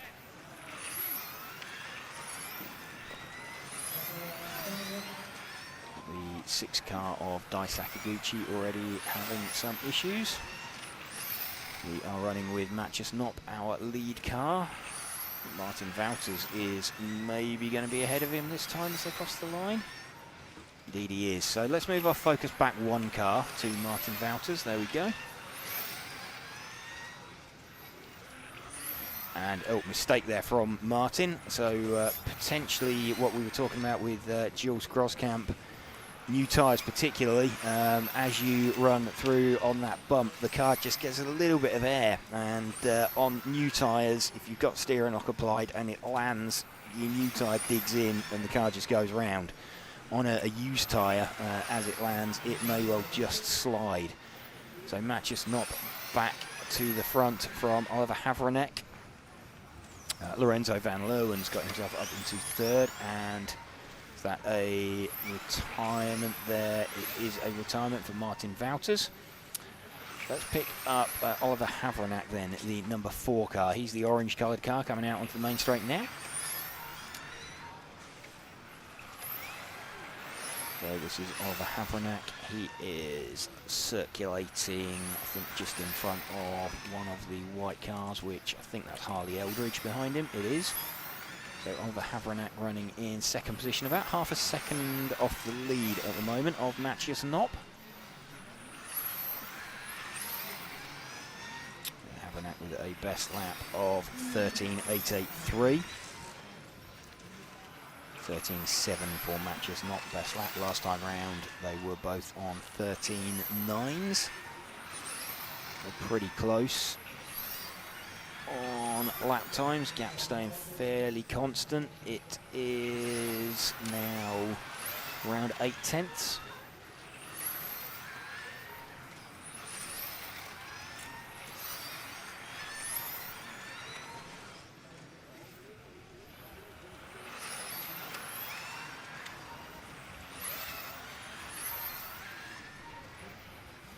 Still running with second place man Oliver Havranek. Just over 2 minutes remaining. Harley Eldridge has got herself up into third position. Oliver, we're running with about 7/10 off of Matthias Knopp. Martin Wouters looking very quick early on, but then having a bit of a grassy moment through the last turnout before the start-finish line.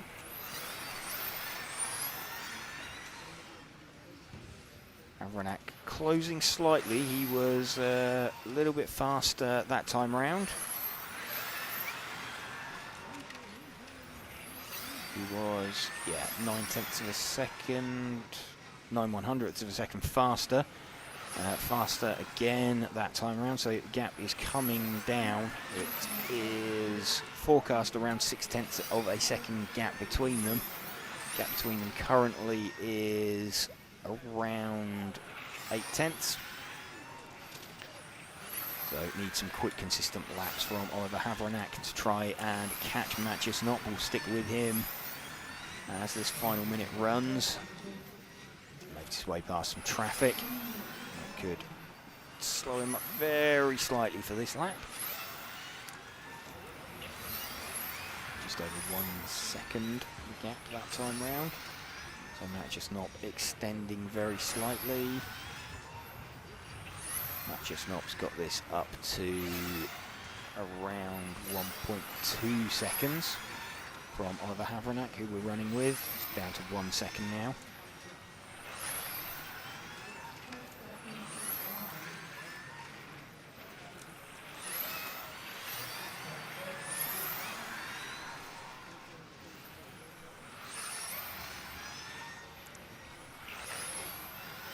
Oliver Havranek, 15 seconds left. Don't think he's going to do enough. He is taking some time out of Matthias Knopp, but it's only a 10th here and there, and he was about a second behind. He's got it down to about 7/10 as they enter the final lap.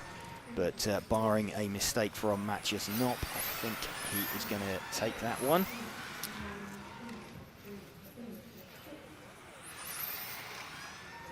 Matthias Knopp has taken that one in the end by 6/10 from Oliver Havranek, who we ran with for a good chunk of that run.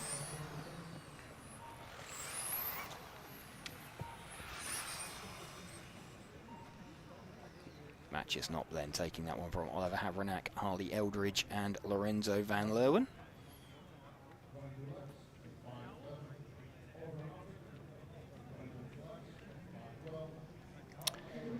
Coming up next then, the penultimate heat.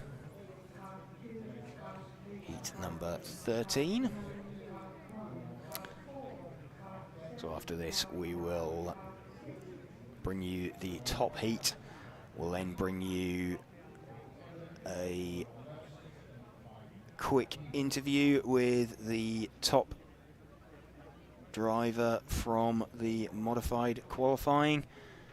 And then we will go round and do a bit of a pit walk, or have a bit of a pit walk to cover.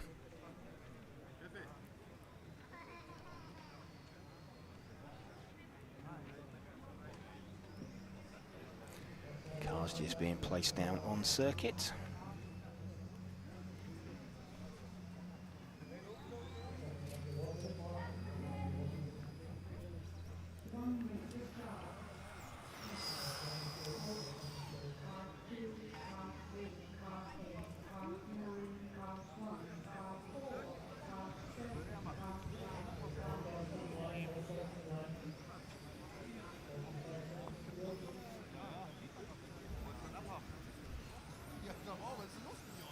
Drivers just bring themselves to the line.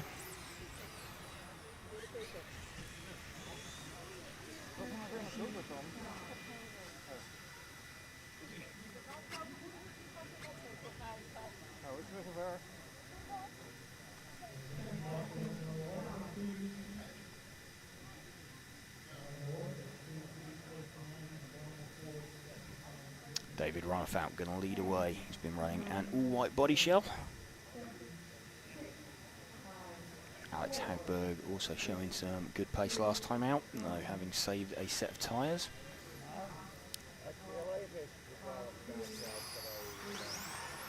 David Ronnefalk leads off then from Berkan Kilic.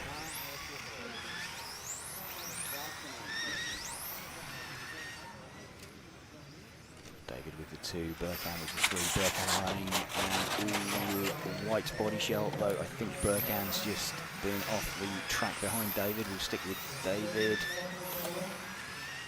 Let it filter out for a couple of laps just while we let everything establish itself running order wise. David Ronnefalk from Jan Prumper,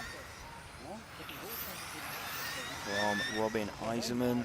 David leading this one by about half a second at the moment.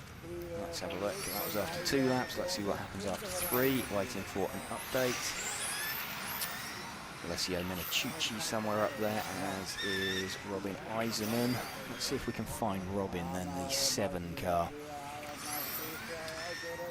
7 car is the white, red and white car. There we go. That is Robin Eiserman running in 2nd position at the moment. Driver, oh, and he's just made a mistake, so Alex Hagberg through on him. It's going to drop him down the field. He continues running. That was down that short straight heading back towards the driver's rostrum with a little wiggle on it. It was down here. It made a mistake and looks like he potentially rattled the carb curb a little bit too hard. David Ronnefalk then out in front of this one by about 2.5 seconds, it looks like, from Dominic Schmidt.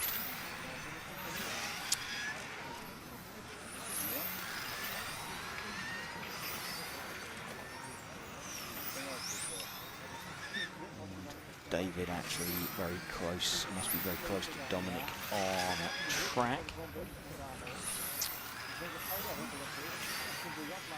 Let's see if we can find Dominic, the 6 car then. He is, where is he? He's coming down the short chute back towards the driver's rostrum now, out onto the main straight, so he's 1 car in front of David Ronnefalk. That's why it's difficult to spot. So Dominic running in fact that's really close for 2nd, potentially. He's just opened up, has Dominic, to let David Ronnefalk through.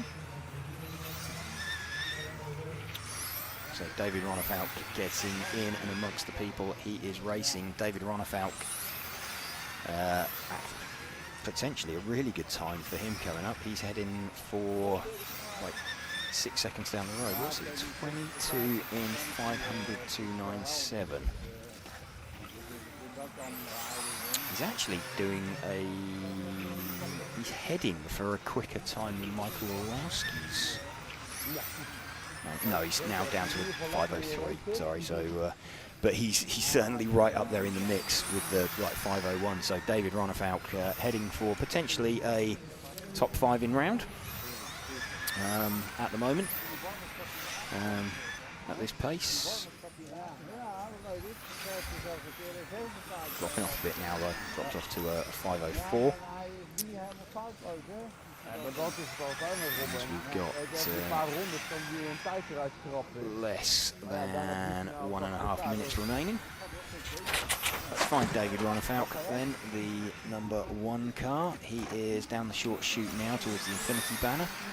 There we go. David Ronefalk leading this one. The all-white pigmented number 2 car.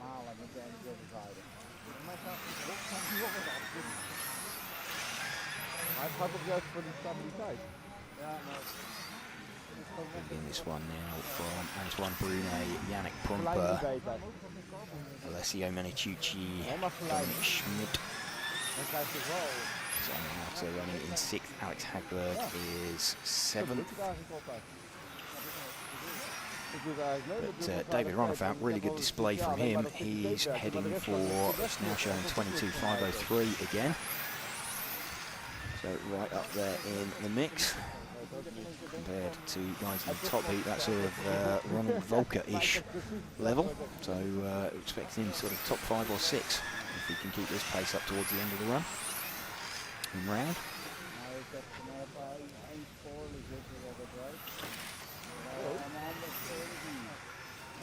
So maybe seeing a situation where David's gone for a new tyre run potentially to get himself a bit of an offset against everybody else. But certainly looks like he's had good pace relative to everybody else. He's going to take this by, there you go, he's taken it by best part of 6 seconds, like 5.8 seconds over everybody else. So it's a good run there from David. And getting set for the top heat then of modified. David Ronefalk taking that one.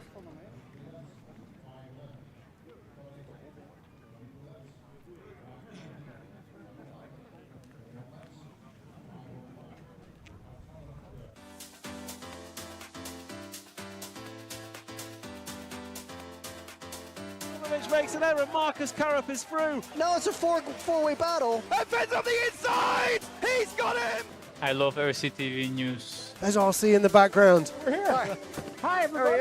This is mine. Okay, fantastic. Yeah. So we are here at ETS round number 3 of season 17. Davide Ongaro, associated European champion, and didn't he deserve it? Bruno Coelho is your champion. Today, mamma mia, super happy. It's like a real now.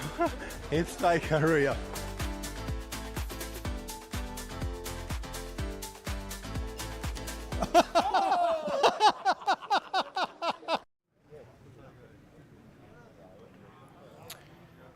Top heat getting ready to go. Welcome if you are just joining us. Thank you to event sponsors Hobbywing, Infinity, Tony Sport, Elsaram, X-Ray, Mebo Sport, Schumacher, R1 Works and Automatics for helping us to bring you this coverage. Michael Orlowski already having locked in a front row start with 2 round wins. Bruno, well, we know Bruno's got to be on new tyres. It'll be fairly evident if he's not. So this could be interesting to see. They could, of course, have substituted in a used set, potentially, from practice and allowed him to use a set of those.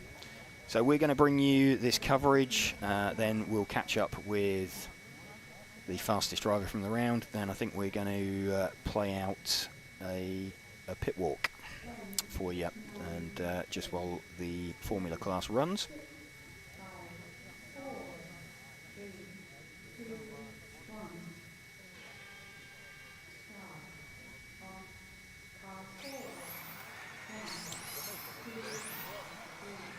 Michael leads away from Bruno, leads away from Mark, from Ronald, from Lucas, and Victor, Chrissy, Yills and Remy. Look at the opening lap. Lucas actually with the quickest opening lap. But we'll give it a couple of laps to settle in, just see who has got the strongest pace out there. Still Lucas from Ronald, from Victor, So actually the front guys not making a huge impact. I mean, they're all very, very close on times. Still Lucas the quickest at the moment then. Let's see if we can pick him up. He's the all green coloured car just coming out onto the main straight now. Lucas Urban. He is following around Ronald Volker, who is in turn closing on Mark Reinhard.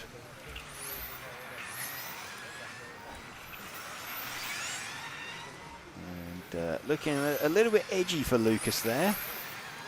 But he's got some serious pace in that car. He just needs to hang on to it. He's closing. There you go. Mark has opened up for both Ronald and Lucas. So I think we're seeing Mark not on or Mark still on used tyres. I'm kind of expecting we're seeing Ronald and Lucas on new tyres. Bruno, meanwhile, is closing in on the back of Michael.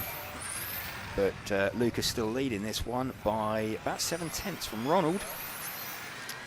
And about 9/10 from Bruno. Bruno will move to the top because he started out second. And Lucas still leading it by, around 8/10. There we go, Lucas a little bit closer that time, so Ronald has just pulled a slight edge on Lucas. Lucas is still in front though. We're running with him, you can just see Ronald out the front of shot. Lucas is still leading this one by around 2/10 from Ronald.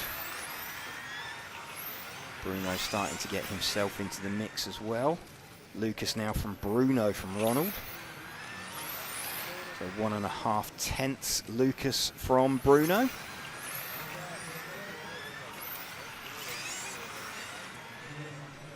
I think Bruno, in fact Bruno has now hit the front. He's past Michael on track. Let's just pick him up. He is coming round past down the main straight now, the all white coloured car.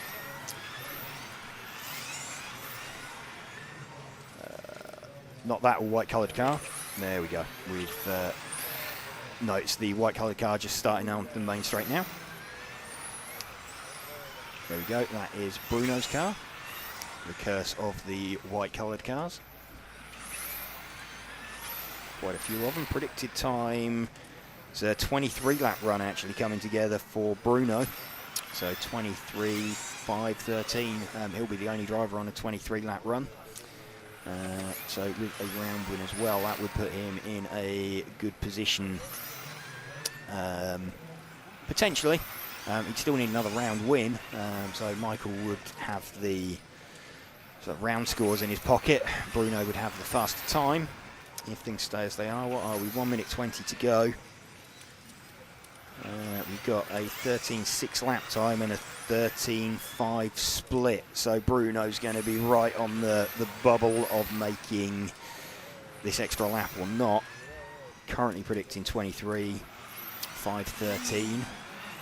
And I think like 513.5, 513.6 is going to be, or would be the split onto making a 22 flat. Into the final 45 seconds now.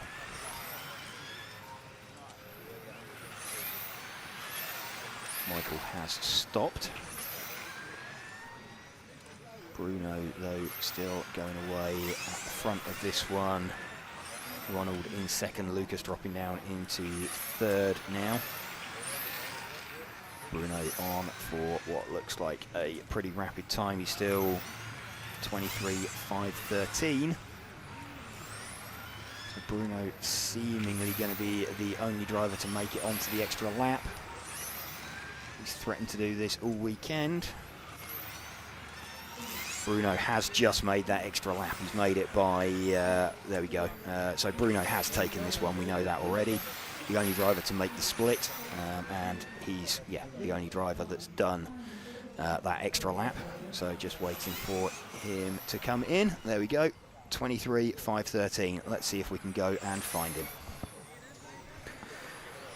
And there's your finishing order for that that group of racing. We'll have a look at the at the overall results when we come back from our little break. But we're going to have be talking with Bruno. James will capture him underneath the driver's stand. And then we'll go into our track walk with Infinity driver and current 10th IC world champion, Jillis Grosskamp.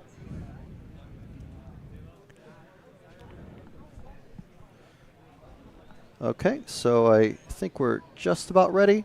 Okay, so here is James with Bruno.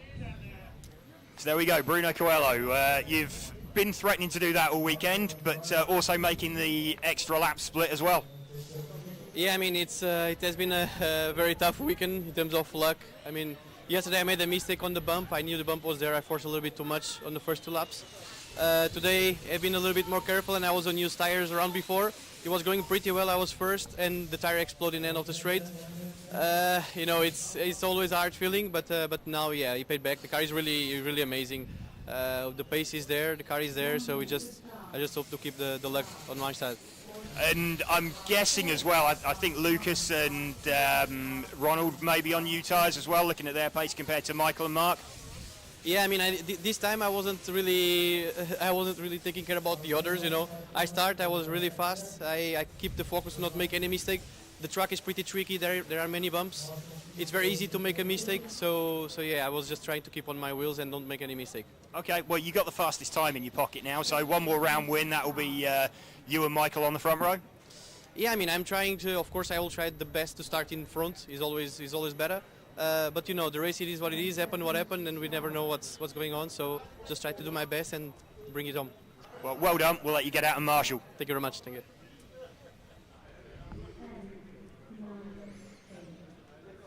We're here at the European Championship at Utrecht, organized by EFRA and the local federation, the NOMAC. And I'm here with Milan from Hobbywing, and I'm Rick from Instant RC, and we're here with the RC Racing TV team to show you around. Do a small pit walk. Yeah, we're gonna make a small pit walk.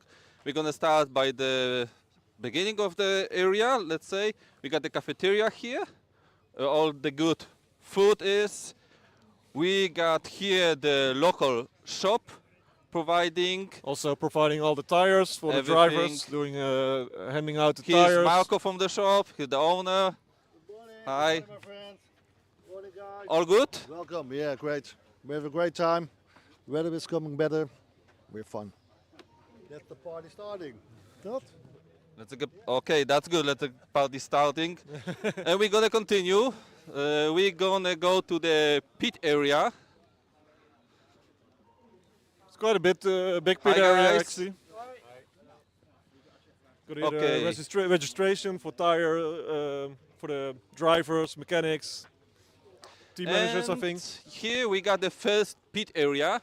Here we got the X-Ray guys, the whole X-Ray team. Like a big team again, like always. Yeah, and here we got the boss, the main boss of X-Ray. How are you doing, Martin? Great, thank you. And how does it look for the team after the first quali? Well, not too bad. I mean, yesterday we had limited time of practice because of the rain, so the guys were not here on the warm-up, so they were learning mostly the track. So David scored 7 with some little issues at the opening laps, so he lost a lot there, and he catch it back, so it was okay. And in the stock, I decided to skip the first one to save the tires, tire strategy. And Bart was 5th, I think, in stock. And Stefan was the first in front wheel. So. Okay, that's great. And Philip, how are you doing? Good. Yes. You're driving the F1 class with your favorite painting, right? Yes. And how do you enjoy the race? Good. Good. Good. It's good. It's good. Thanks, guys. I like that he uses the Piastri paint style in the Netherlands, the country of Max Verstappen. So, he's a brave little man. Brave little man. And here we're gonna continue. This is the X-ray area. So it's a big area. Again. Big area. We got like a little bit. We got like 3 or 4 rows of X-ray guys. I believe the biggest team. Yeah, for sure. Yeah, it's a little bit hard to come in and talk to everyone because it's quite crowded. Yeah, they're preparing for the practice before Yes. the second quali. And here we got the Mugen team. Let's go and talk with someone from the Mugen. Hi, Hi, Philip. How are you doing? Good. How's the race for you?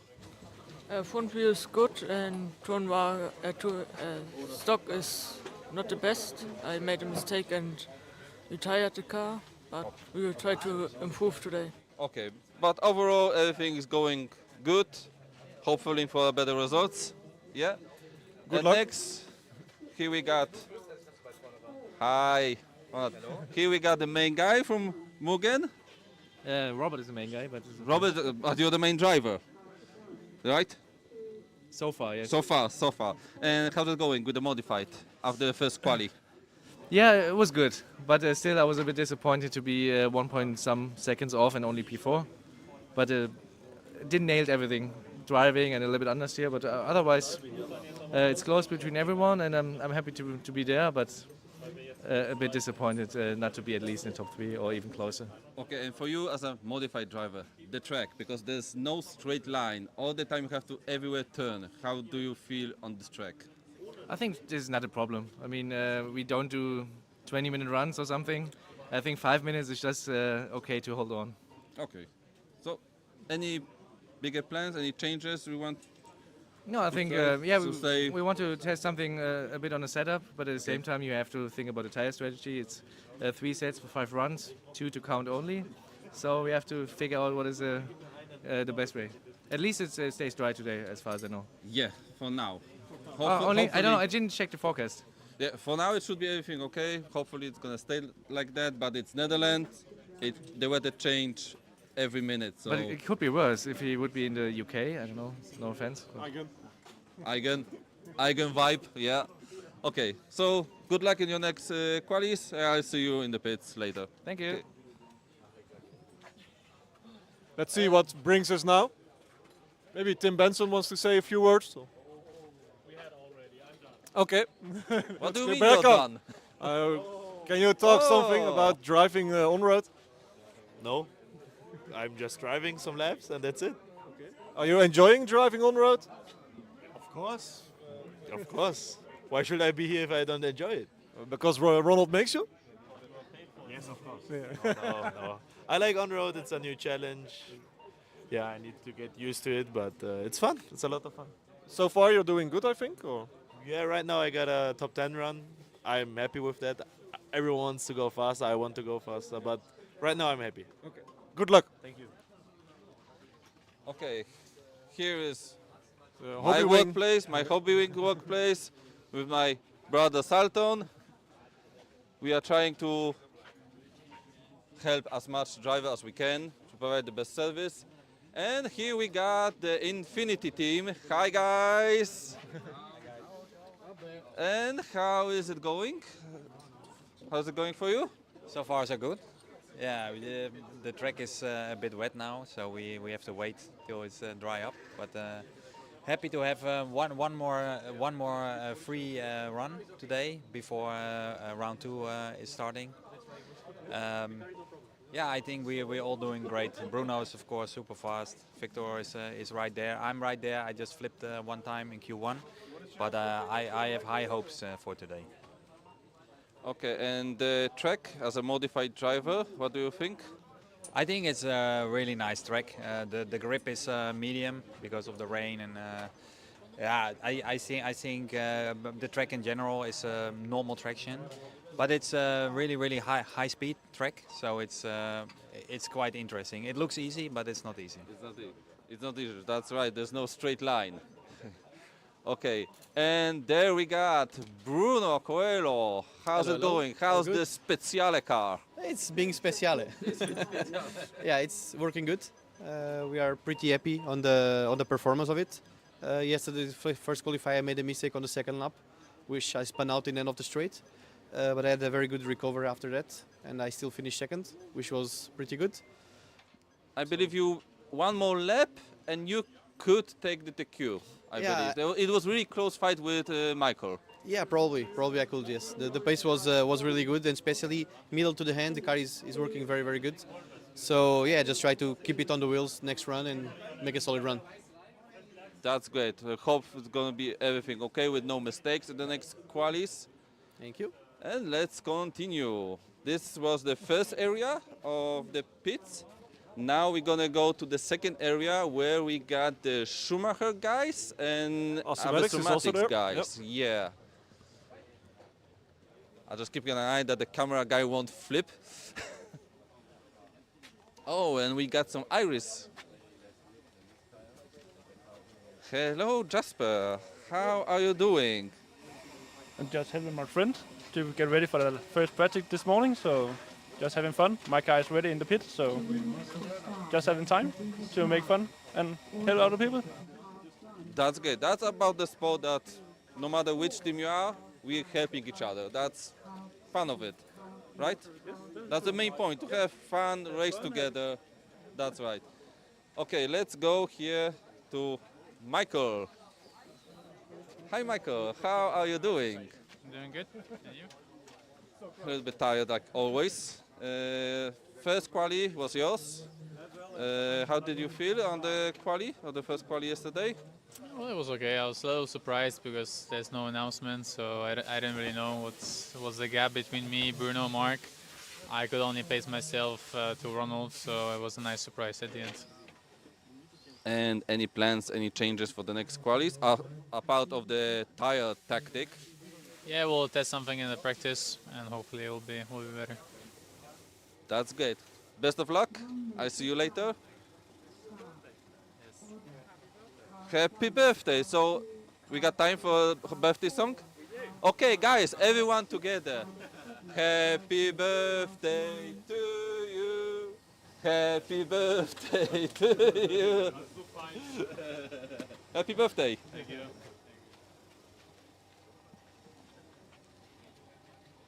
And We can continue. move to the Automatics team. I see Lucas working on his car. Lucas, can we ask you some questions? Yeah? I shove the microphone deep in your face. Hi, how you doing?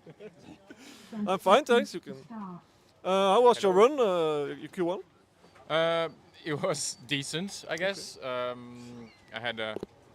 Oh, I need to hold the mic even. Yeah. Wow. yeah, I thought It you looks the like mic work holder now. the whole time. Yeah. No, bit of a progress because I had a slow start in practice. It was not ideal. So I made a few changes. The car was a lot better, so it's heading the right direction. More changes today. See how it goes. Okay. Good luck for Q2. Thank you very much. Later. See you later. So Max, can I you- keep the mic? Yeah, you can keep Yeah, it. okay. Yeah. See you Maybe- later. Maybe Ciao, you ciao. can interview Max. Ah, no, danger. You do it. Max, how is your weekend so far? Yeah, so far going okay. Q1 was good. Let's see what today will hold for us. I think overnight TQ, if I remember correctly. Yeah, like I said, Q1 was okay. So let's see what Q2 brings for you, and we'll keep a close eye on it. Thanks a lot, Good luck. guys. See ya. Let's move over to Oliver. I'm already here. Hi, Ollie. How's it going? Hello. It was okay. It was good. I had also, like Lucas, a little bit of slow start in practice. Struggled a little bit. But for Q1, we discussed some things and we managed to make the car very close to Max. And we will see how it goes today. But at the moment, Max is the man to beat. So he's doing really good. Yeah, Max is the TQ guy. And even if you're driving the same cars, the same electronics, still a little bit difference in settings? I think there is not one car the same. Even if you build it the same and set up the same, it's going to be different. But I think overall we're pretty close on every single car electronics. Everything is pretty close to each other, so it's going very good. So. Okay, that's great. Best of luck for the next qualis. Thank you. And we got already Rick by Mark Reinhardt. In that case, Mark, how are you doing so far? How's the weekend? Rainy. No, it's pretty okay. I mean, I had a pretty good start in Q1, but just missing some tens to be on top. But I'm gonna try to find some more. Okay. For Q2, big changes then, or just fine tuning? I'll just hope that the track gets dry and then go again and see what the track is like. I don't have great news then. It's not quite dry yet. practice is gonna be not so good, but I think for Q2 it's gonna be try. Should be fine. Should be fine. Good luck and enjoy your weekend. No, he doesn't want to.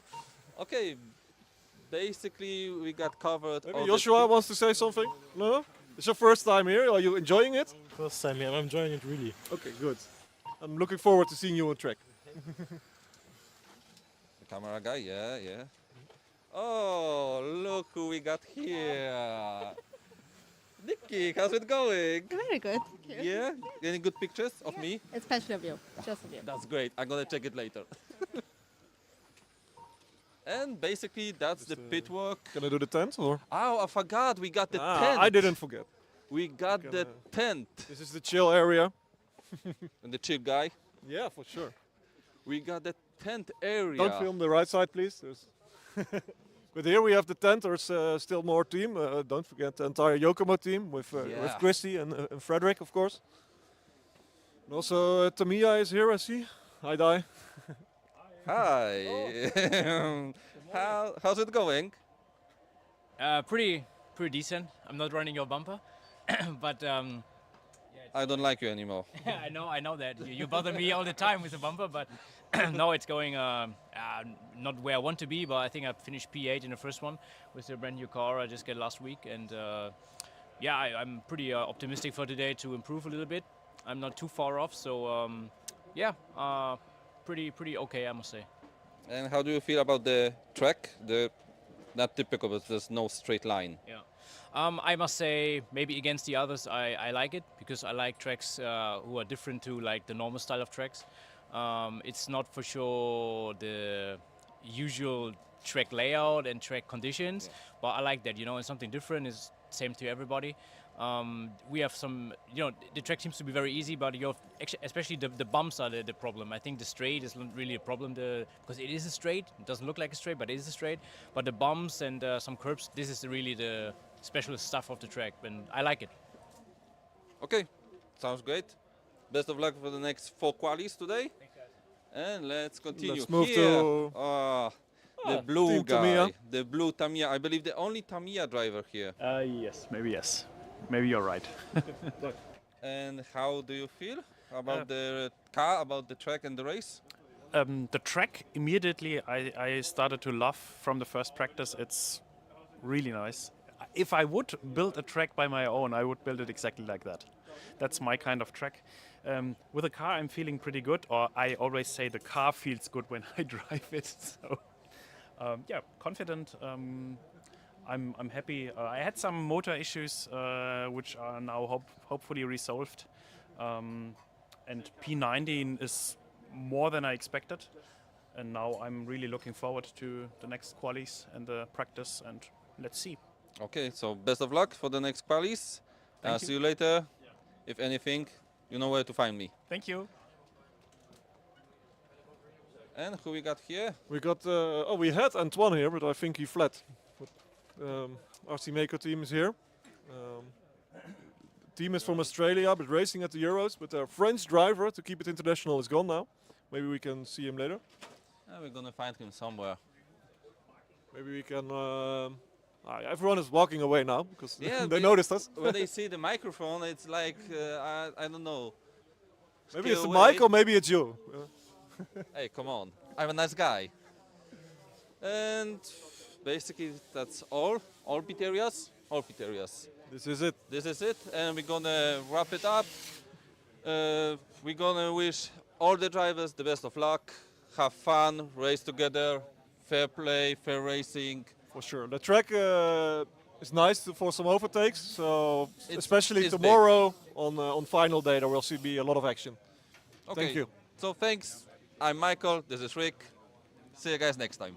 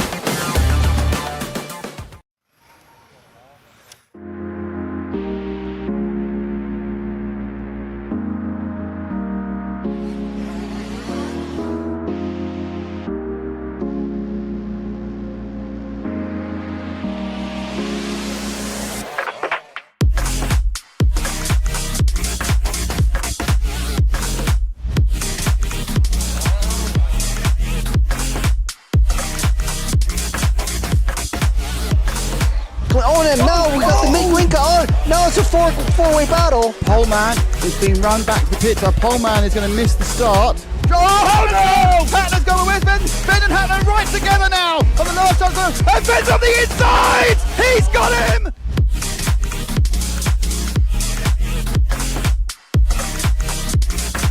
Fantastic display of driving from these two drivers who have pretty much carved up the touring car world between them this year. Kobovic makes an error. So Kobovic makes an error. Marcus Karup is through.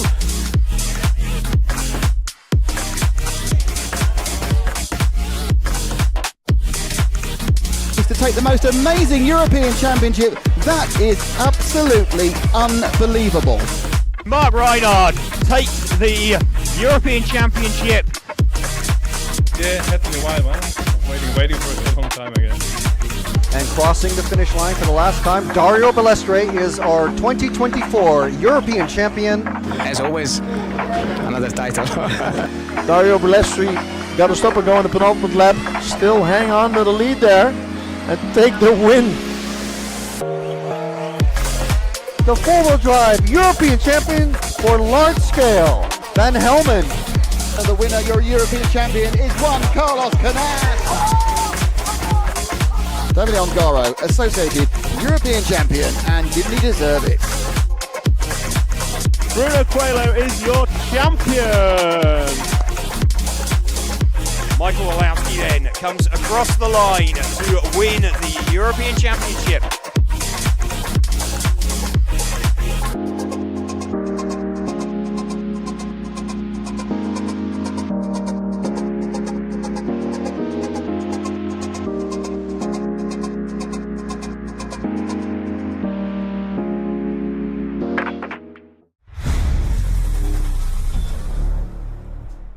If you're looking for tools, setup tools and other interesting things to keep your pit table organized, check out the MR33 range of products, the world champion RC equipment.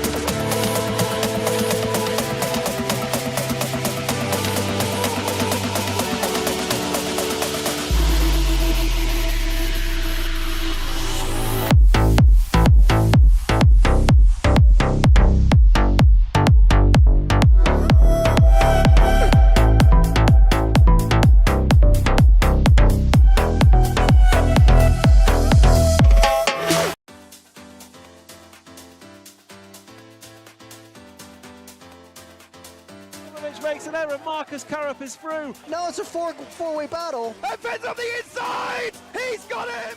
I love RCTV News. There's RC in the background. We're here. Hi, everybody. This is mine. Okay, fantastic. Yeah. So we are here at ETS round number 3 of season 17. Davide Ongaro, associated European champion, and didn't he deserve it? Bruno Coelho is your champion. Today, mamma mia, super happy. It's like a real now. It's like a real.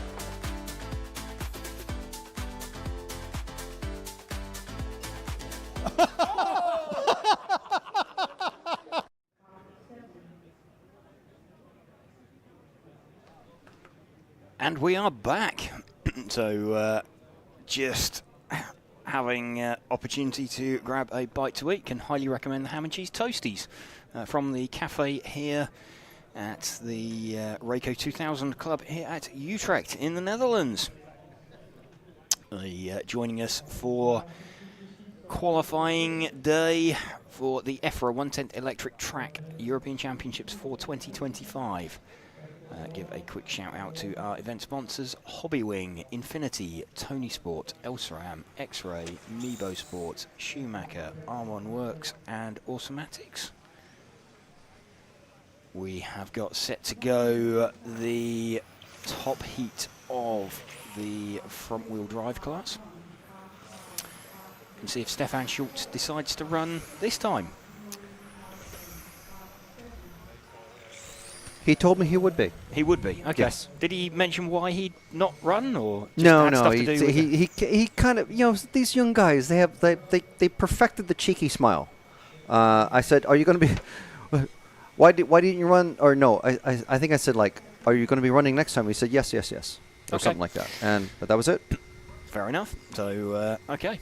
That's the depths of my journalistic endeavors for Okay. today. Well, Stefan still with the quickest time. Let's just have a look at the front of the ranking lists for the front list. So yeah, we got Robin van Gogh with his 2 zeros, but we have got the fastest time from Stefan with his 1-0 from yesterday. So Stefan should be starting off first. Be interesting then. See what? Yeah, there goes Stefan. So Stefan is out there on circuit and is leading away. Although Robin van Gogh's just taken a huge chunk of time out of him, and the two of them have collected one another. So that's not an ideal start. We just need to get them on screen because we're on the driver's rostrum at the moment. There we go. That is out in front then. Let's just see who we've got. I can imagine Robin van Gogh not being entirely impressed by that. So Stefan Schultz is the lead car on track, although he is going to be swallowed up by everybody else as they cross the line, and he'll drop quite a long way down the order. So Stefan Schultz, yeah, he's 6th at the moment. So Gergo Valent is our lead car, but I'm expecting Stefan has already pulled out a fair bit of a gap, so the car a little bit sketchy at the start, but he's starting to pull away from the rest of the field. He is at the moment 1.3 seconds off of the lead of Gergo Valent, but let's stick with him. Haven't had much of an opportunity to run with him today, and he's already starting to stretch an advantage, so I would expect him. He's now up to 4th. His best lap is an 18.2, and in fact last time around an 18.242. Next quickest lap was Phil Langner with an 18.4, Gergo Valent with an 18.3, but I think we're going to see Stefan Schultz hit the front at some point soon. He is up into 2nd overall now, behind Phil Langner, but I think we're going to see now he's, what, 2/10 off the lead. So expecting next couple of laps this car we're running with of Stefan Schultz to hit the front.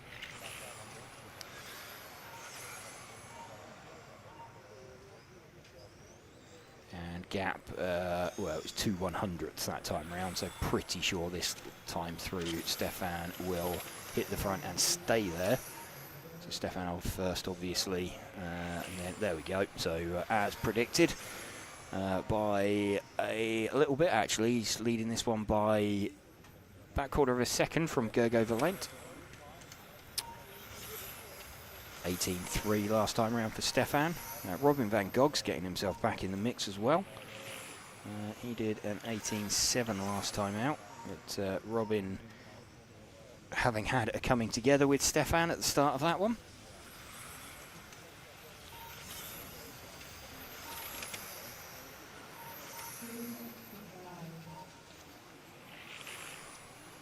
Two minutes remaining. Stefan Schultz leading this one from Gergo Valent.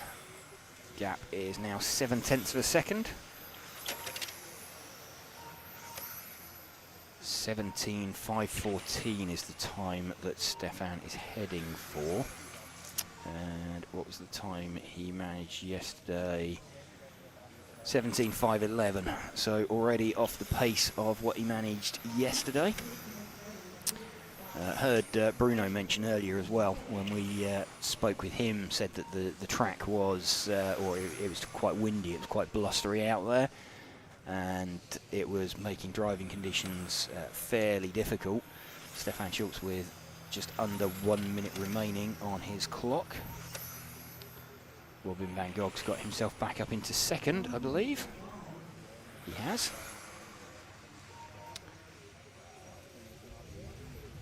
In fact, Gergo Valent's still there. I forgot he started out quite a long way down the order. Robin van Gogh about half a second off of Gergo Valent. So Robin could be mounting a recovery to second.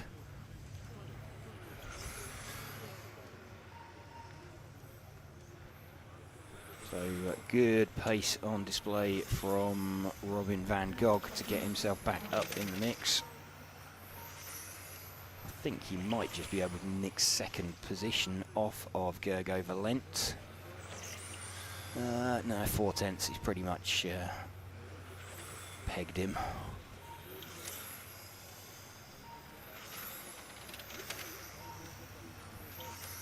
Stefan Schultz, though, last couple of seconds.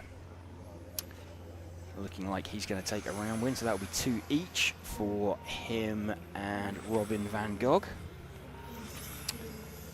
That will lock in the front row. So there we go, Stefan Schultz getting that one. Stefan with the faster time overall so far, the time that he set yesterday. So Stefan now moves himself into provisional pole. 1 round of qualifying left in front-wheel drive. Stefan Schultz taking that one from Gergo Valent, and Robin van Gogh not quite getting there, but missing out by 11 hundredths on getting back to second place. Okay.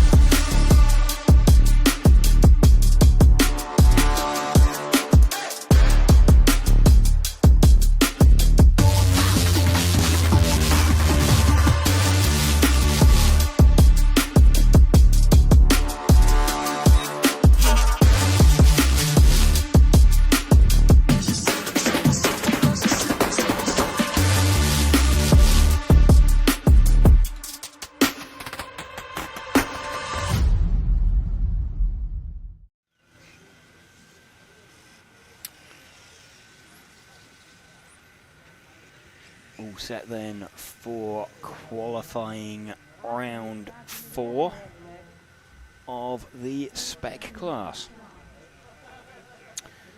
Just bring us up to speed with what we'll see at the pointy end of this one. Max Mackler has taken 2 rounds so far of the 3 held. Adam Isay taking the other one. Max has the faster time as well, with a 20 in 3:09. Adam's best time, a 20, also 23:09, 3:09.6 compared to Max's 3:09.3. So Max in the pound seats at the moment. Adam would need a round win and also a faster time as well. So Max in the pound seats at the moment, but still 2 rounds for that to change. Philip Lischka has led this one away. And we've just had a car of, I think that was Davy Van Gils, ending up. No, it was Philip Lischka, sorry, that there were 2 blue cars out in front. Oh, hang on. There are 2 blue cars with number 1 on it.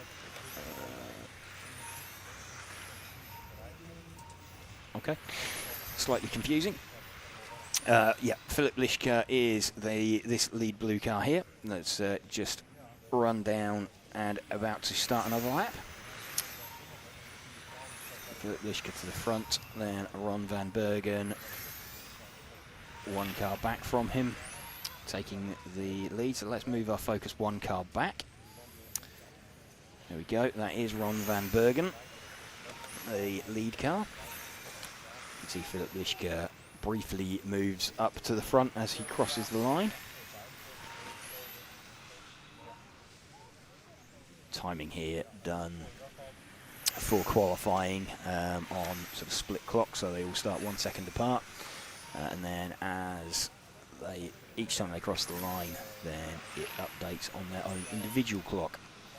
So although Ron van Bergen, who we are running with at the moment, is behind Philip Lischke on track, he is operating in front on the split, so he is running, let's have a look, about 4 tenths ahead. So he started out 1 second behind, and he is currently about 4 tenths behind on track. And gap has gone up slightly actually now, it's about 1.3 seconds.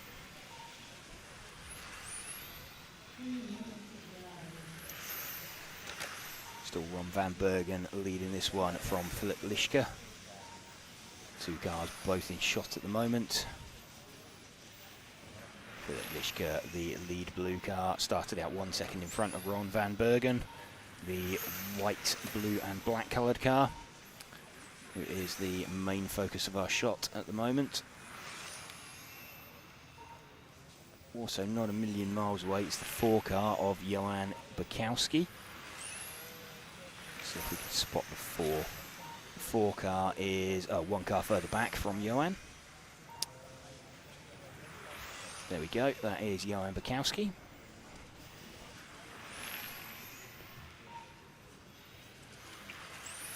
Running in 3rd position at the moment, somewhat in the mix.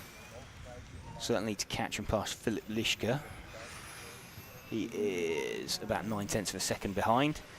And he's kind of circulating by himself. He's just passing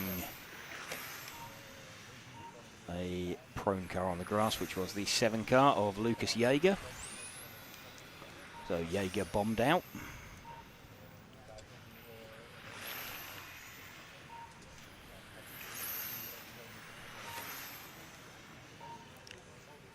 Ron van Bergen still leading out at the front of this one from Philip Lischke.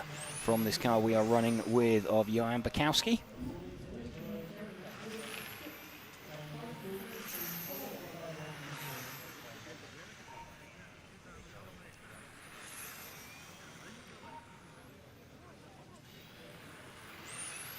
Just heading round the top end of the circuit now. Little bit of a bobble over the curb there. Manages to get away with that. That will just be a slightly slower lap. Gap at the front now is 7 tenths of a second. So let's see if we can pick those 2 back up again. That is down this little short chute. In fact, they're almost together as they come around across the start-finish line. So that is the blue car is the car of Philip Lischke. The white, black and blue car is the car of Ron van Bergen. We'll kind of put our focus on Ron. He is the leader, which is the 2nd of those 2 cars. So leading on the clock, he is trying to catch and pass, put it beyond doubt. He's got like 1.1 second, nearly 1.2 seconds in his pocket at the moment over Philip Lischke. So starting out 2 seconds behind Philip and about 8 tenths behind him. On the circuit at the moment, just coming round for their finishing time. So as that updates, expecting to see Ron van Bergen pop out at the top. Not showing him the finishing time, there we go. So he gets that at the end, Ron van Bergen, by about 1.3 seconds in the end from Philip Lischke. So good run there from Ron van Bergen. Those 2 guys, the only drivers to go sub 16 on a lap.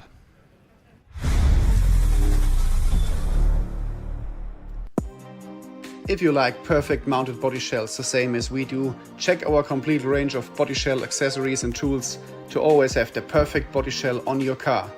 Choose MR33 and use the World Champion RC equipment.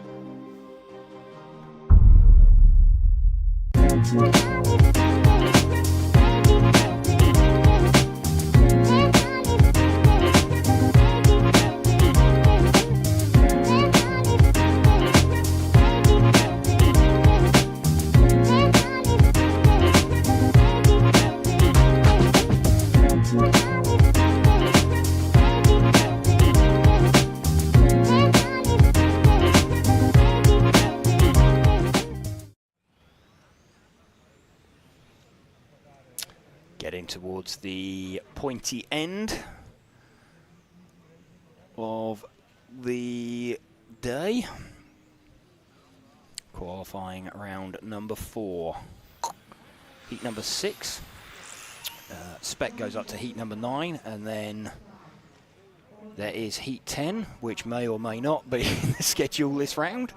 But that's it's a modified heat that because there's a few drivers not in attendance, they've been able to remove that. But in some rounds, they've left the 5 minutes section in, and that's given us some time to catch up with the drivers from the top end of Spec.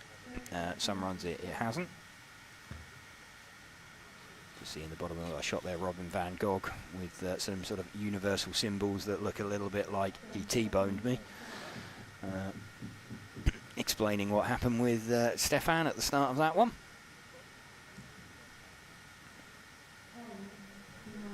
Yeah, he came from that far back.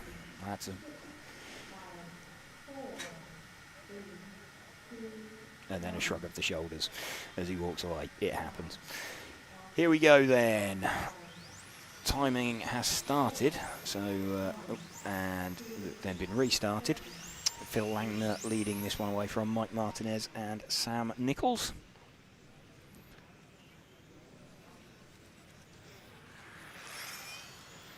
Phil Langner will be, well, all of these guys will be wanting decent runs to try and get themselves at least a C final. A few of them might maybe be hoping to sneak in the back of the B. Just having a look where Phil Langner is at the moment. He's 17th at the moment, so he is in with a good shout, potentially, of making the back end of the B final.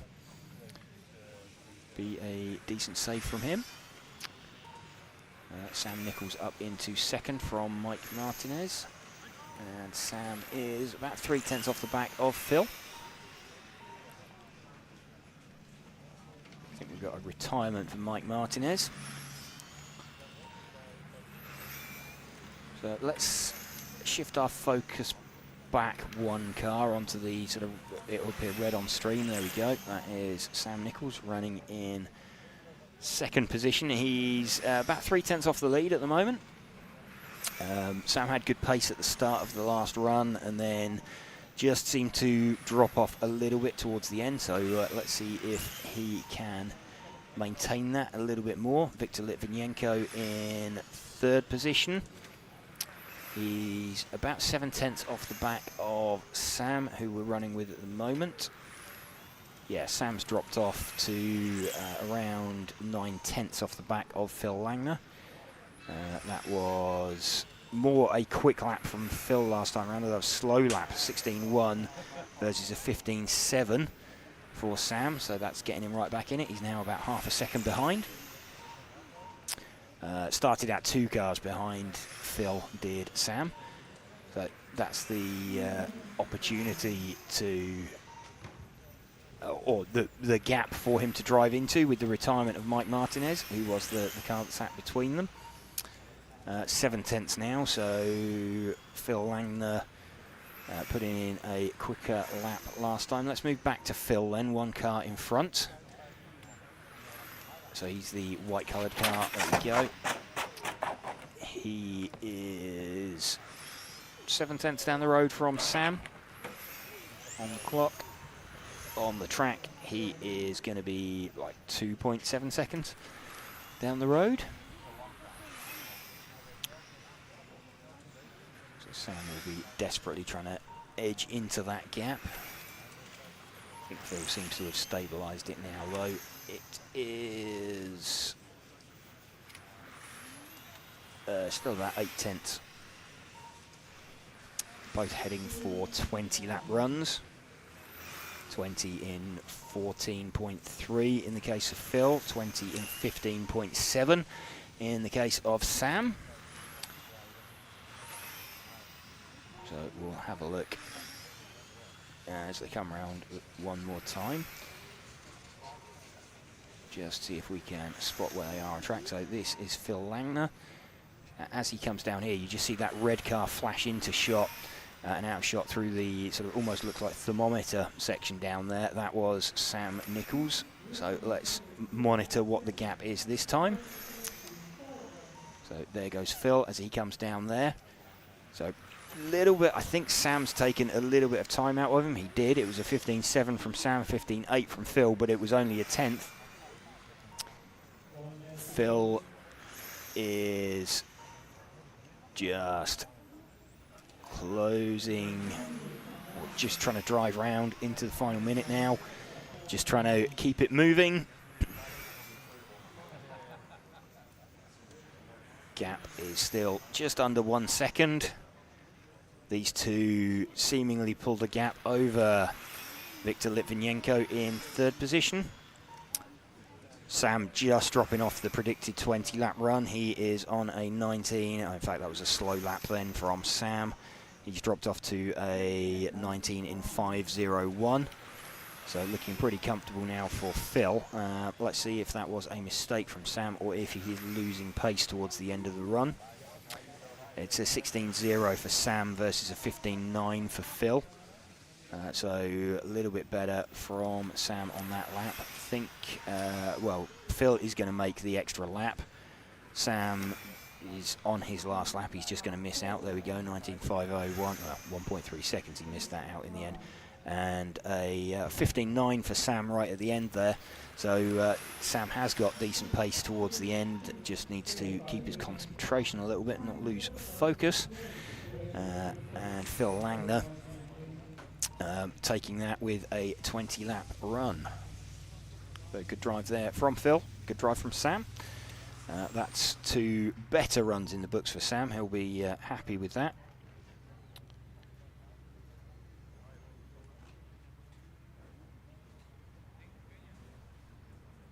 Heat number 7 is due next.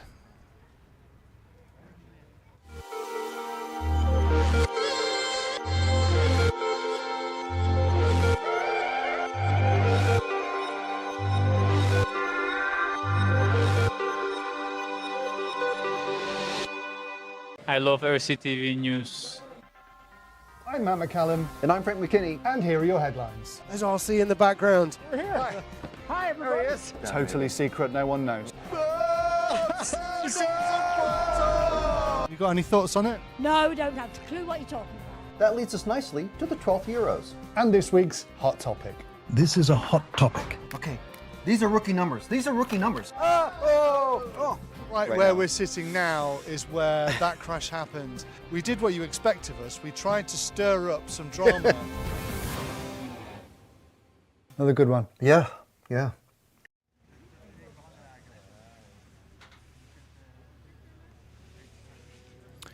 Cars being placed down on circuit for heat number 7 of 9. We're going to have Mark Valent, Nathan Atlani, David Reep, Jelle Klursen, Christian Jensen, Niels de Greiser, Daniel Heisch and Jaroslav Kritz taking part in this heat.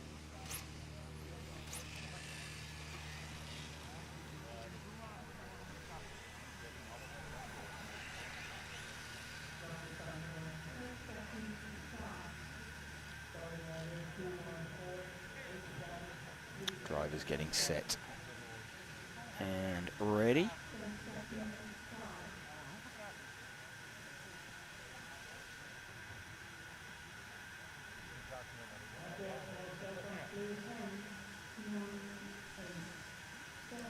Countdown running, Mark Valent going to lead away.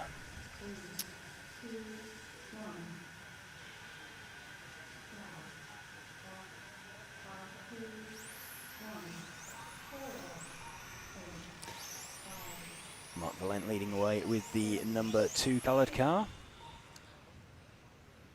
Sort of pinkish coloured car. I'll say that there's 2 pink coloured cars out in front. Mark Valent is the less fluoro of the pink coloured cars. That's the one we're running with at the moment. Quick opening lap. Only driver to go sub 16.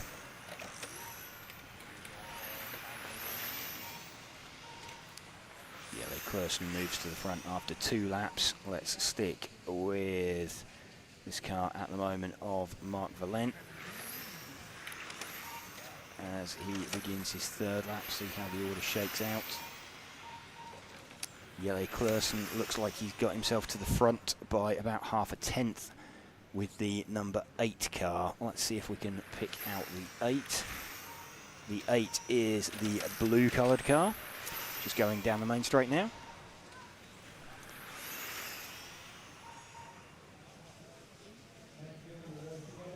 Everybody seemingly running single colour body shells in this one, but at least there's only one blue coloured car out there. And it is the car currently Jelle Klursen running in 3rd position currently. He is about 7 tenths off the lead, now held by Nathan Atlani.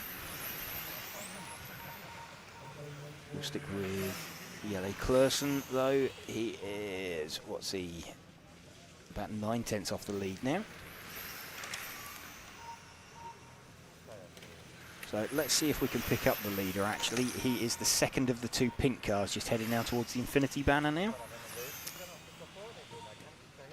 So it's the more fluoro of the pink coloured cars. Still in 2nd position on the track, leading on the clock.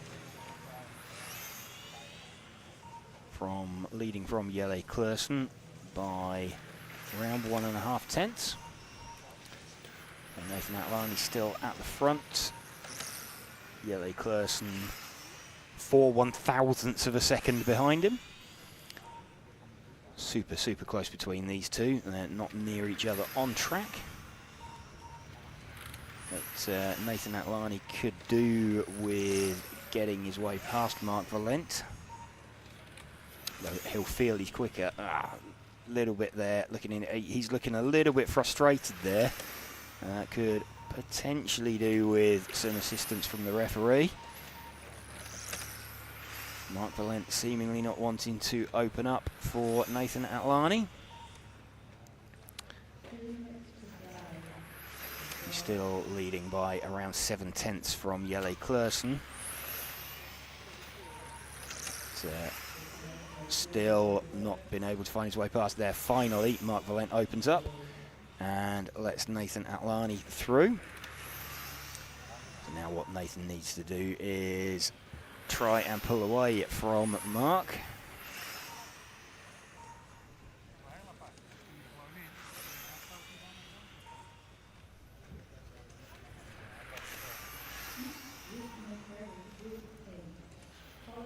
Nathan Atlani still leading this one. We are running with him at the moment, 1 minute 20 to go, so we can try and run for home with him. Bit of an issue for Jelle Klursen. He's dropped all the way down to 5th in the heat. Small little bobble there for Nathan. Still manages to maintain his position on track ahead of Mark Valent, having started out behind him. Lead gap now about 1.9 seconds. So 2nd position is Mark Valent, who is the one car back in shot. So Nathan, who we're running with, started out 1 second behind, so has caught and passed that 1 second and now circulating in front of Mark Valent.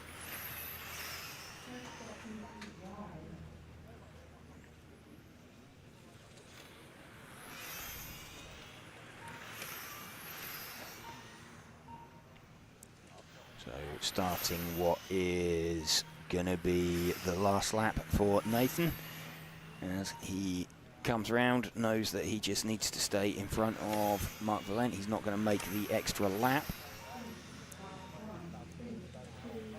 There we go, 19 in 5:01.707 for Nathan Atlani. Mark Valent with a 19 in 5:03. So both of them getting beaten by quickest driver in the previous heat. You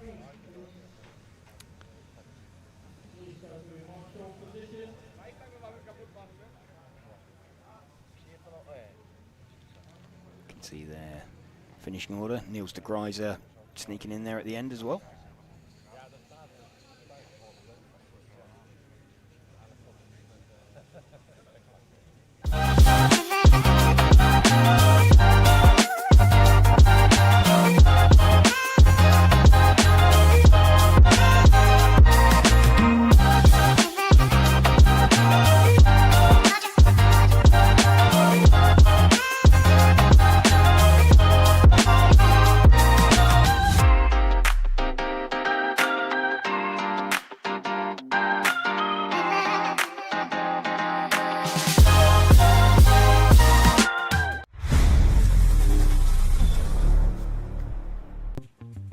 MR33 offers all the chemicals you need to keep your RC car going smooth on track. No matter if you're looking for diff and shock oil, CA glue, grease, thread locker or bearing oil, MR33 offers all the products in premium quality, as MR33 is the world champion RC equipment.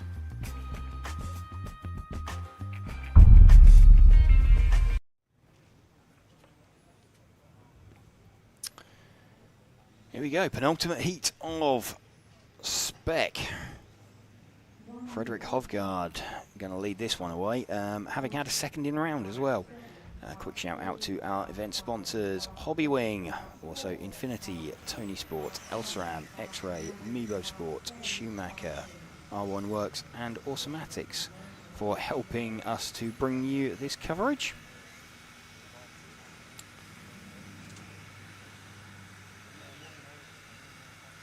Heat number 8, round 4 out of 5 from qualifying. Best 2 rounds to count in this Spec class. We've already got Max Mackler having taken 2 rounds. Got Adam Isay having taken the other round. So it cannot be decided in this round.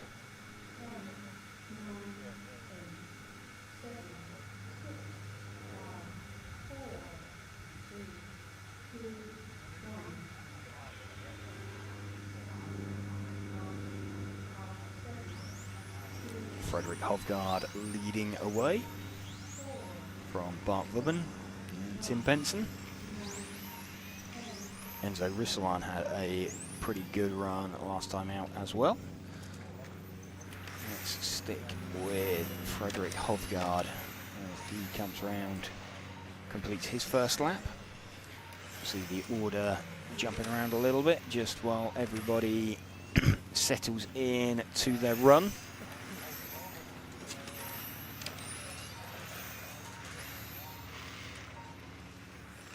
Potentially getting to the point in the day where people are going to be, or tyre strategy coming into play.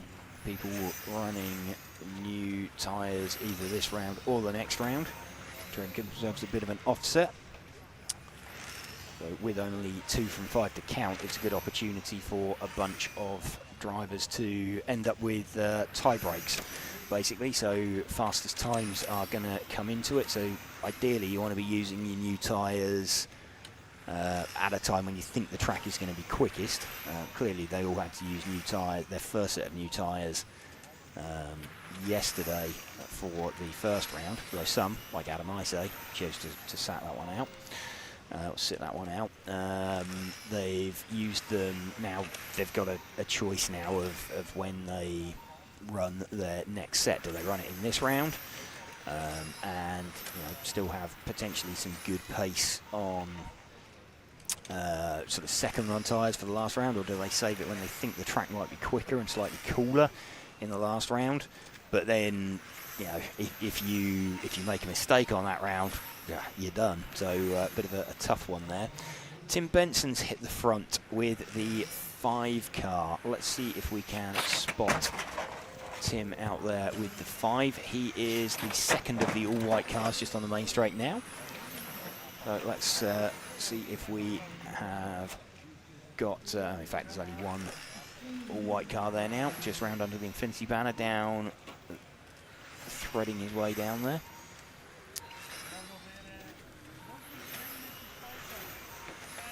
So this is our lead car of Tim Benson, leading by around 1/4 of a second from Frederick Hovgaard. He's got a nice clear track in front of him.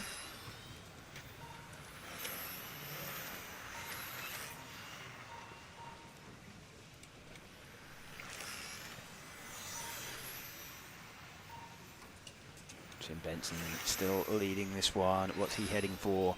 He's heading for a pretty quick time actually at the moment, a 25.09. We've seen this before though, the times dropping off. Remember Max having done the quickest time with a 20 in 5.09.356. At the moment, Tim Benson just tracking behind that, 20 in 5.10.693. But the timing, if you're watching it, it can be a little bit deceptive. It's sort of based on your average lap time, and it's using that to predict a finishing time. And of course, as the run goes on, you slow down, so your average always goes out. So at the start of the run, you look really, really fast. And then as your average lap time starts slowing down, then your predicted comes in. But still right up there for Frederick. And in fact, Frederick's now back at the front from Tim Benson by about 0.3 of a second.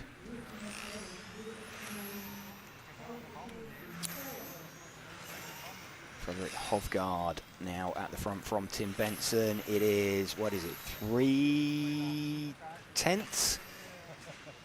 These guys, oh, and a small mistake there from Tim Benson, so that's going to seal it, I think, for Frederick Hovgaard.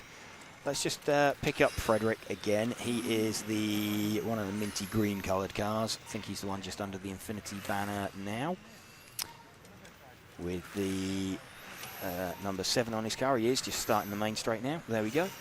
This is Frederick Hovgaard. Well into his final minute now, and leading this one by about 1.6 seconds from Tim Benson. Tim was right with Frederick, but small roofy moment cost him a little bit of time. Frederick now looking to bring this one home. He is predicting a 20 in 5. It's going to be like a 5:11, so it's still going to be pretty rapid. So Frederick already having had a second in round. Depending on what the round times from the top heat are, could be another top 5 in round. And Frederick has, well, he's only had one top score, but Frederick Hovgaard, yeah, he's had a 2, a 38 and a 39. Well, I think that's certainly going to be enough to drop the 38 or the 39 on that one, and could be somewhere in the mix. It might even be a round win. 5:11.078. Just going to take a note of that. So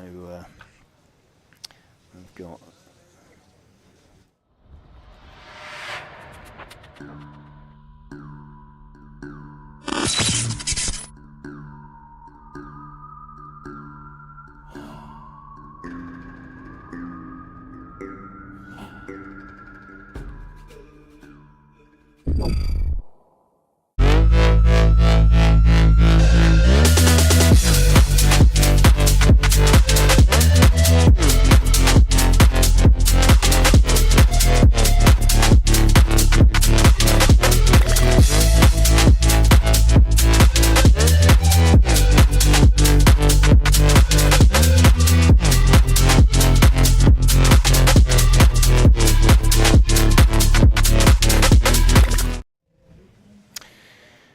okay, top heat then of Spec.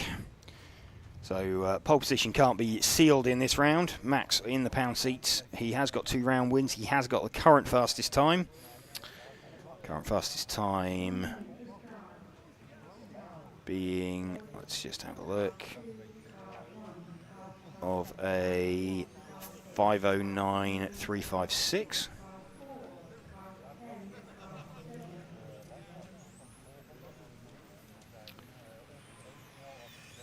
Car's just heading out round to the start line.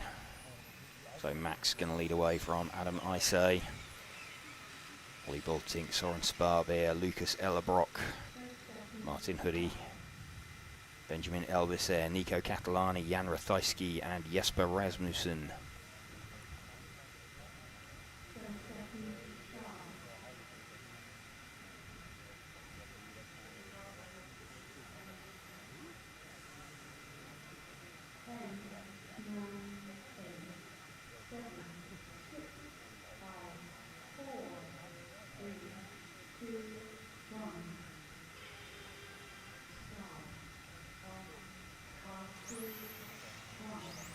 Max Mackler leads away from Adam Isay. Pair of them both running, no tyre strategy involved at this stage.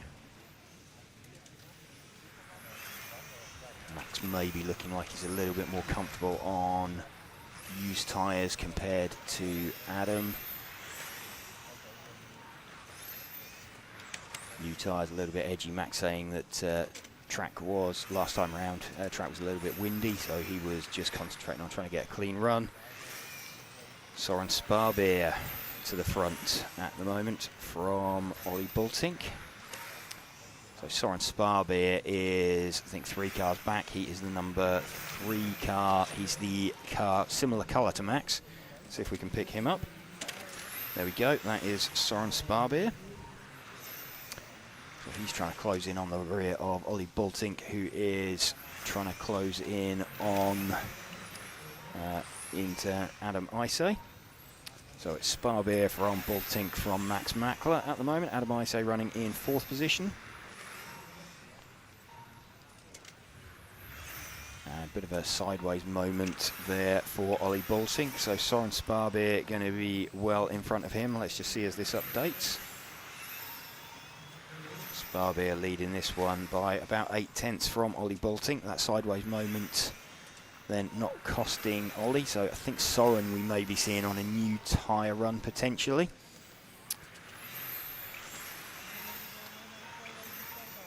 Max running in 3rd, Benjamin Elbisset in 4th. Adam Isay dropping down the field.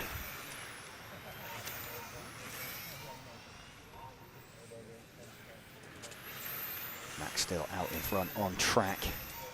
We are running with our leader of Soren Sparbeer, trying to close in and pass the car of Ollie Bultink.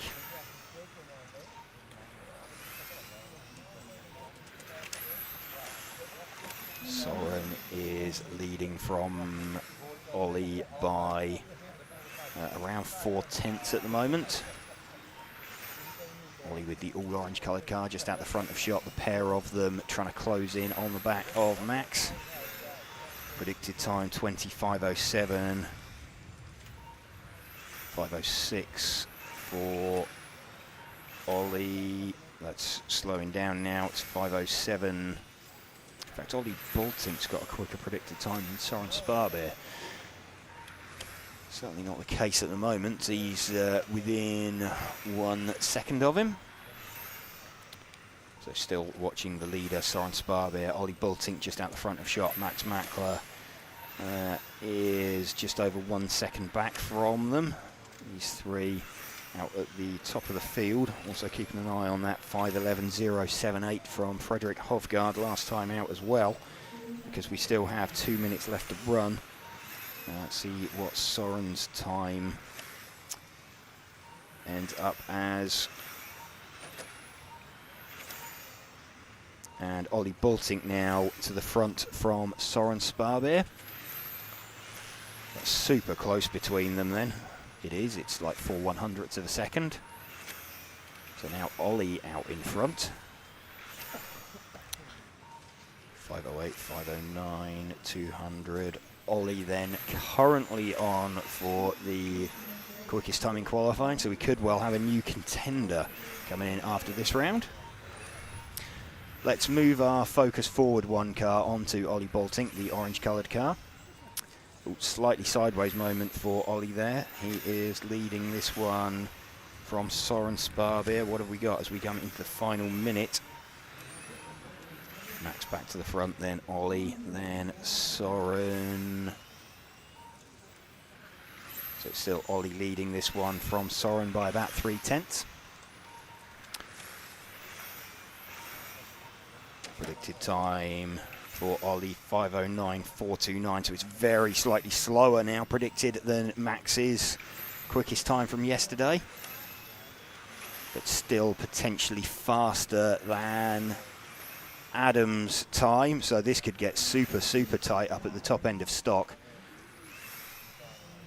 5:09.704, so that's now going slower on a predicted time than both Adam and Max. We are starting the final lap. Yep, so Soren Sparbeer is off the track. So this is Ollie Bultink. Looks like he's going to take this one. Predicted time a little bit slower than both Adam and Max. So there we go. Ollie Baltink, I think, has just taken that one. Just waiting for the update to see what his overall time has come in as. There we go, 5:10.072. I'll go and catch Ollie. Yep. So we've got young Zach down there waiting for Ollie and James.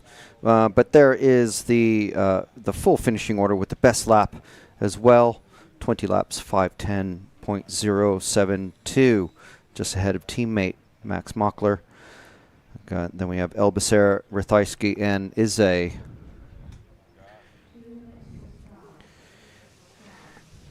So there's going to be a short break.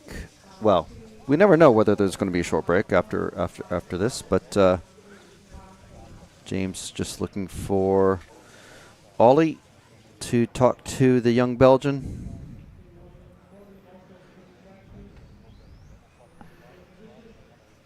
Okay, so nearly ready to go. And here we go with James and Ollie. Okay, Ollie Baltink just getting that one right at the end there. You look like really close for you and Soren for most of that run.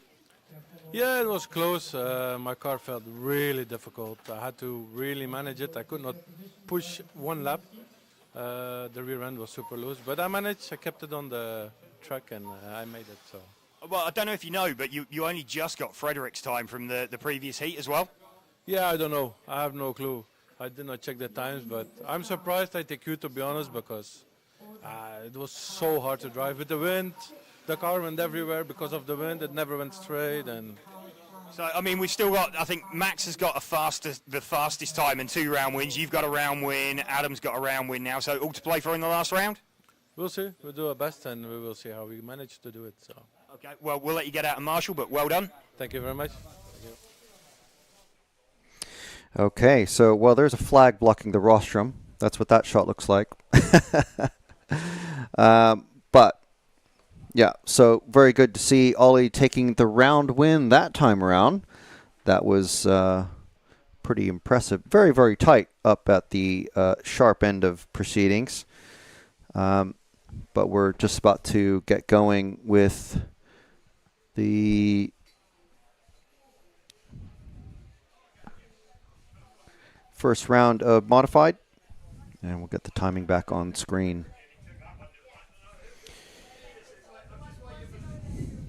So starting off with Tom Sova.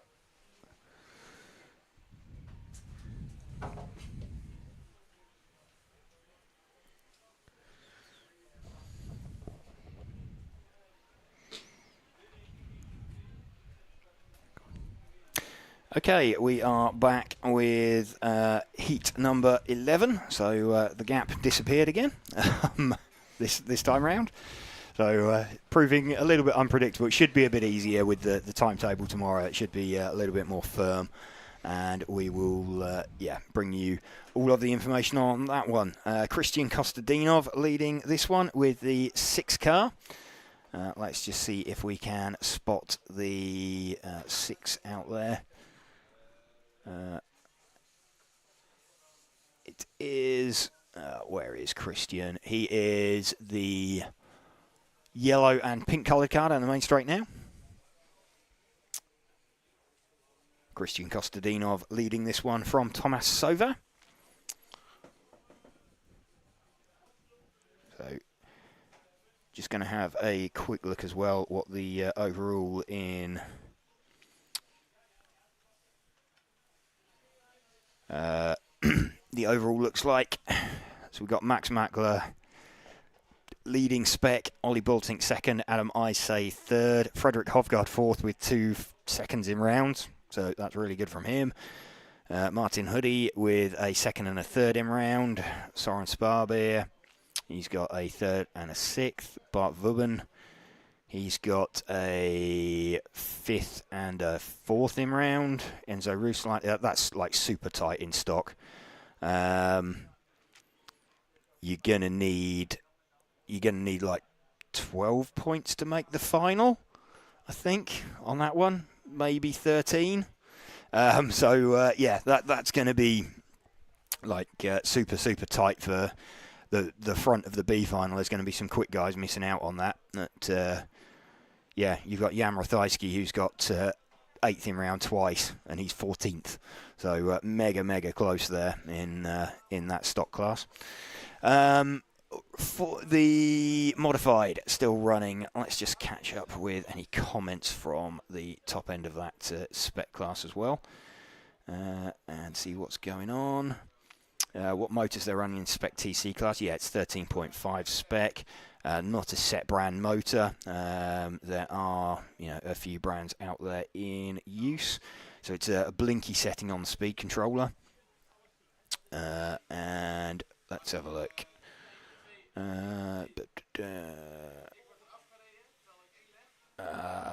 Max Macro looks good on track. Yep, he looks pretty fast. He's got the fastest time so far in spec.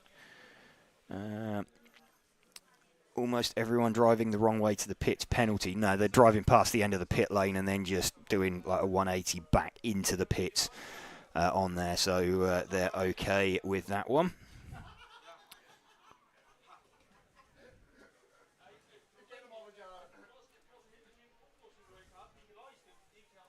Christian Kostadinov still leading this one, 1.5 minutes left. Thomas Sova still running in 2nd position. He's a couple of seconds back. Daniele Pacini in 3rd position. Eddie Rombouts is 4th. Let's see if we can find Thomas Sova, the number 7 car. Oh, we can find him very easily. He's 1 place back from the car we've been following. There we go. So Thomas Sova is running in 2nd position at the moment as we go into the final minute.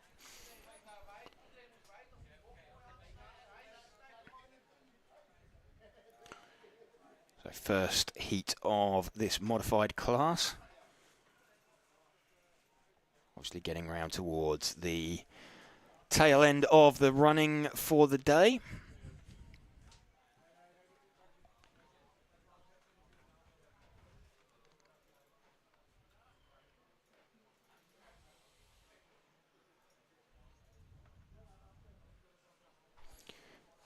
Just keeping an eye on what the overall positions are for bunch drivers. No one has sealed any TQs yet.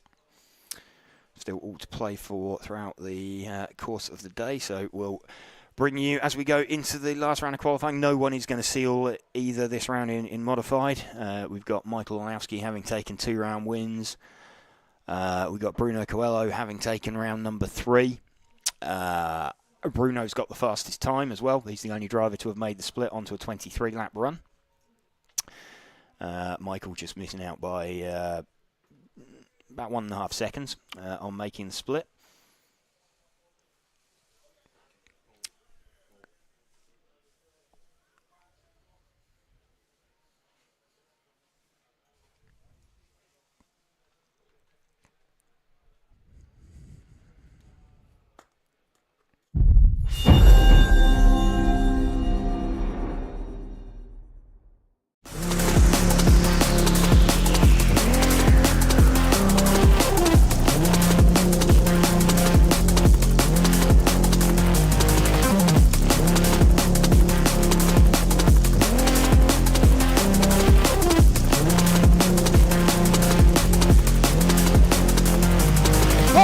Going to Orlowski!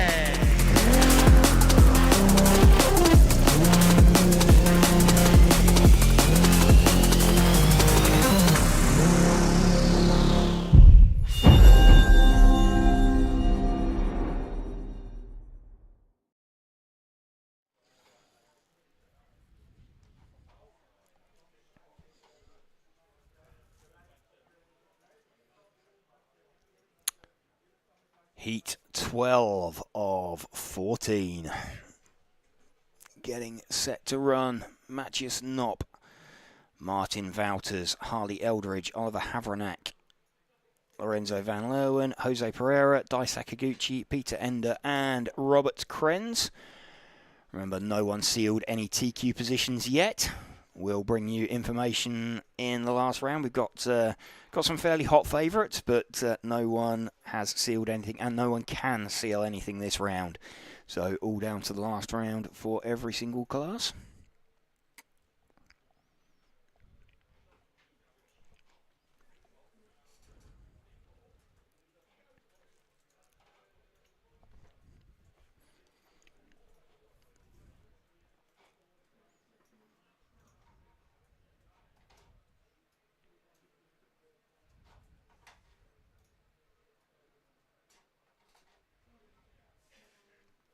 Countdown running. Matches not going to lead us away.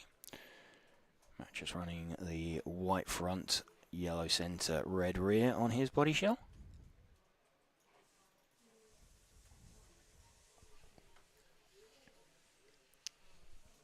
Matt just fires it off the line from Martin Wouters.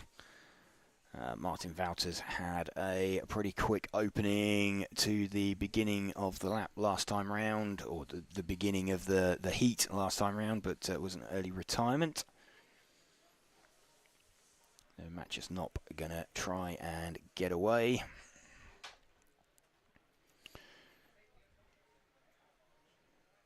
A lot of these drivers having one good score, looking for a second decent score just to keep everything or to throw away sort of one of their lower scores. Not quite as tight in modified as it is in the spec class, but still super tight up in front.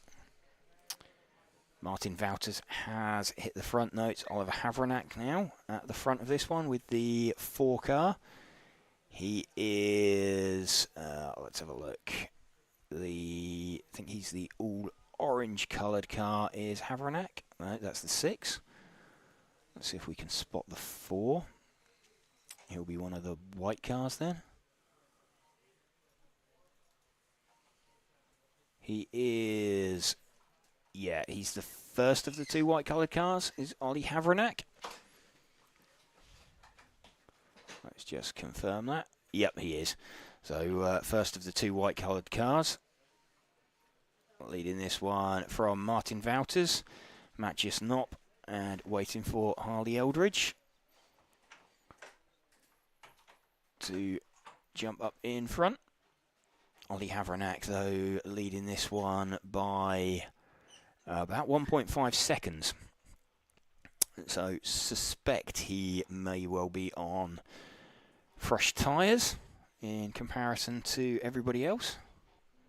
It's obviously driver's choice when they wish to use their second set of new tyres.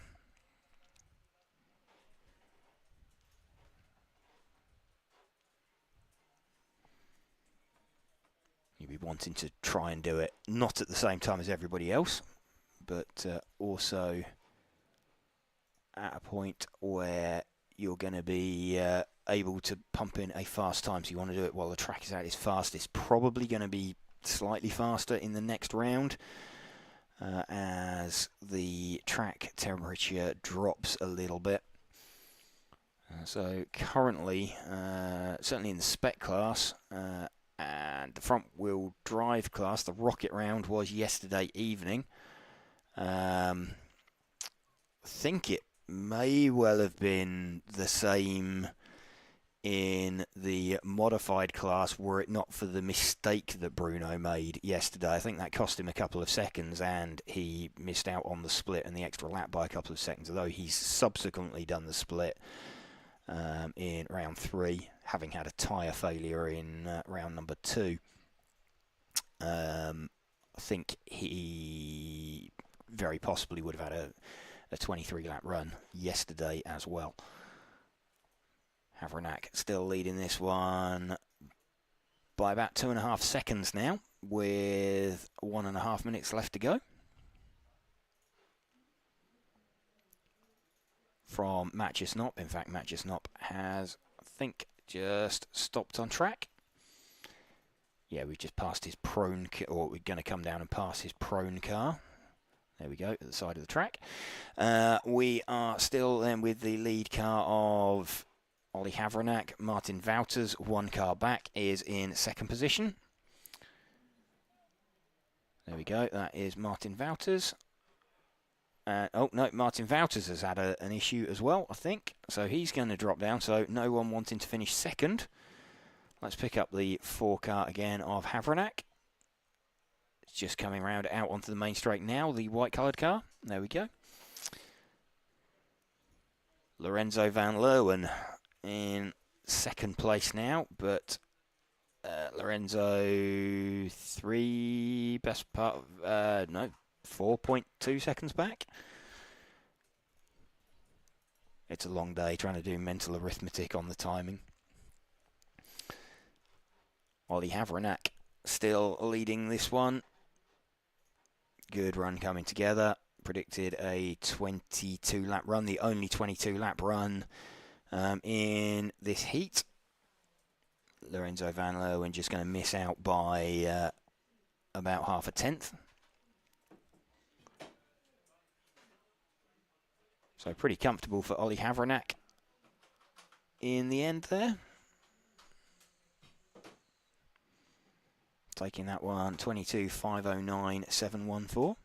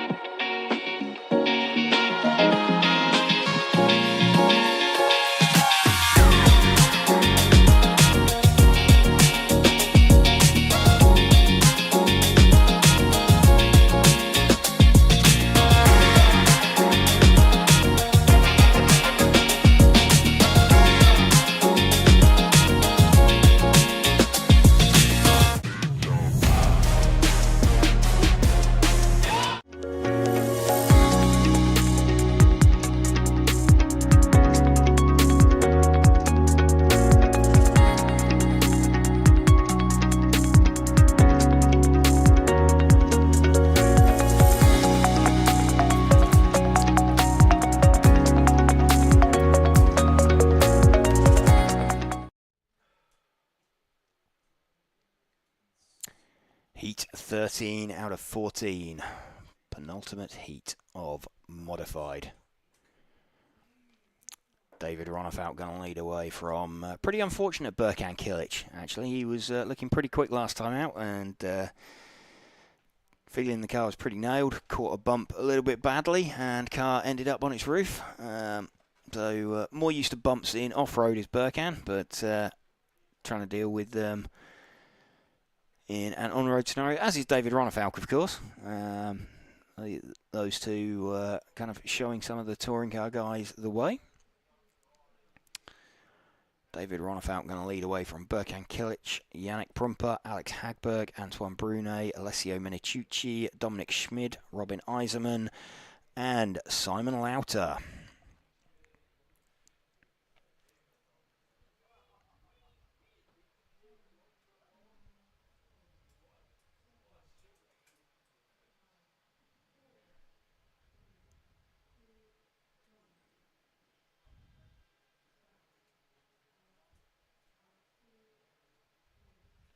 David Ronnefout leads off from Berkan Kilic. Berkan switching to an all-white body shell rather than his race paint. So potentially a slightly more aggressive body shell. David Ronnefout with the quickest opening lap. Some 0.3 faster than Alex Hagberg. Potentially a sign, is this David's new tyre run? Is he going to throw everything at it? Where is David overall at the moment? He is 7th. No, let's confirm that. That is overall qualifying. David Ronnefout is 8th overall with he's got a 5th and a 7th. The 5th's pretty useful, but he'll want to try and drop the 7th, I think.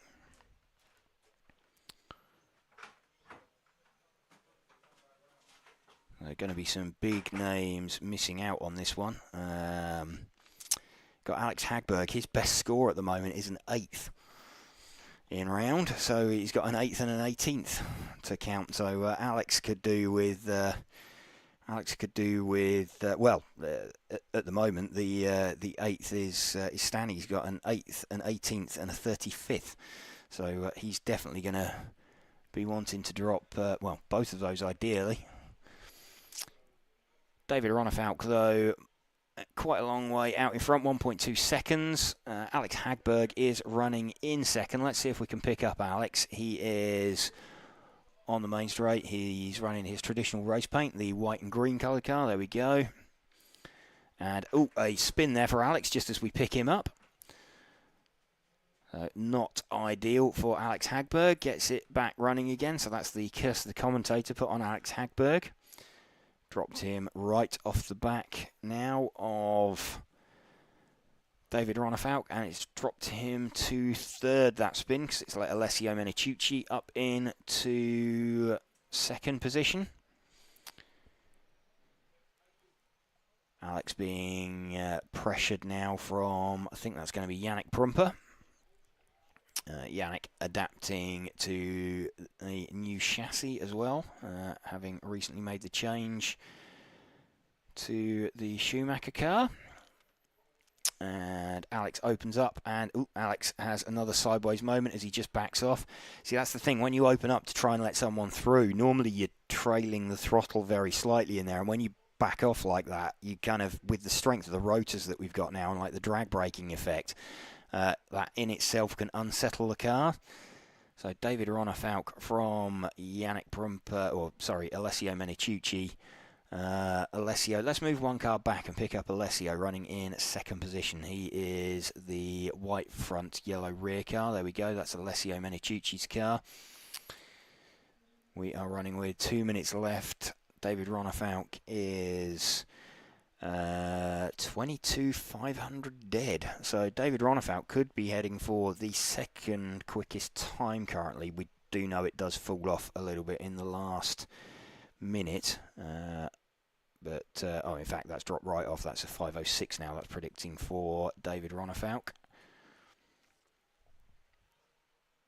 Let's just have a look as that updates. Yeah, so 22,506.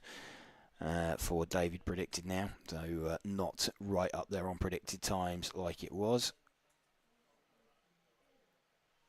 And Ronnefaulk now dropping down the order. So got a retirement for David Ronnefaulk. We are running with the leader, Alessio Meniciucci. David Ronnefaulk has pulled into the pits. So Alessio leading this one from Alex Hagberg, Yannick Prumper. Simon Laut has popped himself up in second. Simon could do with a good run as well, because Simon has, let's have a look. What has Simon got? Simon Lauter, there we go. Simon on a 15th and a 17th at the moment, so he needs to drop one of those. Alex Hagberg now back up towards the pointy end.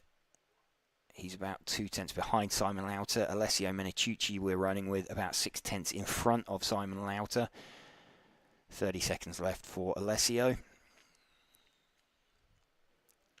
So David Ronnefaulk is a retirement. Alessio Meniciucci running at the moment, still out in front.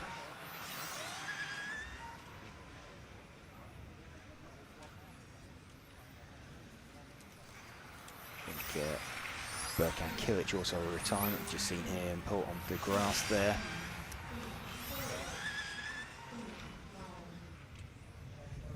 Waiting for times to update as they cross the line. Alex Hagberg showing us finished. There we go. Alessio Meniciucci in the end gets that by 3 tenths of a second from Alex Hagberg, who is about 4 tenths in front of Simon Lauter.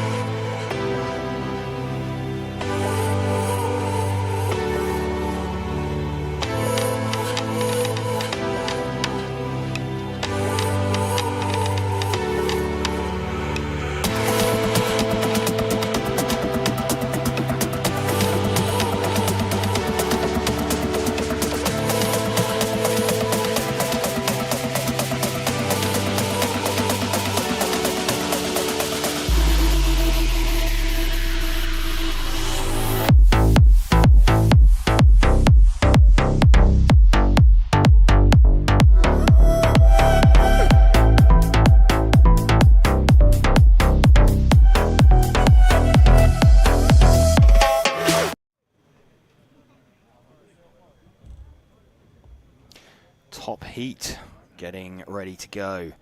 Welcome to you if you are joining us here for coverage of the top heat. We're bringing you this live coverage in conjunction with Hobbywing, also Infinity, Tony Sport, Elceram, X-Ray, Mebo Sport, Schumacher, R1, Works and Automatics. Bruno Coelho going to lead away. Michael Olowski currently sitting on pole position with 2 round wins. Bruno with 1 round win, but Bruno has the faster time. A little bit strange because Ronald and Lucas, Ronald Volker, Lucas Urban also have faster times than Michael Olowski. So the current 0-point scorer, who is definitely going to be starting on the front row, will be starting off 4th. At the beginning of this one, Bruno, the only driver to have done a 23-lap run so far. Reading, set to go.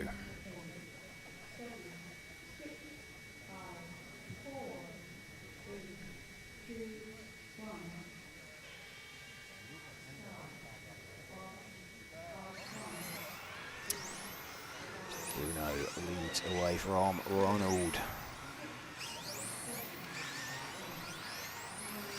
Lucas in 3rd position, will run with Bruno for the first couple of laps.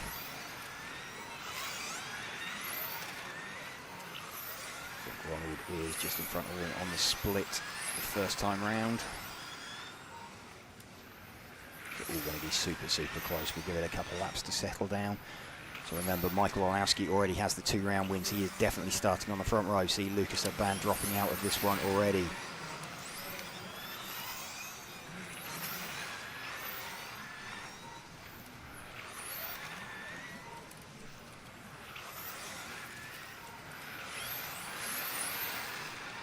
Still running with Bruno Coelho, still leading this one. In fact, Michael Olowski now back to the front. Let's have a look as they cross the line.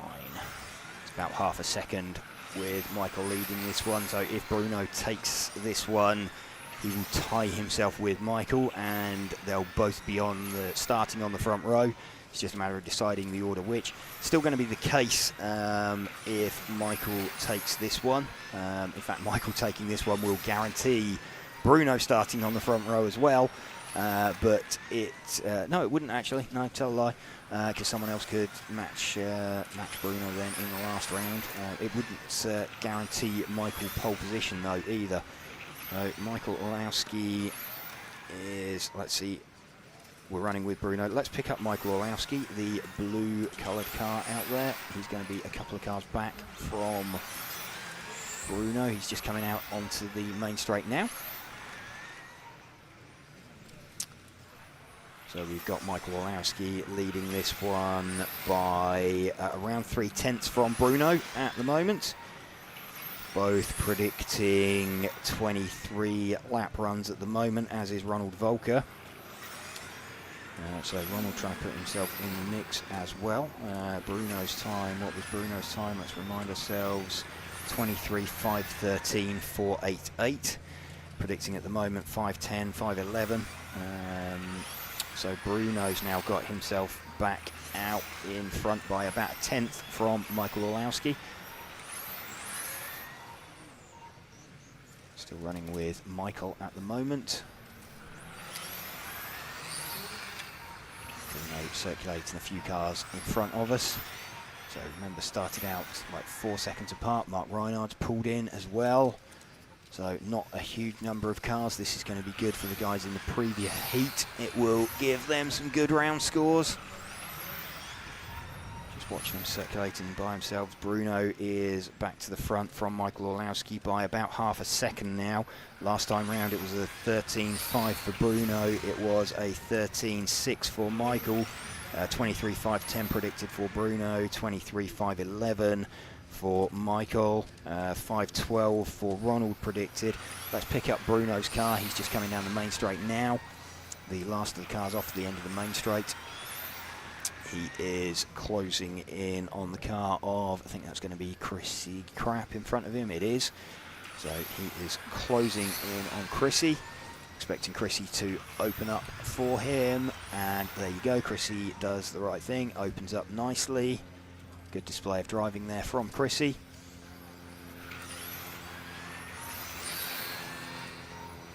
Bruno still leading this one with 1 minute 15 left. So Bruno going to put himself in the pound seats potentially if he can take this one. Let's have a look at the overalls. Michael Orlowski crosses the line up into second place. He's now, Michael, about 7/10 off. So this is going to be all to play for in the last round. 2 round wins each. So it will set up a bit of a showdown in the last round, and it's going to all come down to fastest time on the tie break. It will put Bruno in the best possible position.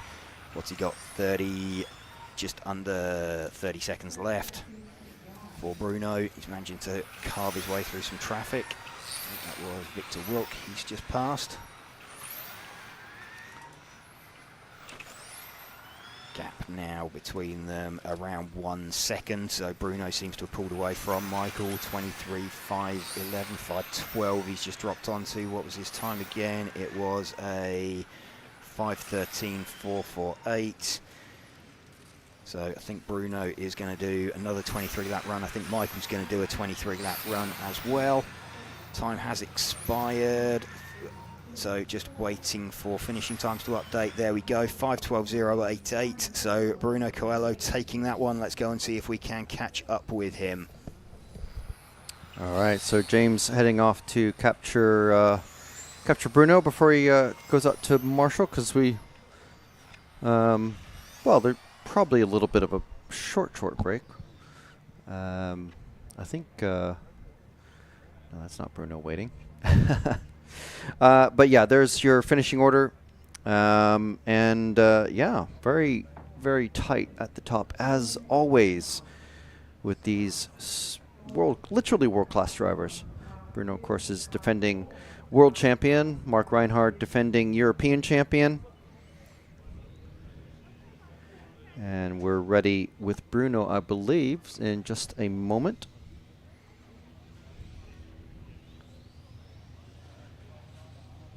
So we'll be throwing to him right now. Okay, Bruno, getting that one as well. In the end, looked like Michael challenged you hard, but you're now in the best position. You got the fastest time, you got 2 round wins. Yeah, this round was very important. It was my last round on new tires, which means last round I'm not going to have new tires, and Michael is having new tires. So nothing is decided yet. It's up to him now in the last round to see if he can beat my time or not. So we will need to wait for the last run. I'm going to use the tire, so basically I have no chance to beat my time or to fight with Michael probably. Well, you had a new faster time that time round. I think you did a split in 11, and you were on a 13 split. Michael's just under 12, so he's about a second back from you. Yeah, but the track is going to get colder, which means normally it's faster next run. But you'll see, I didn't want to leave it for the last run, you know, to decide. So I decided to make it now, so we'll see what happens next run. Okay, well done. You're in a good position, definitely starting second at worst. Yeah, that's good for sure. So, absolutely. So, well done. We'll let you get out and Marshall. Thank you.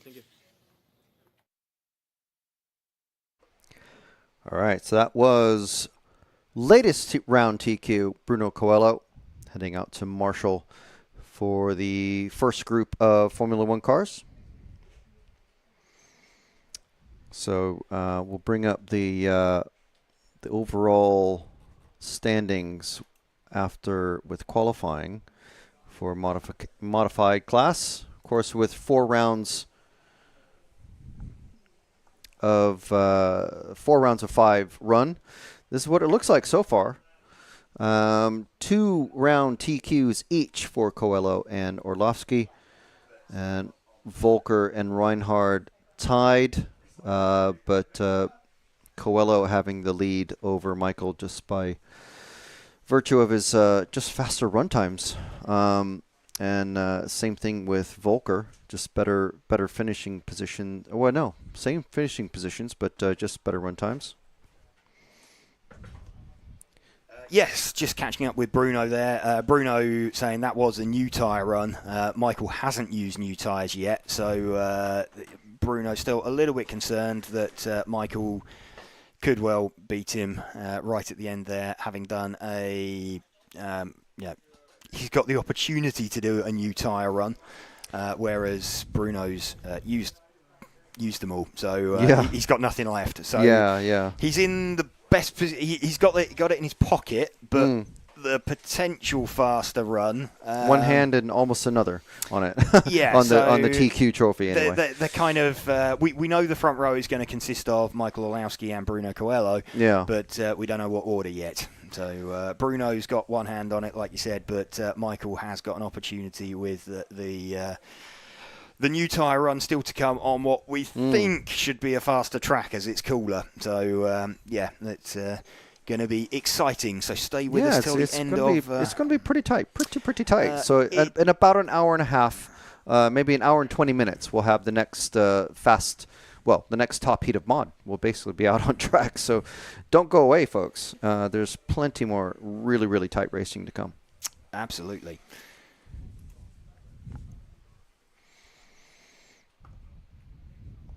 And where are we now? With Formula. We've got Formula running. Let's just see if there's any comments from that top heat of modified. Not really. Basically, a fellow Portuguese racer saying "Vamos, Bruno." Basically. So fair enough. Yeah. That's okay. That's good. So we're going to. We're now in the round where we do start deciding pole positions. Don't think we're going to see any. Well, we're not going to see any from this heat. Let's just have a look at overall ranking lists, so we know where we're stood for the final. So we've got Jitsi Medema with 3 round wins and Chris Grenz with 1 round win. So they're the only 2 who can be on pole position.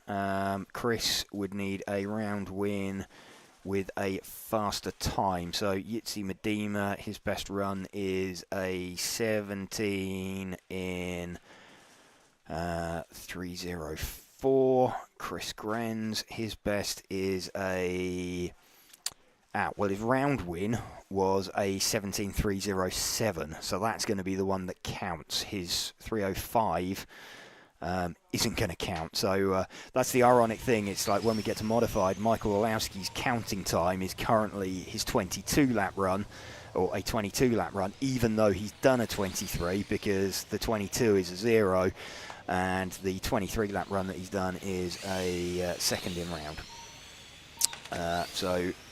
Going to get a little bit tight, so we'll be a little bit fingers and thumbs trying to work out the various permutations. We've got front-wheel drive. Let's update our ranking lists on that while we're talking about it. Stefan Schultz with 2 0s, Robin van Gogh with 2 0s, so that is your front row. Just need to decide the order. We have got a 17 in 11 for Stefan Schultz and a 17 in 13 counting for Robin van Gogh.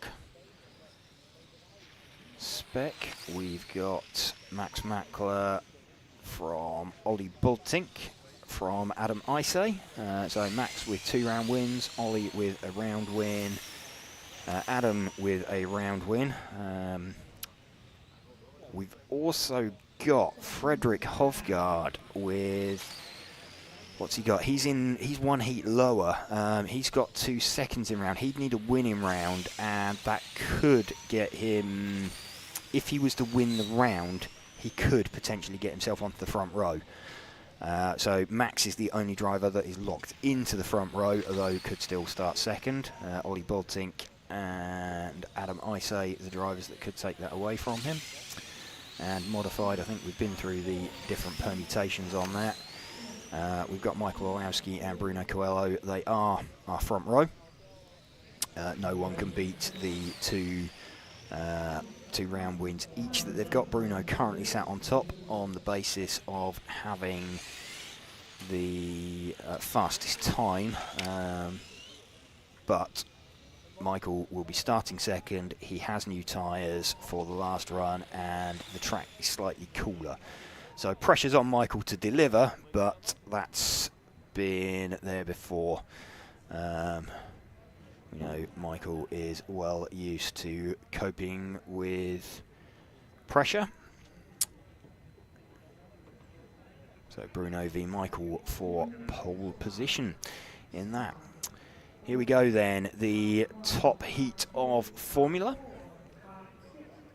Jitsi Medema and Chris Grenz, the two drivers going to battle it out for pole position. Jitsi with his 3-round wins is in the pound seats, you would say.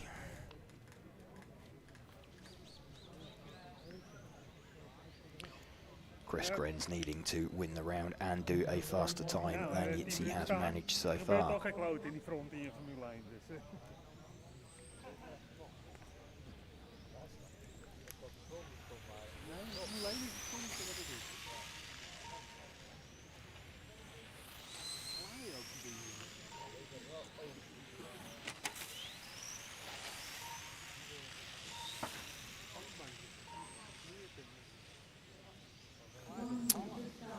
Tony Wade saying, hello RCTV, weather is holding up. Yep, weather is holding up, Tony. We had some rain earlier, but that was like first thing, or overnight, effectively. And it has sort of dried up. There was an hour delay put into the time schedule to cope with that and to accommodate that. So we're now coming up towards the top heat of Formula. Jitsi Medema versus Chris Grenz for pole position for the 3-leg finals tomorrow.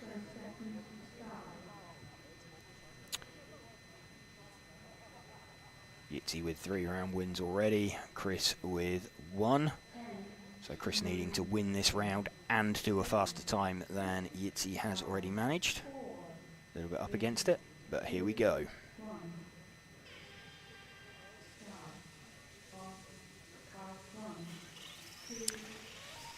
Jitsi Medema leading away from Chris Grenz. I'm going to focus on these two. Chris Grenz knows what he needs to do. Looks like he means business on the opening lap. He's closed that. That's definitely within 1 second for Chris Grenz at the moment. So Chris Grenz has to throw absolutely everything at this one. And Luka Jovicic actually with the fastest opening lap. Jitsi looking fairly comfortable. He knows he's got good pace in the car. But Chris Grenz leading after 2 laps by, what is it, about half a tenth from Jitsi Medema. Gap extends up to about 2 tenths now.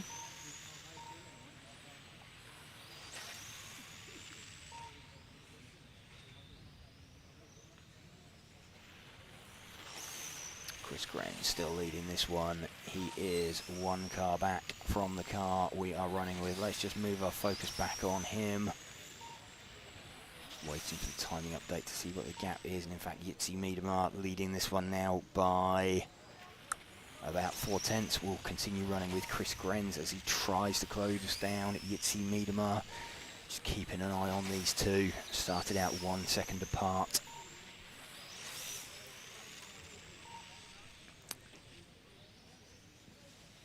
Chris Grenz trying everything. He knows his only chance is to both beat Jitsi Medema and do a new fastest time. Predicted time, a 17,500 dead for Jitsi. It's a 5:01.5 for Chris Grenz.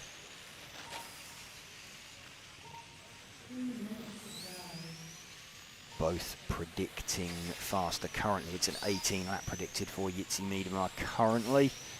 Again, expecting that to drop off slightly towards the end of the run.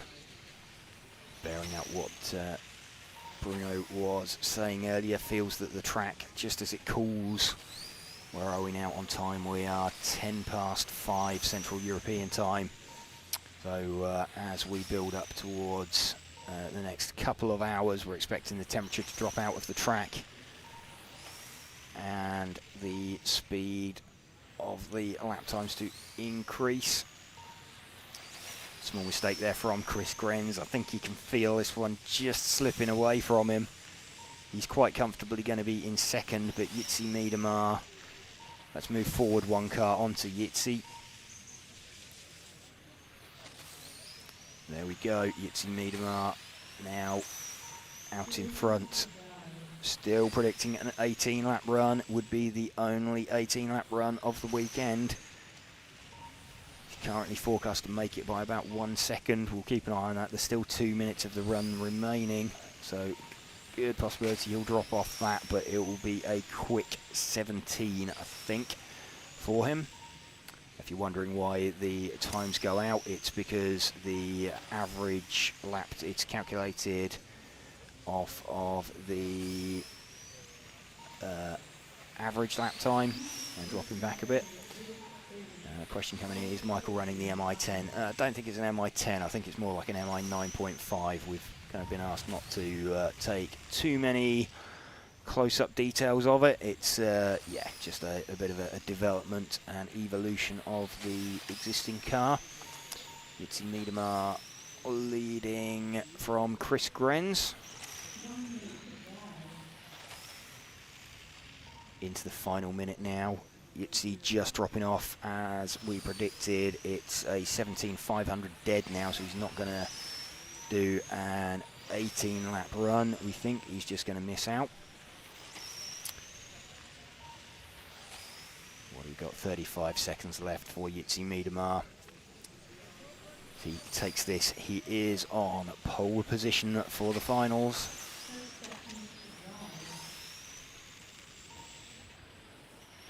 Chris Grenz put up a valiant fight. He's still going to do a quicker time potentially than Jitsi has done. Jitsi still needs to finish this, but Jitsi Miedemar is looking like he's going to take this with, what have we got? I think this is this going to be his final lap? Just having a look. He's very close to making the split, not making it. No, he has made the split, 500.6. So Jitsi Miedemar is TQ for the Formula class.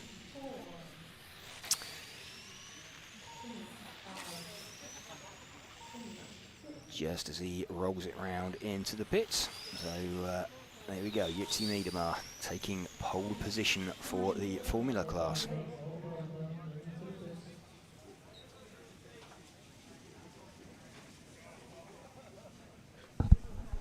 Shall we have a look at the spec overall as it sits? Because we haven't looked at that properly in a little bit. Yes, we can have a proper look at the spec overall. It looks kind of super tight, but yeah, it's more going to come down to tiebreakers. So there we go. So we've got Max Mackler, Ollie Bultink, Adam Isay, Frederick Hovgaard could also, well, potentially Martin Hoodie as well, because they've got two. So Max Mackler, Ollie Bultink, Adam Isay are the only people who could be on pole. However, if Frederick or Martin were to win the last round, they could get themselves second on the grid with that, because they would have a 0 and a 2 as well. But they would need to win it with a faster time than Ollie Bultink has done. So it's technically possible, but unlikely. So we've got 3 drivers who could be on pole: Max, Ollie, Adam. Frederick and Martin could make the front row as well, but would need to win the round and do a faster time. So basically, if Max wins, he's on pole. Yeah. If Ollie wins, he needs a faster time, he's on pole. If Adam wins and does a faster time than Max has managed, he's on pole. So lots of permutations. Yeah. Will be all fingers and thumbs, and yeah, that's going to be the complicated one to work out. That's why I just let the computer do it. Yeah. Just wait and let the computer figure it out. It's kind of you can when kind it's of this sort of numbers and tightness and stuff. Yeah, it's to 100% guarantee it, but yeah, I can kind of see where it's going to go. It's going to come down to finishing times.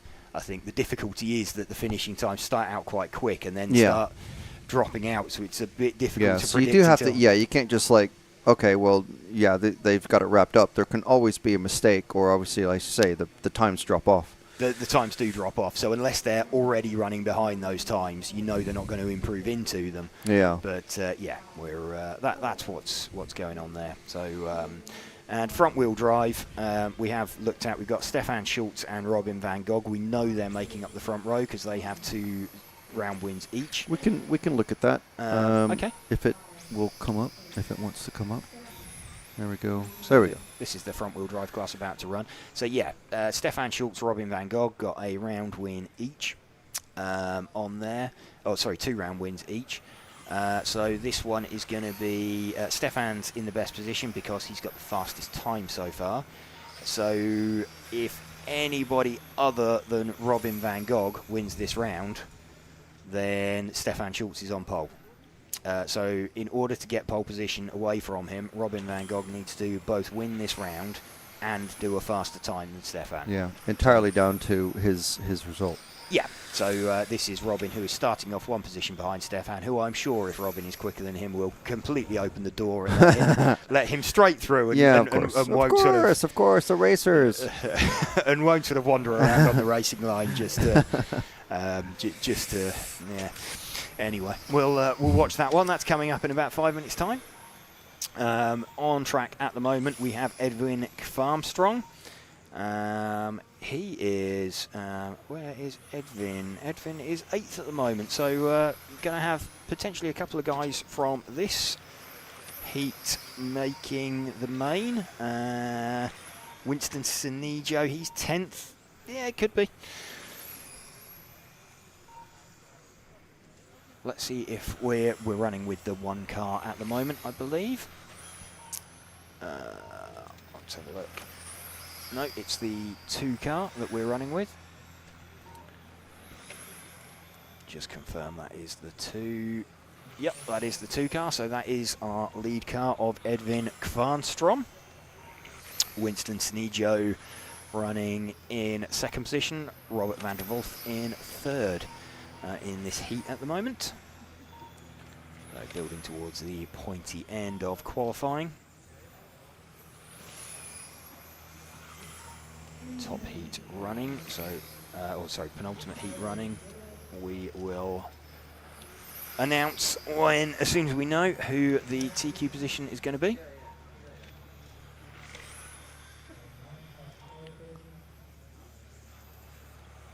I think looking at some of the flags out there as well, that the wind may be picking up out on the track, which is going to make it's going to make things a little bit more difficult, a little bit harder to drive, maybe.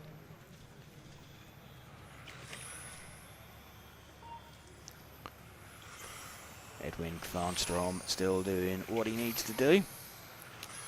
He's led from the start of this heat, looking to lock himself into the main. Won't be 100% guaranteed until the end of this one, or the end of the next one. But he knows he's going to be in with a pretty good shout. Edwin has got, what's he got at the moment? He's got a 6 and a 7. So if he can drop one of those, or drop that 7, he will be happy with that, but that's going to be enough, I think, to get him in there.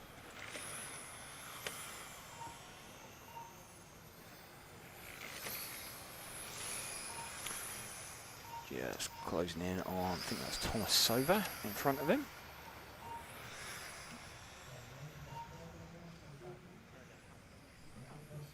It was the 7 car, oh, it was Marek Sova. So 2 similarly coloured body shells out there for the, yeah, they're identical, the 2 Sova body shells. We're running with the leader, though, Edwin Kvarnstrom. Swedish driver.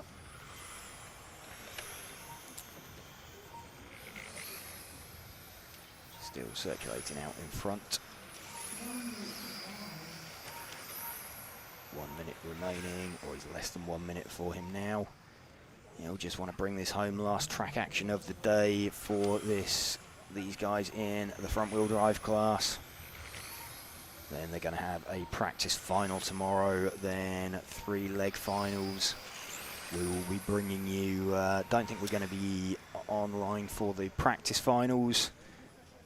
maybe might get the top end of modified, but then we will be bringing you all the action for the 3 legs for all classes.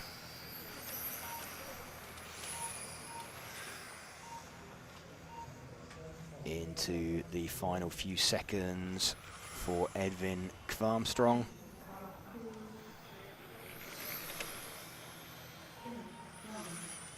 So just misses out on a 17-lap run there.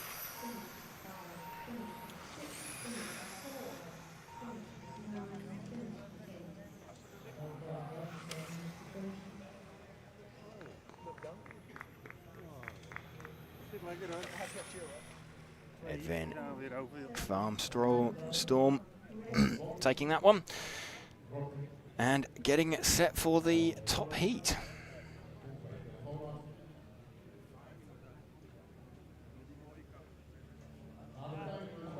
Missing out by about 4/10 on the extra lap.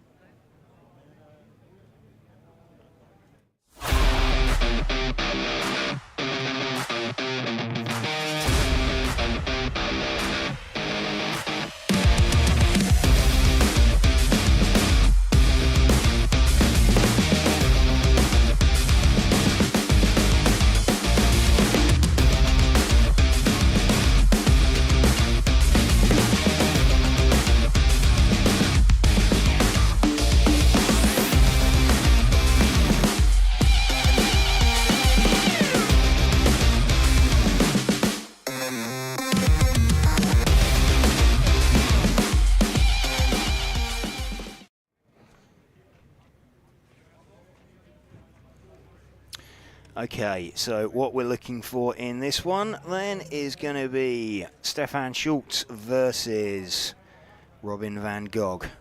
2-round wins each. Best run is Stefan with a 17 in 5:11.349.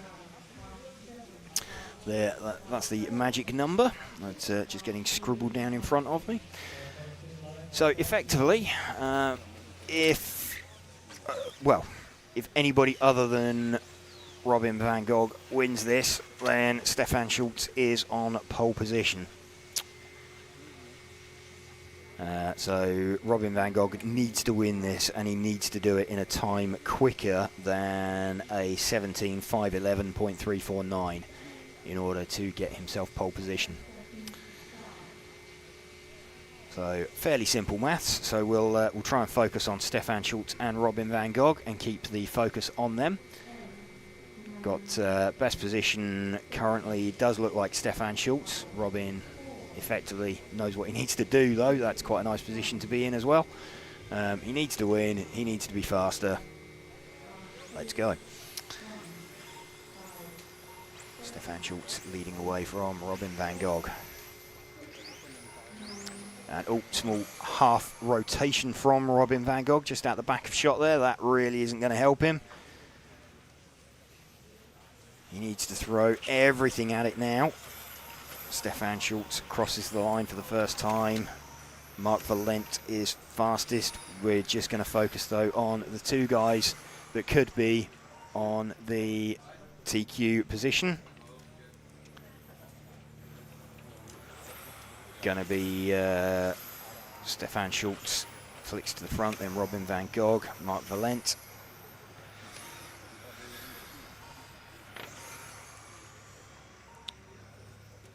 Still running with Stefan Schultz. Just in the back of shot, Robin van Gogh. Robin van Gogh leading. Predicted time of a 5:08 at the moment for Robin van Gogh.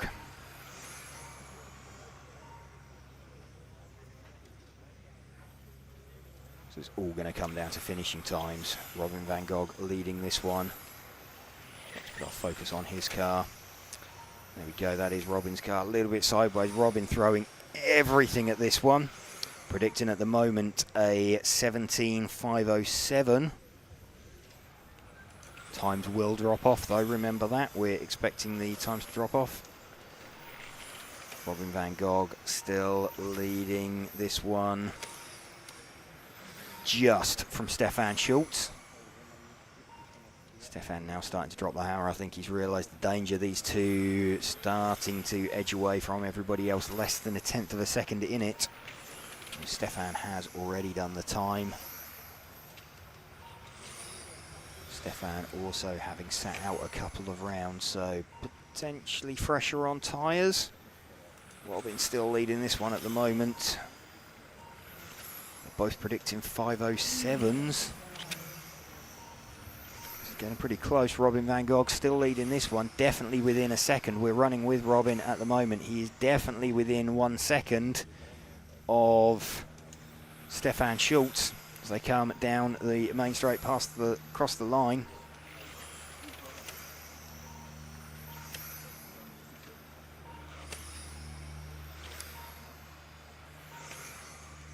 So we are watching Robin van Gogh versus Stefan Schultz, the car of Robin van Gogh we have on stream. He started out second.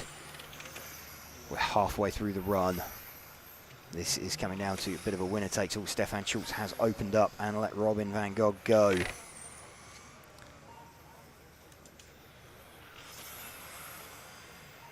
Robin van Gogh then trying to do everything he can. What's he on now? A predicted 5:08.422. 5:11.349 is the magic number, rather than 3 being the magic number. He'll be hoping to make 1 the magic number. Robin van Gogh, we are watching again around that little infinity loop. 5:08.4 on a predicted. What's he got? 1.5 minutes left. And Robin van Gogh knew what he needed to do. He needed to beat Stefan Schultz and he needed to do a faster time. He is doing both of those potentially at the moment. So Robin van Gogh currently on a 5:08.5 would need to drop off to a 5:11.349. What have we got? Just over 1 minute left. So Robin van Gogh pretty comfortably out in front of Stefan Schultz. He's caught and passed him on track now. So it's all going to come down to finishing times. If Robin takes this, and just looking at his predicted, it is still a 5:08 it's showing as a predicted. Let's just refresh that, make sure we've still got that. He's still predicted 5:08.6 into 45 seconds now, so I think Robin may be doing enough. He just needs to avoid a mistake. He's got to keep it clean, but his time is not dropping. It's dropping away, but it's not enough. What's he got into the final 30 seconds now for Robin van Gogh? It's down to a 5:09.072. 5:11.349. He needs to drop off by a couple of seconds. So barring any mistakes, I think Robin van Gogh may be about to take this one. He was the top seed. What is he? He's on to his final lap now. Predicted 5:09.148. So I think we're running with Robin van Gogh as he just needs to come down and cross the line. He probably doesn't know it yet, but he is about to cross the line. What's his finishing time as he comes across the line? Robin van Gogh, 5:09.262. So Robin van Gogh has taken it. He's done what he needs to do. He's taken the round, so he was already tied with Stefan Schultz, but he's done the new faster time that he needed to do.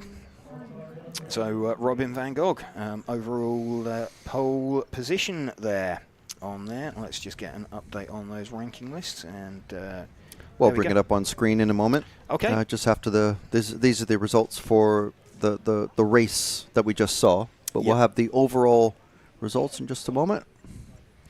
But yeah, that was pretty tight.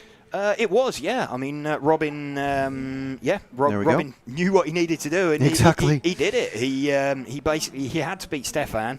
In a sense, that's quite good. He was starting second. He knew what he had to do. Yeah. He had to beat Stefan. He had to do a faster time. So obviously we saw Stefan not run 2 of the 5 qualifiers. Yes, is that right? And so I presume that means that they had 3 full sets of tires to use. 2 sets, I think. 2 sets. Okay, so he was banking on 2 brand new set runs, and then I'm assuming you can mix the tires. You're not allowed to mix the tires. Okay, just confirmed by the EFRA official behind us. Thanks, Chris. Right. Okay. So you have to. So you had two new tire runs, and then one with old tires, which Yeah. must have been that one. Yes, yes, for Stefan, yeah. So, Yeah. Yeah, I did. Yeah, I meant Stefan. Yeah. potentially, So don't forget Stefan's also running 2 classes, so he may have been a bit compressed on that. He's not possibly. He's been on the struggle bus with. With but his, so's Mark Vallant, and he's third. Yes, yeah, absolutely. So yeah.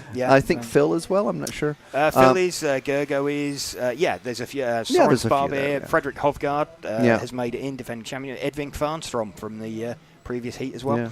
But Stefan, I mean, we saw him last year in Belgium. He was right up there. He could have, but then that was a whole other story. well, him and Adam Isay, who notably isn't isn't running it this year, were. Well, Adam's got his EC. He's got his championship.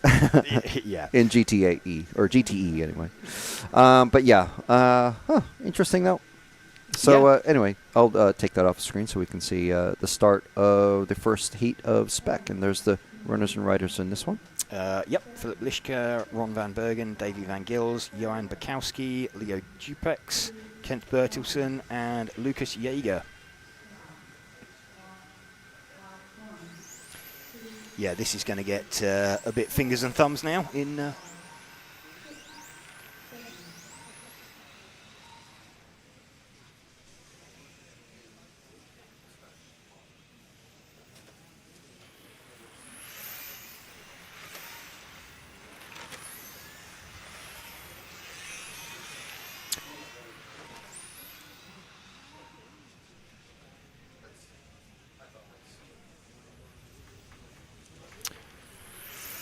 Leo Dupex leading this one.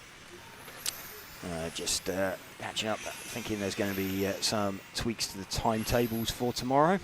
So as soon as we have that and sort of public knowledge on it, we will get that one sorted.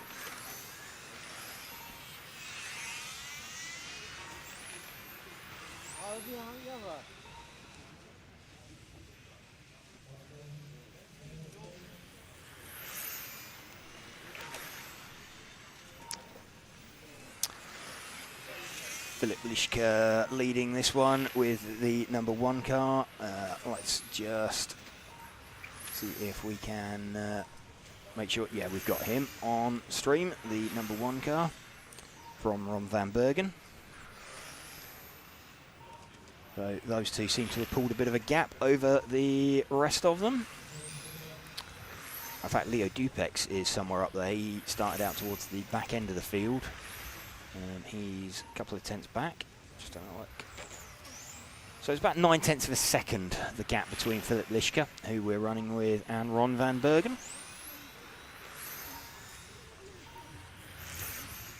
A little bit of a half spin for Ron van Bergen. Drops him down the tail end of the field.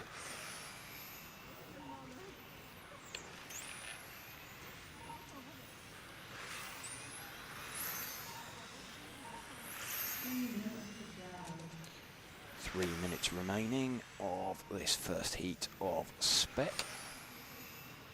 And again, last time on track for the majority of these guys. Unless they're mad enough to try running stock and modified. In fact, they can't run stock and modified, can they?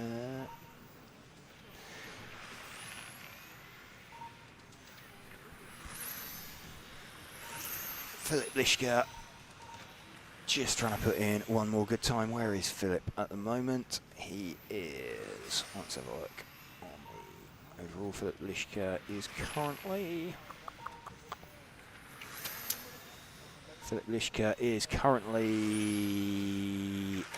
28th at the moment, so be looking to get himself into the C final and confirm that. And in fact, Philip Lischke has been off. I think Ron van Bergen made his way to the front. Philip Lischke dropping down the field. Let's see if we can pick up Ron van Bergen. He is the white and blue coloured car, so he's just going down towards the Infinity banner now. There we go.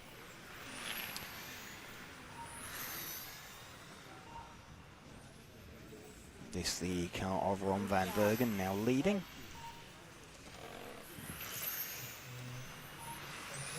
So Philip Lischke hoping that he doesn't drop out of the C final with that mistake. That's awful when you know you've got something in your hands, and especially in round by round, and you know you just need to bring it home, and you make a stupid mistake in it. If it costs you a place or two, that's like, yeah, okay, you can live with that. But if it drops you an entire final and drops you from the tail end of one final to the front of another, that gets replayed quite a lot in your head on the journey home. And he would have a full evening to mull that one over if that was the case.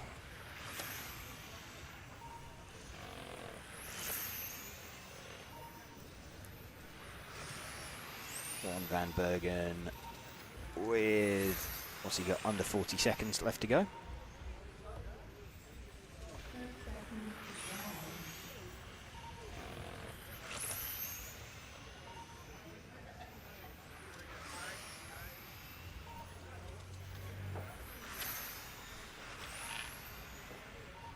Ron van Bergen still leading this one, 15 seconds left to go.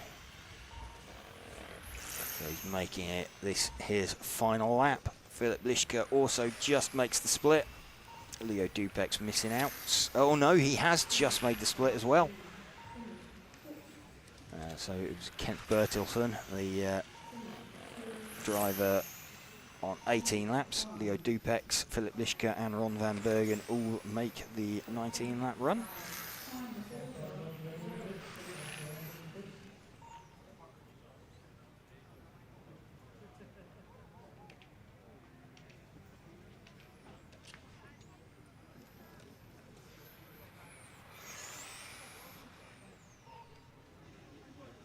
There we can see Ron van Bergen having taken that one relatively comfortably in the end by about 4 seconds. Now heat number 6 coming up. Phil Langner, Sam Nichols, Victor Litvinenko, Mike Martinez, Bert Ayrton. Let's have a look at the spec and where.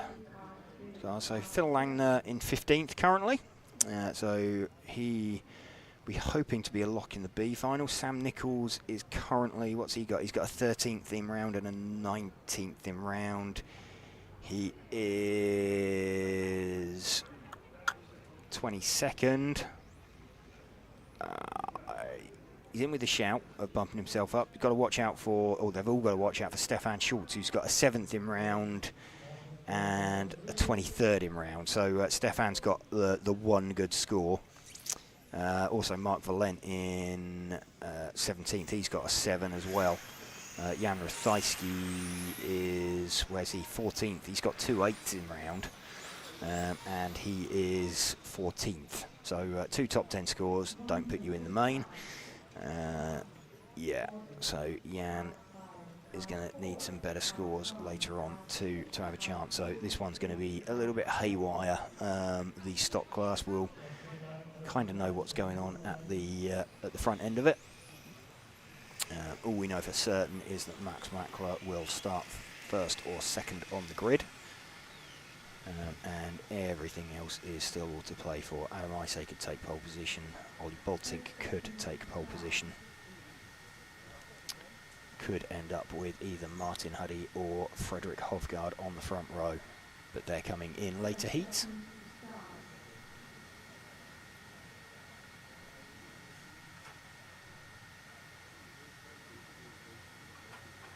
So some mild news for tomorrow. Okay. I believe it's the Spec class is going to be there's going to be in the lowest of the finals. There'll be 12 racers. So it'll be 10, 10, 10, 12, rather than have a race of 2.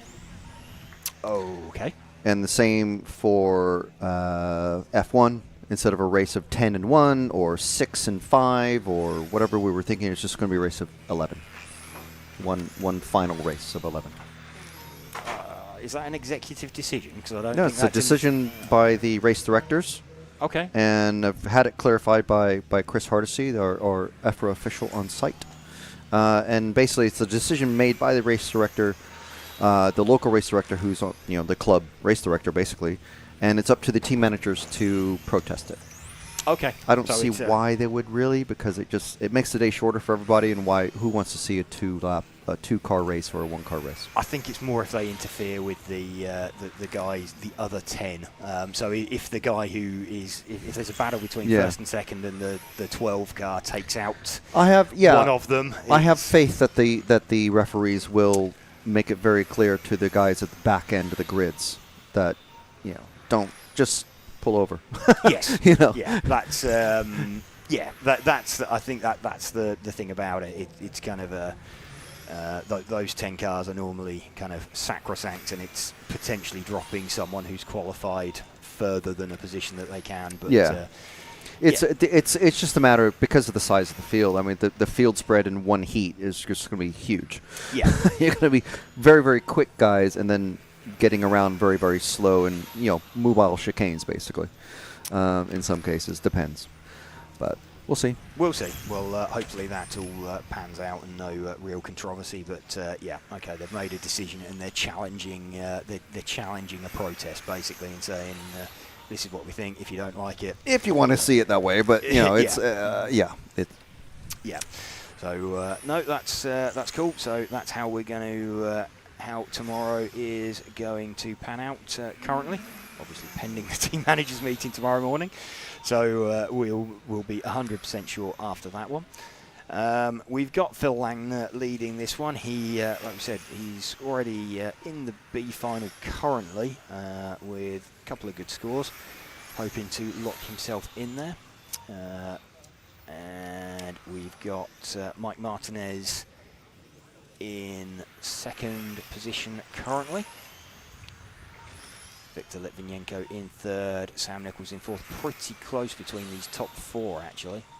There's, let's just check as everybody crosses the line and the timing updates. It's not updated since Phil Langner crossed the line. There we go. And Phil has crossed the line again. Moved himself onto an extra lap.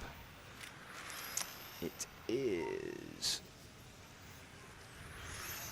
about 3 seconds, so Phil Langner's actually fairly comfortable out in front, but Mike Martinez and Sam Nichols fairly close. Victor Litvinenko dropping to the tail of the field. Less than 2 minutes to go.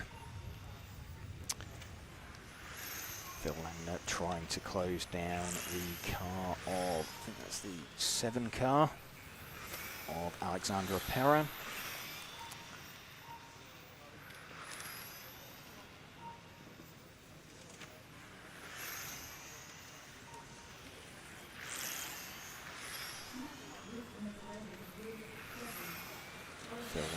Still just wanting to bring this one home. In fact, Mike Martinez getting pretty close. Mike Martinez within half a second. Let's see if we can see the 6 car out there.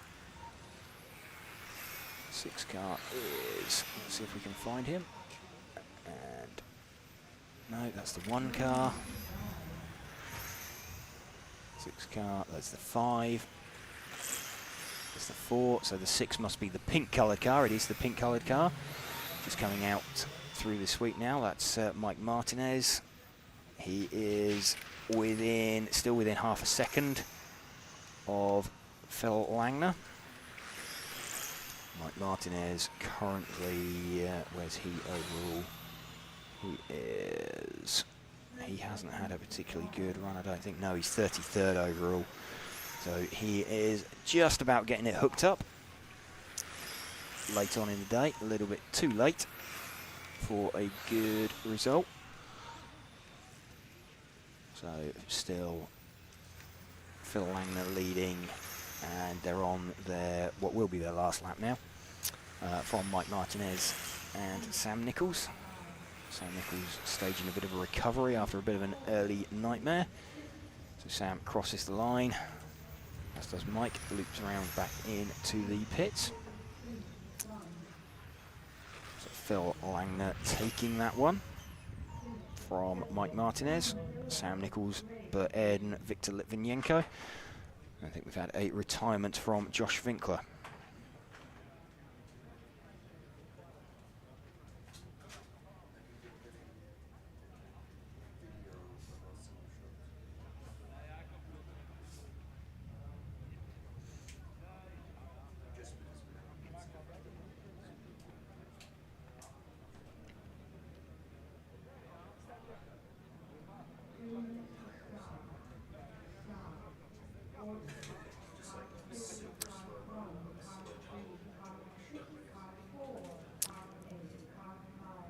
Go then, heat number 7.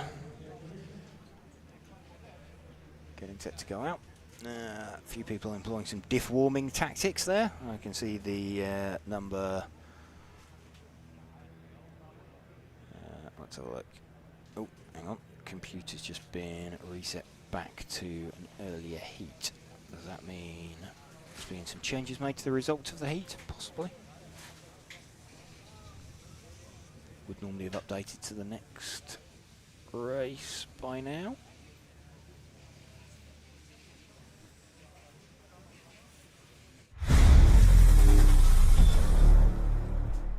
If you're looking for tools, setup tools and other interesting things to keep your pit table organized, check out the MR33 range of products, the world champion RC equipment.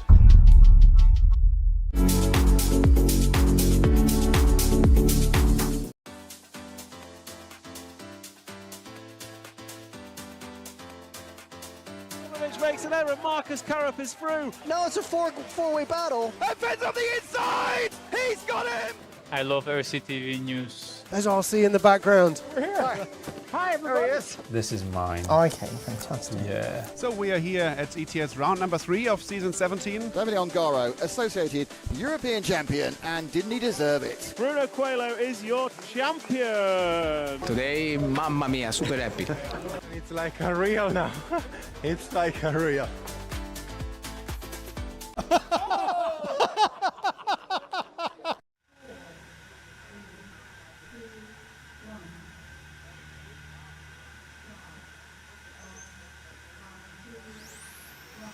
Mark Valent leading away from Nathan Atlani, Nils de Greiser.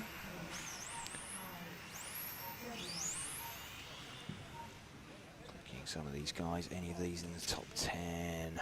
No. Nathan Atlani, 16th. Mark Valent, where's Mark Valent overall? He is 17th. So these guys are more. Mark Valent's got a 7th in round. Let's see what Mark Valent can do. With the one car, flashes down the curved main straight. We're at the Rayco 2000 track in Utrecht in the Netherlands.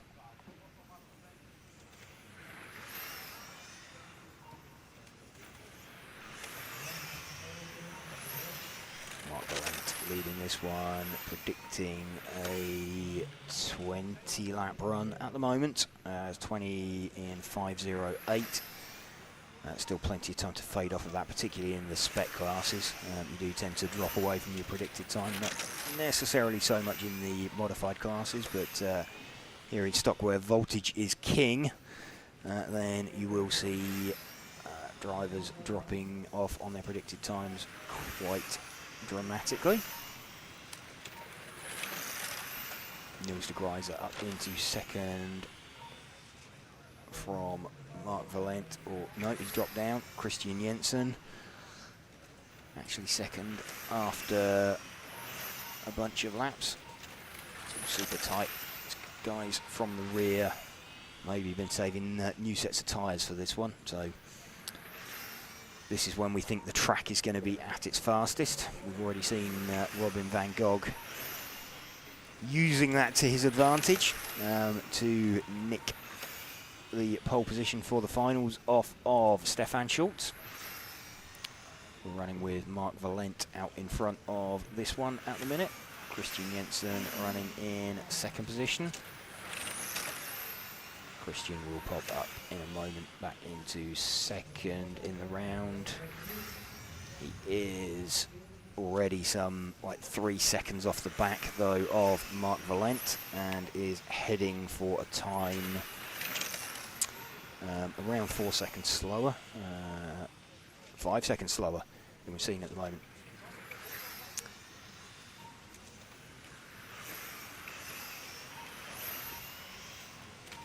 Small mistake from Mark Valent that has let Nathan Atlani move in a little bit closer, but I'm just waiting for the times to update. There we go. Christian Jensen still in second position. Let's see if we can find Christian Jensen. He's now 1.5 seconds back. The number 5 car. Number 5 car is, just having a look. 8, there's the 5. He's the white coloured car coming out onto the main straight now behind the blue car. So this is Christian Jensen running in second position in the heat currently behind Mark Valent. Mark Valent maybe in with an outside shot of making the main. He's got a 7th in round. It would be pretty tight, I think, because currently to make the main you need 13 points, so a 7th in round you'd need a I don't think you're going to do it. To go with a 7th in round you'd need something like a 4th or a 5th. Tim Benson's currently 10th with a 9th and a 4th in round, and you've got Lucas Allerbrock with a 4th and an 8th. You've got 2 5s. Yeah, that's going to be pretty tight for him to be able to make that one. So I think Mark Valent, it looks like he's got a possibility, but it would be pretty difficult. He's going to need a top 5 at least to give himself a chance. And unfortunately for him, I think there's just too many quick drivers still to come with 2 more heats after him. We're running with Christian Jensen at the moment, running in at second position. He will filter through to second as he crosses the line. There we go. Oh, no, third actually. Jelle Klaassen has just got himself in front of Christian Jensen. Let's just stick and see if that remains the situation as they cross the line. Christian Jensen is, now about a 10th off of Jelle Klaassen. We've only got 10 seconds left though. It is the 8 car, so actually it's the blue car you can just see disappearing out of shot, who is appearing as they cross the line. Jelle Klaassen does just get by about a 10th of a second Christian Jensen.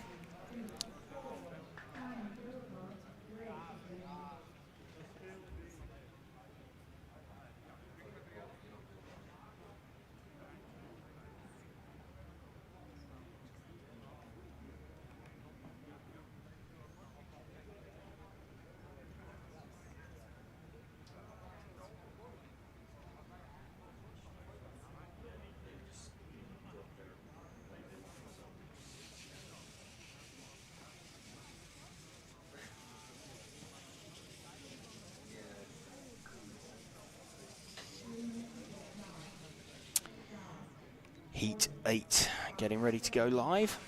This is potentially got a driver in this who could end up on the front row, Frederick Hovgaard. He would need a round win in order to do it, so we'll get an idea of what Frederick has or can do and has managed, but he's latterly shown some good pace. Okay.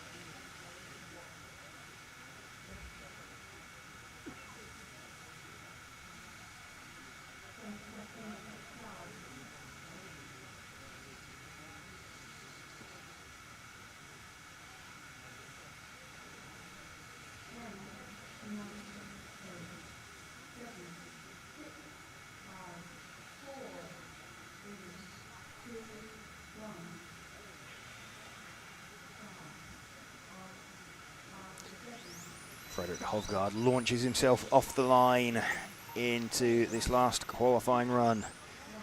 2 second places in rounds. Currently sitting 5th overall. Technically possible for him to end up on the front row, but remember he needs to win this round. He would need to win this round and do it with a faster time than Ollie Boltink and Adam Isay have managed as well. So all going to be decided for Spec after the next run, but there's quite a few different permutations. Kind of hopefully. The easiest one for us to calculate is if Max Mackler disappears out into the distance and takes it, because that's it. It's absolutely sorted. But that's the only permutation that is going to be simple for pole position. We'll go through that after this one. We have Frederik Hovgaard has come to a stop. So the 7 car of Frederik Hovgaard. Well, he's not going to be on the front row of the grid, so that's him out. Tim Benson then with the 5 car is now leading. Let's see if we can find Tim with the 5 car. He's the all white coloured car, I think, just out on the main straight now. Just confirm that's the 5 as he comes down towards us. Pretty sure it is. Indeed, that is the 5 of Tim Benson. So leading this one from Bart Vubben and Manuel Wagner. Those guys. Bart Vubben is currently in with a 4th and a 5th. Tim Benson is currently in 10th. He's got a 4th and a 9th. If he could drop that 9th, he'd be a bit more comfortable. So Tim Benson going to try and push. It's always a kind of a bit of an opportunity for him sort of being a quicker car in this lower heat, or a good possibility to get yourself in the final. He'll feel that. We've also got Bart Vubben in there as well. Enzo Rousselin's got himself in. Manuel Wagner's 13th. He's got a 6th and a 10th, so he could do something. So a few of these guys are going to be looking to try and lock themselves into the A final. Tim Benson looking pretty good at the moment. We're not going to know until the top heat has run, though, where he is. So he's going to have the anxious wait while he's marshalling.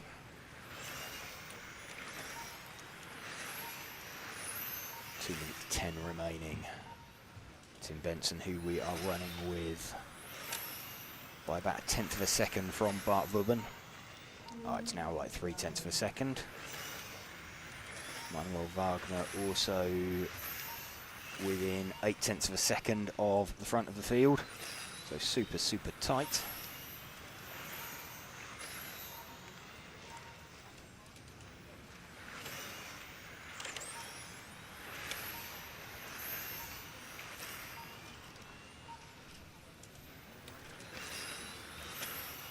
Benson still leading this one from Bart Vubben. No, Bart Vubben now to the front. Bart Vubben 1 car back, so let's see if we can pick him up, the pink coloured car. Number 2 car of Bart Vubben.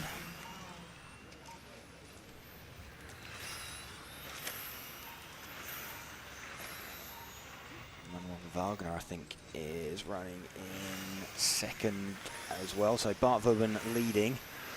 Started out 1 second behind Tim Benson, who is the white car in front, and believe it or not, there is a car in between them as well on the clock. So no, just waiting for the update now on the timing. There we go.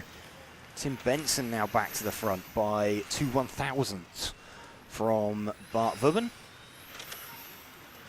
Just ebbing and flowing. This whole running slightly too deep.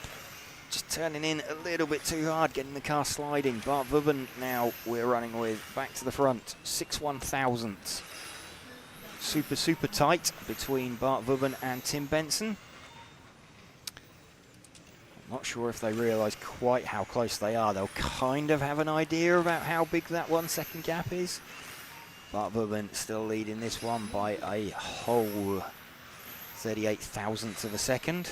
No, Tim Benson's got it back by about 2/10, so it was a slow lap that time from Bart Vubben. This is the final lap coming down to. So Bart Vubben versus Tim Benson. See who's going to get this as they cross the line. Tim Benson has finished, just waiting for Bart Vubben. Tim Benson gets that one in the end by 3/10, nearly 4/10 in the end. So relatively comfortable, but as comfortable as that can be.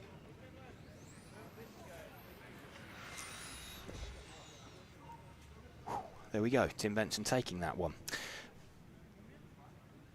But now we get set for the top heat of Spec, and this is where it gets interesting. So we've got the time in mind, quickest time from Max of a 20 in 309.356. That's the magic number.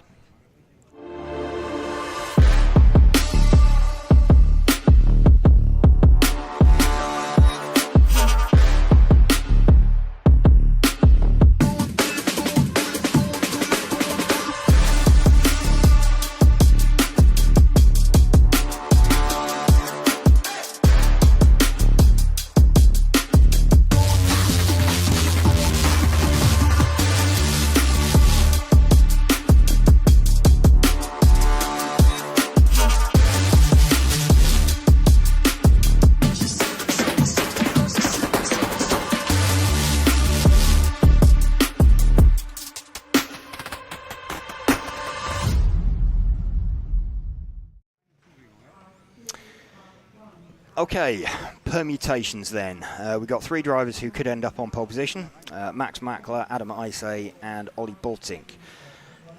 In order for either Ollie or Adam to be on pole, they will need to win the round and do a time faster than a 20 in 309.356.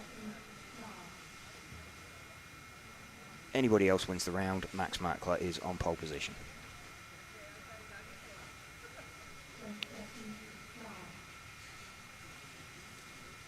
Easy. Yeah.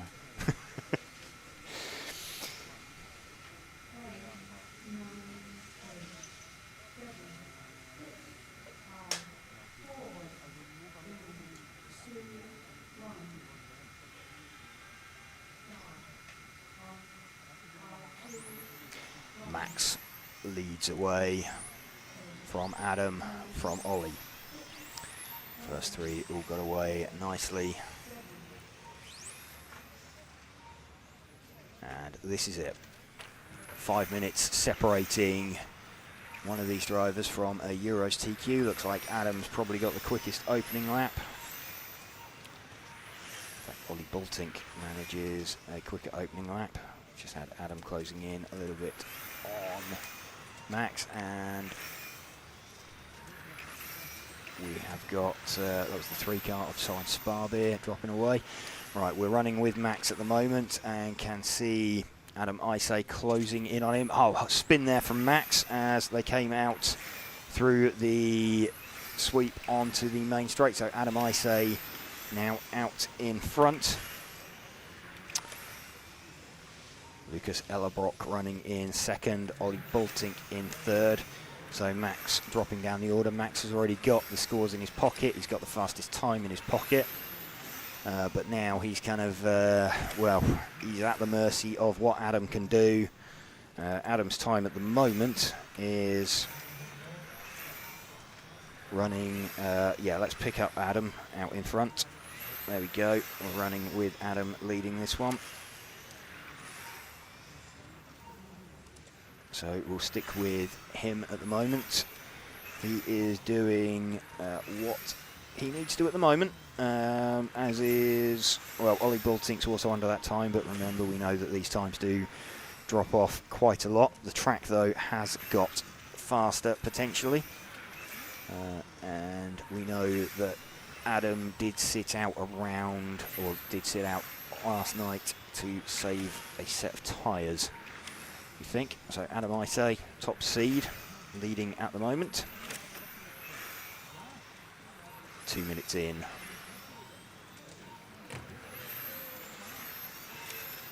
Lucas Ellerbrock not a million miles behind either. He could do Max a favour. So if Lucas can improve, what have we got? Lucas Ellerbrock is, oh, he's about 9/10 back now. So starting to look pretty good for Adam Isay. He's predicted now a 5:04. Again, this is going out. We are, what, about half distance into the run. So it's really Adam Isay leading this one, going away at the front. It's more just a matter of how much he can, or how consistent his pace can be, how much he can keep the pace up, and how little he drops off over the course of the run. Still running with Adam Isay. He knows what he needed to do. He was third going into this round. He had a round win, the same as Ollie Boltink, but he had a slower time than Ollie. This could, though, launch him onto the same number of points as Max, and with a faster time potentially. Where are we now? 5:05.939, so he's 5:06. 1 minute 45 left to go. Just keep an eye on how that progresses and the predicted time. That time round, it's a 5:06.371, so each time round he's losing about 0.3 of a second on his predicted time. It's going to get pretty tight. I think at the moment he might just do it. It depends if he loses any more pace. 5:06.803 predicted now. I say looking pretty comfortable out front. A mistake will cost him. He's got to do a fast time now, 5:06.914, so he's arrested the loss of that time. Where are we? 1 minute to go. So he's doing what he needs to at the moment. He would need to fall off by a couple of seconds during this, still with Adam Isay. 5:07.017. The pace isn't dropping off at the rate it needs to. Let's have a look. He's like 1.5 seconds in front of Lucas Ellerbrock, so no real danger from behind from him, for him. 5:07.188. What have we got? 25 seconds for it to go. So I think, barring any mistakes, we're about to watch Adam Isay take pole position onto the final lap now for Adam Isay. 5:07.331 his predicted time. He's going to come around and cross the line. Adam Isay crosses the line. 5:07.401. There we go. Adam Isay is pole position for the finals. Let's go and see if we can catch up with him. All right, James is going to go run out there and meet up with Zach, and they're going to catch Adam Isay, or pole position, well, TQ for this round and pole position for the A finals tomorrow. So there's the confirmation of the finishing order. 14.9 best lap. What a run from Adam. Very, very tight up at that sharp end.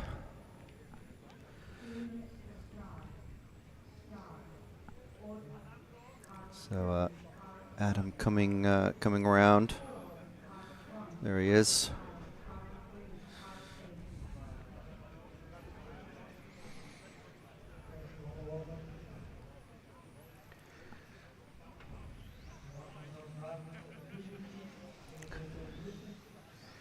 So getting congratulations from from everybody.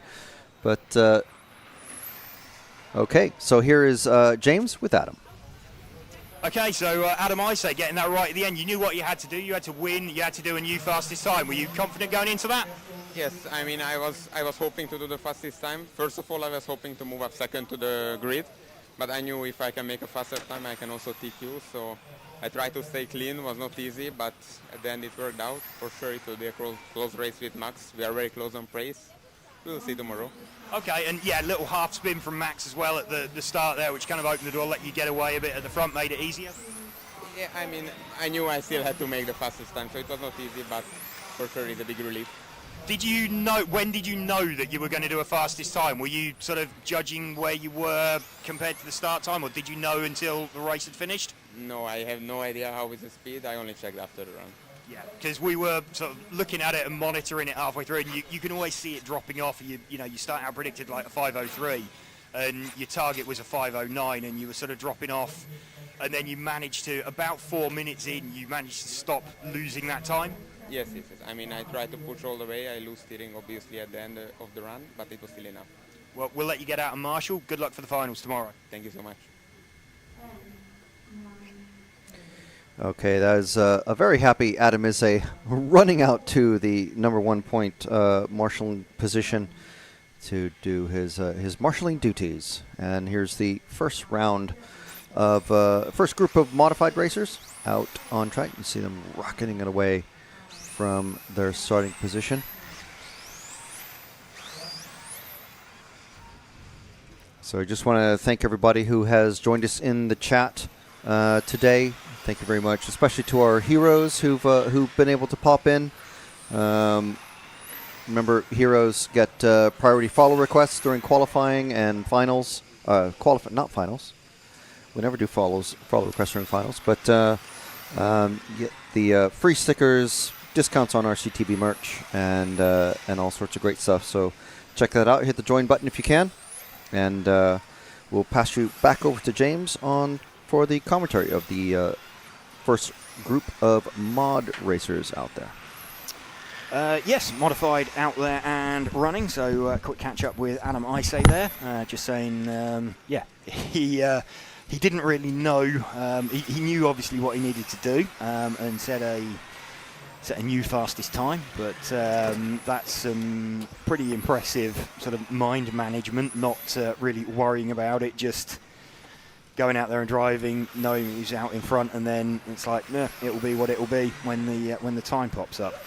So good effort there from Adam Isay, but should be some pretty close finals tomorrow.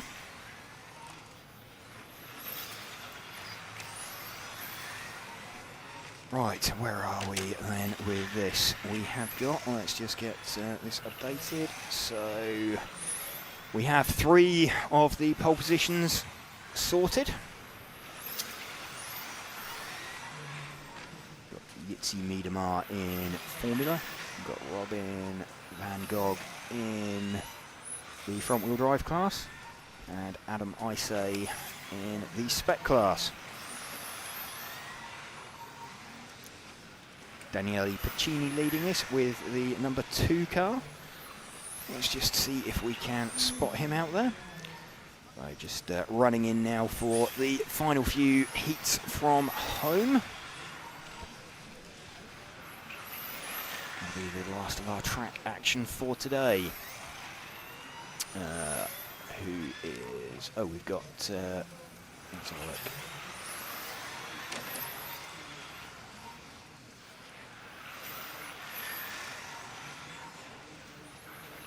Daniele Piccini is leading with the 2 car. Let's see if we can find him. The 2 car is just coming out down the main straight now. The first of those cars, I think. Just confirm that as they come back towards us. It's really the only opportunity that we get to see the race numbers on them. It's not completely clear if that's a 2 or a 7. I'm not seeing a 2 elsewhere out there. And process of elimination says that's him, given that he is pulling away from everybody else and he is leading the run.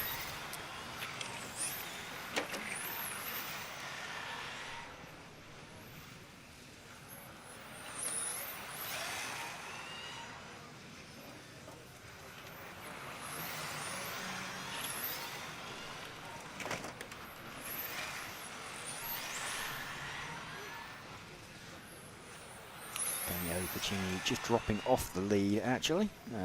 Abdallah Afahan just taking it off in that lap. I think that was more a mistake, possibly, from Daniele Piccini.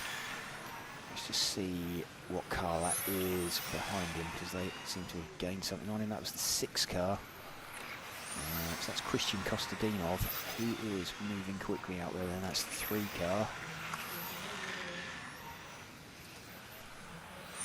of Alpha Ham. Just trying to locate the 3. The 3 is the sort of pinky white coloured car just on the main straight now. Like the baby pink car. There we go. Yeah, that's the one. Yeah, it shows us his number by putting it on his roof.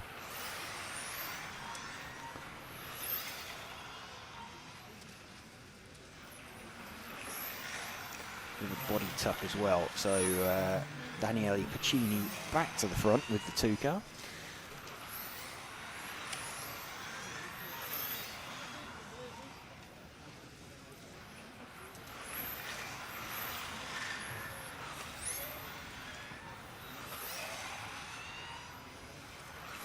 Daniele Pacini leading this one. From Christian Kostadinov, we are running with 3rd place man Abdallah Alfahan. He has finished.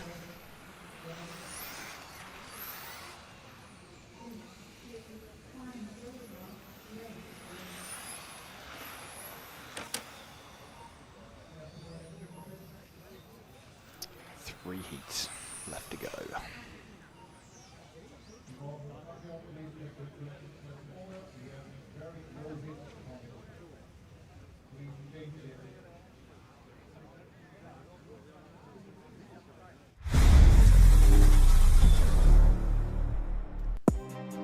If you like perfect mounted body shells the same as we do, check our complete range of body shell accessories and tools to always have the perfect body shell on your car. Choose MR33 and use the World Champion RC equipment.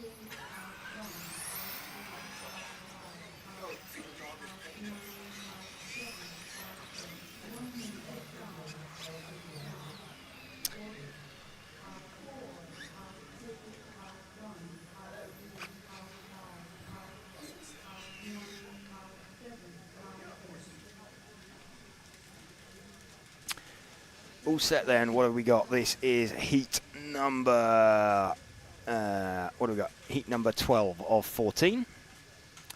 So Ollie Havranak, Matthias Knopp, Martin Wouters, Harley Eldridge, Lorenzo Van Leeuwen, Dai Sakaguchi, Jose Pereira, Peter Ende, and Robert Krenz.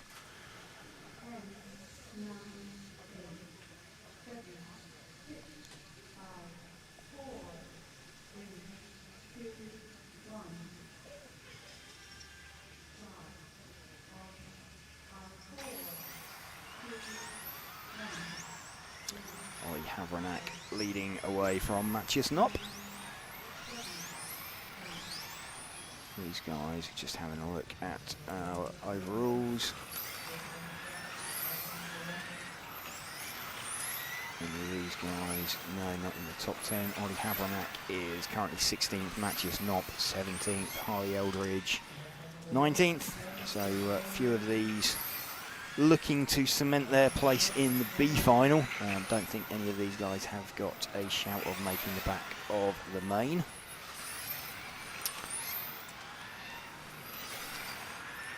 Ollie Havranak.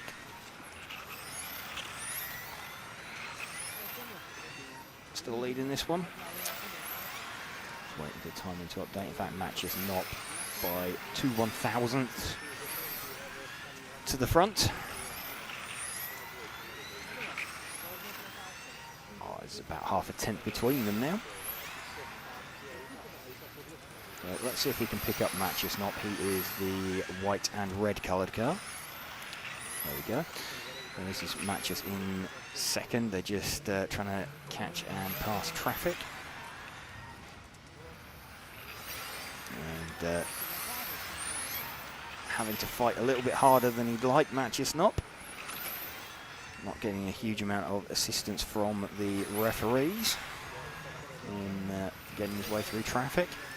Dropped him off a little bit, dropped him off by about 2/10.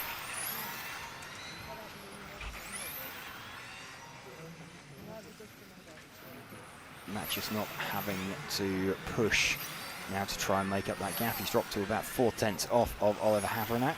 We're running with Matches Knop in second position. Oh, small mistake there as well from Matches Knop.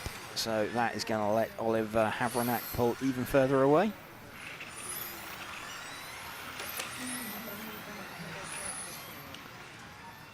All building up towards the top end of Modified, which is coming up in 2 heats' time. Oliver Havranac leading this one from Matches Knop. So top end of Modified. We've got a little less convoluted than stock. We've got Bruno with 2 round wins. We've got Michael with 2 round wins. Bruno currently has the fastest time, but has used all of his new tyres. Michael has got 1 new set of tyres left. So basically, if Michael wins the round and does a time quicker than 23.312.008, so Michael has got 1 new set left. I need to 3 sets, I think, in Modified. Need to. I'll double check on that one. But basically, Bruno has used all of his new tyres, and we know Michael has 1 new set left. Bruno's got the fastest time. Michael has got the tyres and the track conditions. So that's it. Could do it. It could happen. It could. If Michael wins it with a time quicker than 23.312.008, he's on pole. If anything else happens, Bruno's on pole. So that's that's what we know. So we could end up in a situation where if Michael wins it but with the time slower, then Michael will have won 3 rounds to Bruno's 2, but Bruno's on pole. Yeah. So, yeah. There we go. I'm just saying, yeah, like I understand. But yeah. It's all good. I mean, it's very tight. There's no one running away with it. There's multiple brands in different countries and different drivers, and different stories as well. Bruno's on his new chassis, and Michael's got an evolution of the MI9. Mark trying to defend his title, and yeah. Well, I mean, Ronald and Lucas, they're all sort of in. There's lots of people that are looking pretty rapid. Up towards the. Obviously, anyone I don't mention or we don't mention is no offense to anybody. It's there's just so many new. It's tight. It's championship. It does. It kind of looks like it's at the moment between the 2 consistently quickest appear to be Bruno and Michael, but we've seen that before, and like we were saying earlier, some particularly Mark, a very wily old fox, and knows how to get a result without necessarily he didn't being start the on fastest pole last year, did he? No, he didn't. And anything. Absolutely. Anything can happen on that one. So it's going to be some good racing. Just while we're talking about it, for tomorrow, we do have the schedule. It is provisional again. Because they are going to be compressing some of the finals down. So F1 isn't going to have 2 finals. Spec is not going to go down to an F final, for example. So it due to be updated, but we will have a practice round of qualifying starting at 9 a.m. tomorrow. That's an hour after the team managers meeting, which is, as we said, that's when the team managers can have their feathers ruffled about complaining about any schedule or whatever. And then the finals start at 11 a.m. That's Central European time. So I'm thinking we'll probably come on live just to catch the top 2 heats of the Spec practice finals, because everyone is going to have a practice final, so they can have a get used to starting next to each other, and it's all going to be heads up racing all day tomorrow. So they haven't been doing that today. So that is also subject to any weather overnight. If we do get any rain overnight and a damp track, again, they did this morning. Yeah, we're not likely to have heavy rain like we had overnight, but it could be a damp track. There might be a delay, but I don't know. Hopefully not. So anyway, we're at the moment we're going to be going live at about 9:45 Central European time, but that may be subject to change. As early as 9:30, as late as 10, maybe. I don't know. Or, well, I mean, today we were an hour late, so yes, as late as an hour later. Yes, we the timetable said we should be finished by now, but still 2 heats to go. Yeah. But should be good heats. David Ronnefaulk's been, where's David? David is 9th at the moment. He's got a 5th and a 7th in round. So he will probably be trying to drop that 7th if he can. So there's some... what do we got? Alex Hagberg just in 10th at the moment with a 7th and an 8th. You see him there on the far left of the driver's stand. You do, but he's got some danger men behind him. I mean, Alessio Meniciucci's got a 6th and an 11th, so if Alessio can drop that 11th, then his 6th obviously bumps out Alex's. You got Remy Callins, who is... no, Remy is in the next heat, isn't he? So I think they're probably the danger men for Alex, because they've got one lower score than him. David Ronnefaulk has led away then the all-white coloured car from Alessio Meniciucci. So not expecting... we're going to see some of these guys in the A final from here. I think David Ronnefaulk is... Well, he's only 9th at the moment, but we'll see how this one pans out. But he's got a pretty good chance of making the final from here. It's going to be difficult for some of the others. Alex Hagberg, Simon Lauter need good round scores as well. Get themselves in. Simon Lauter running in 2nd. In fact, we haven't really run with Simon Tool this weekend, the defending stock champion. Let's see if we can find him. He's running his race paint. He is the white and red coloured car running 2nd. He's just down the main straight now. It's like a dark red colour. There we go. That is Simon Lauter running in 2nd stroke 3rd. He's sort of in a fairly close battle with Alex Hagberg and David Ronnefaulk. So we haven't seen much of Simon so far this weekend. Let's just wait for that to update. Where is he now? He is 3rd. He is about 4/10 off of the lead. Running with Simon for a little bit.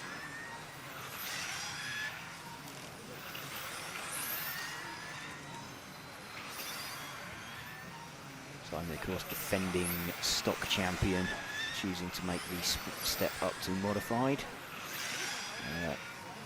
Also the stock world champion as well. Won that in Bakersfield last year. That was his last stock meeting. Still running in 3rd. So let's see if we can find Alex Hagberg. I think he's 2 cars in front. There's Alex Hagberg, familiar white and green race paint. Trying to hunt down his teammate David Ronnefaulk. So Alex really having to grit his teeth, starting out quite a long way down the field. He only just made it into this heat, actually. Sort of 9th car, the last car that made it into this heat. But he has kept on chipping away at it, ever the professional, Alex, and has got himself in contention to make the main. In fact, he's to the front now. There's no small mistake from David Ronnefaulk. Let's put Alex Hagberg to the front. Still super tight. Alex leading this one from Yannick Prumper by about 4/10.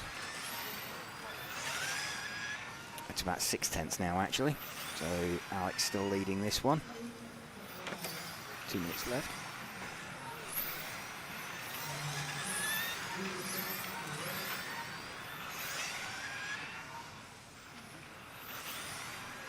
Hagberg leading from Prumper. Ron Falk.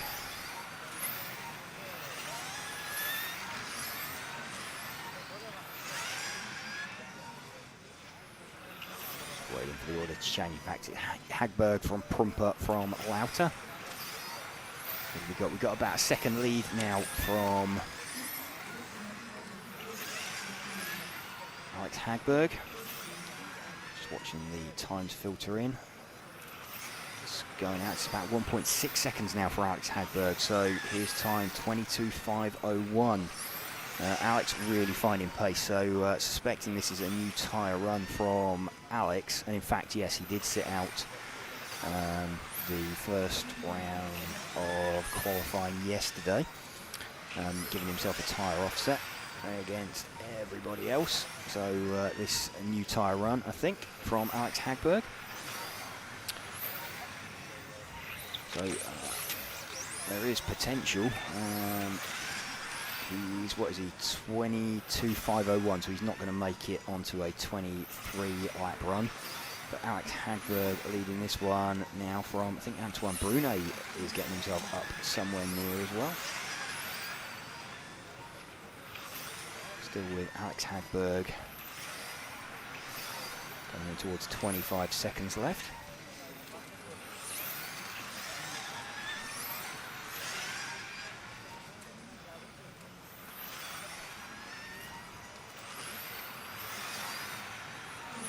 To their final lap then. Alex Hagberg 22.503.057.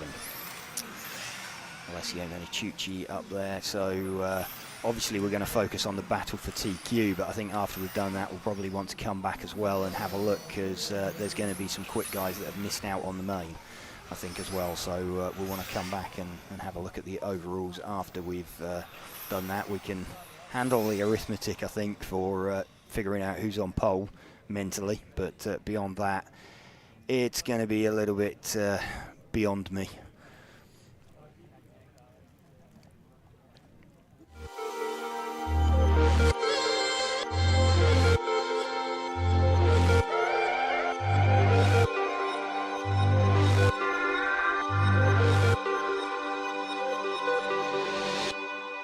I love RCTV News. I'm Matt McCallum. And I'm Frank McKinney. And here are your headlines. There's RC in the background. We're here. Hi. Hi, everybody. There he is. Totally secret, no one knows.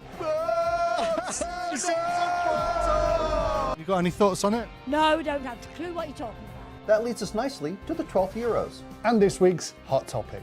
This is a hot topic. Okay, these are rookie numbers. These are rookie numbers. Right where now we're sitting now is where that crash happened. We did what you expect of us. We tried to stir up some drama.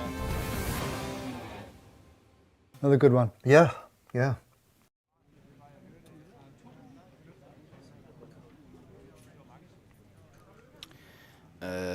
Okay, that's not sure why the timing is the timing feed is displaying stock, but that's the output from RCM as well. So that we're seeing the stock results rather than the modified results. There we go, they've updated it.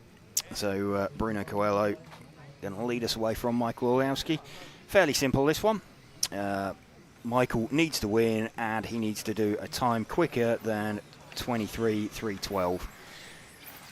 Anything else, and Bruno is on pole. So we're going to know what the situation is. The thing is, Michael has got a set of new tyres. The track, we think, is in the quickest conditions it's been all day, all weekend so far. Michael's fastest time currently 23.313, so he is around 1 second off on a used tyre run what he needs to do. So that's a challenge for Michael. Bruno v Michael, we will watch that and then we will work out the other permutations and positions later. Bruno sets off then from Michael Orlowski, and Michael goes straight on at the end, so that is that. So having talked about all the possible permutations, Michael Orlowski, straight away a retirement for Michael Orlowski. He is down by marshal point 1, if we can get the, there we go. So Michael Orlowski straight away out of that one. Problem being brought back by Alessio Meniciucci there. Bruno Coelho on pole. Oh, okay. That one was a little less, a little bit anticlimactic. That one lasted about the length of the main straight. Yeah. Okay. Bruno Coelho on pole then. Right. Mark Reinhardt's hit the front on this one. Can anyone? Just trying to think now. Who? No, they've got two TQs each. So no, they're on the front row already. So. Should we get the drivers squirt guns so they can shoot each other so we have something to watch for the next few minutes? Well, yeah, I'm just wondering. I mean, actually now nothing. I mean, what basically a shame. The front row was already sorted. Yeah, we knew that it was Michael and Bruno because they were the only drivers with 2 round wins. And yeah, basically Michael needed to do a faster time. Yeah, I mean, I didn't catch it. I mean, we caught the. I mean, we didn't even get it on camera. That looked like it was just there was some kind of failure by the look. It just didn't, or it stopped turning. It's been retrieved now by a Schumacher teammate. Yes. I mean, hopefully not another tire issue. I wouldn't think so. Not this early in a run. Especially with a brand new run, brand new set. Well, what we assume is a brand new set. Well, yes, you wouldn't. You would run a brand new one. It could. No, I mean, but we know Michael had a brand new run. That's what I mean. Yes, yeah. So yeah, he can't carry that over into finals day tomorrow. There is that. Yeah. He couldn't do that. So you wouldn't go out on a 3rd run set when you've got a new set in your pocket. Mark Reinhardt's leading this one. Let's see if we can pick him up. Let's catch up with Mark. Let's catch up have with a him. word with him. Is he running his? Well, yeah, we're not going to go like car in car and headset on the drivers. That would be. That'd be spectacular. That would be great. Let's get him on our radio headset. I'm sure we'd learn new words in new languages. Oh dear, someone's really. Simon is like Simon's out there sweeping. Yeah. That's a brave move with a white shirt on, sweeping up the sweeping up the dirt like that. Oh, and number 9 has just come up with the battery. Yeah, that's Remy Callens. That it was his car that came off. I think he caught too much curb there and cartwheeled towards Simon. That's what created the dirt. So how many cars have we got out there now? 5. Wow. You know, we were saying Alex Hagberg needed a good score to get himself up there. I think this could be it. This could be his round. So yes, absolutely. So I don't know. You know, we'll try and find out as well when we go out there exactly what happened to Michael. Mark Reinhardt, number 2. He's not running race paint. He's running a plain white body shell. We're with him at the moment. With car number 2, he is running the sort of it's an off-white. It's a very thin dusting of white. Yeah. Pigment on the body shell. But Mark is heading for a 22.503. In fact, is that going to give Alex the round win? Let me. Oh my goodness. Let me just have a look at the. I'm just having a look. See if I can get. We didn't see what happened to Bruno either, because he came off after Callens. He did, but I don't think that's... Francesco's holding his car in the pit. Yeah, but there's no reason to carry on running it now. It is true, yeah. He'd already done what he needed to. So we're just having a look here at Heat 13, Quali 5. Let's have a look. Alex Hagberg, 22.303.057. Mark 303.203. So Mark, with 1 minute left, is dropping away. I think Alex Hagberg. Wow. 303.057. I think Alex is about to win this round. This has been. This is mad. Yeah. And is that? We've got another car drop. So there's 4 cars circulating. Mark is still going. 303.509. So yeah, 303.057. Yeah. So Mark's not going to pick that pace up with less than 30 seconds to go. So this is going to be a little bit mental. So, yeah, Alex is going to, I think, win the round. Because Gilles is out there. He's on like a 5:08. Mark now on a 5:04. Well, I mean, we'll certainly come back to the studio. I mean, we're not going to cut away. No, we'll go and after you talk to Bruno, but we'll come back to the studio. Look at the overalls for all the categories, but obviously for this one is kind of the big story. Yeah. So that's it. It's got a bit mental at the end of that one. Yeah. So Mark Reinhard takes that, but actually Alex Hagberg with the quickest time. Let's go and find Bruno. Yeah, so there we are. All interesting as it always is. It's crazy. Yeah, so there's the drivers being. That's the very large pit wall there. It's about shin height, and trust me, it'll cause some bruising on you if you smack into it. So we're waiting for James to catch Bruno in the pits. So. Fantastic job for the Infinity driver. And we'll have a good look at, there's Alex is being congratulated, so he's obviously in the A final. I'm pretty sure we can see him there. Okay, so we've got just getting everything sorted. Okay, all right, and here is James with our TQ man, Bruno. So Bruno, wow. Well, you were obviously worried about Michael, and that lasted the length of the main straight. Did you realise straight away that he had an issue? Yeah, I mean, I hear it. It was pretty noisy, so I could hear that he had a problem. Still, I was driving and I was pushing hard to try to because we changed a little bit the car. So I just tried to find out if how the car was reacting, and it was pretty good. I saw that Mark was also pretty good and he was pretty fast, and he was catching me a lot. So I was on use, he was on you for sure. But it looked very good, which means for tomorrow it'll be... Alex actually TQ'd that round. Yeah, I know, because I was probably the first passing the chicane after the crash that happened there. And I passed there and I see it was pretty bad, so I had nothing to win, nothing to lose. I just stopped the car to not damage it. And then I was able to watch all round, and it was pretty funny to watch. Yeah, it was, I mean, we were trying to just keep up with the times, and it's like, hang on, what time did Alex do in the previous heat? And yeah, so... on pole for the finals tomorrow then, so yeah, looking good.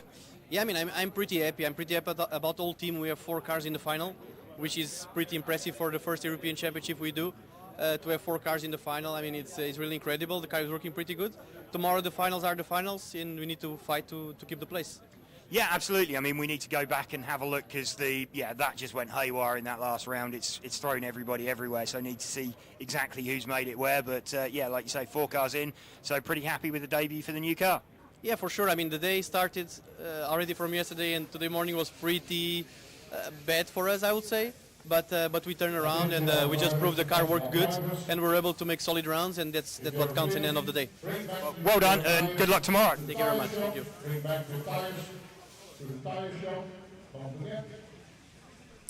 Okay, so that is that is our program for the day finished, and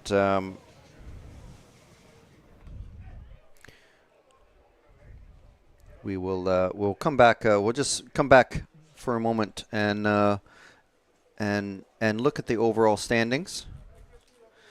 And just have a gander and see how it all has shaped up for the drivers. There we go. Ooh. There we go. Okay, Bruno Coelho then on pole position. We knew that kind of from the start of that run. Michael Olowski second, Mark Reinhard in third with 2 seconds in rounds. Ronald Volker fourth. There we go. Alex Hagberg, thinking he was on the bubble going into that last round and was 10th, manages to jump all the way up into 5th position. Lucas Urban up there with 3rd and a 5th. I mean, that's just crazy what just happened in that last run. Jules Groskamp in there, so another Infinity there. Chrissy Craps in there. Victor Wilkes in there with the Infinity. Alessio Menicucci in there, also in 10th. So just making that with a 4th and a 6th. David Ronnefaulk just missing out. BQ. 2 fifths in round. Yeah. And that's nuts. He's finished fifth in 2 rounds. And 4 Infinity cars. Yeah, I mean, you've got 3 drivers on 10 points there, but with a 4 and a 6. So that was Alessio in that last round with a 4th in round. Yeah. That was enough. So, I mean, David's going to be gutted. Yeah. I mean, 2 5ths in round and missing out on the main. That's bonkers. So, yeah, went a bit crazy that last round. So, there you go. But super tight. And friend of the show, Oliver Haverneck, also just there behind Ronafok, also in an X-ray. Yes. Yeah. Antoine Brunet as well. Super close. Super close. Yeah, certainly over the tail end of that. And, yeah, that's crazy. And once, I mean, if you look at the fastest times that they've done, David Ronafalk, 22.3, he is faster than a bunch of guys that made the main as well. So his actual fastest time. So he won't be buying a lottery ticket tonight, put it that way. No. That's nuts. Yeah. Shall we take a quick look at Spec and see what anything to glean from there? Yeah, I mean, obviously we knew Adam Isay was on pole position from Max Mackler. We'd already seen that. He'd done sort of what he needed to do in that last run, do the quicker time. Ollie Bultink in 3rd. Frederick Hovgaard, that's a great effort from him from the lower heat as well. Martin Hoodie in 5th position. Lucas Ellerbrock, Soren Sparbeer, Bart Vubben, Tim Benson, Enzo Russelin, Jan Rathajski just I was going to say that's kind of maybe the big name to kind of miss out of that group in Spec. Yeah, and again a 5th and an 8th. That's maybe not quite so tight, but you know, still missing out with 13 points. Yeah. 2 solid scores. That's still you know, a bit of a He's gonna. You wouldn't have predicted that at the start. No, for sure. So it's super close, super tight. Yeah.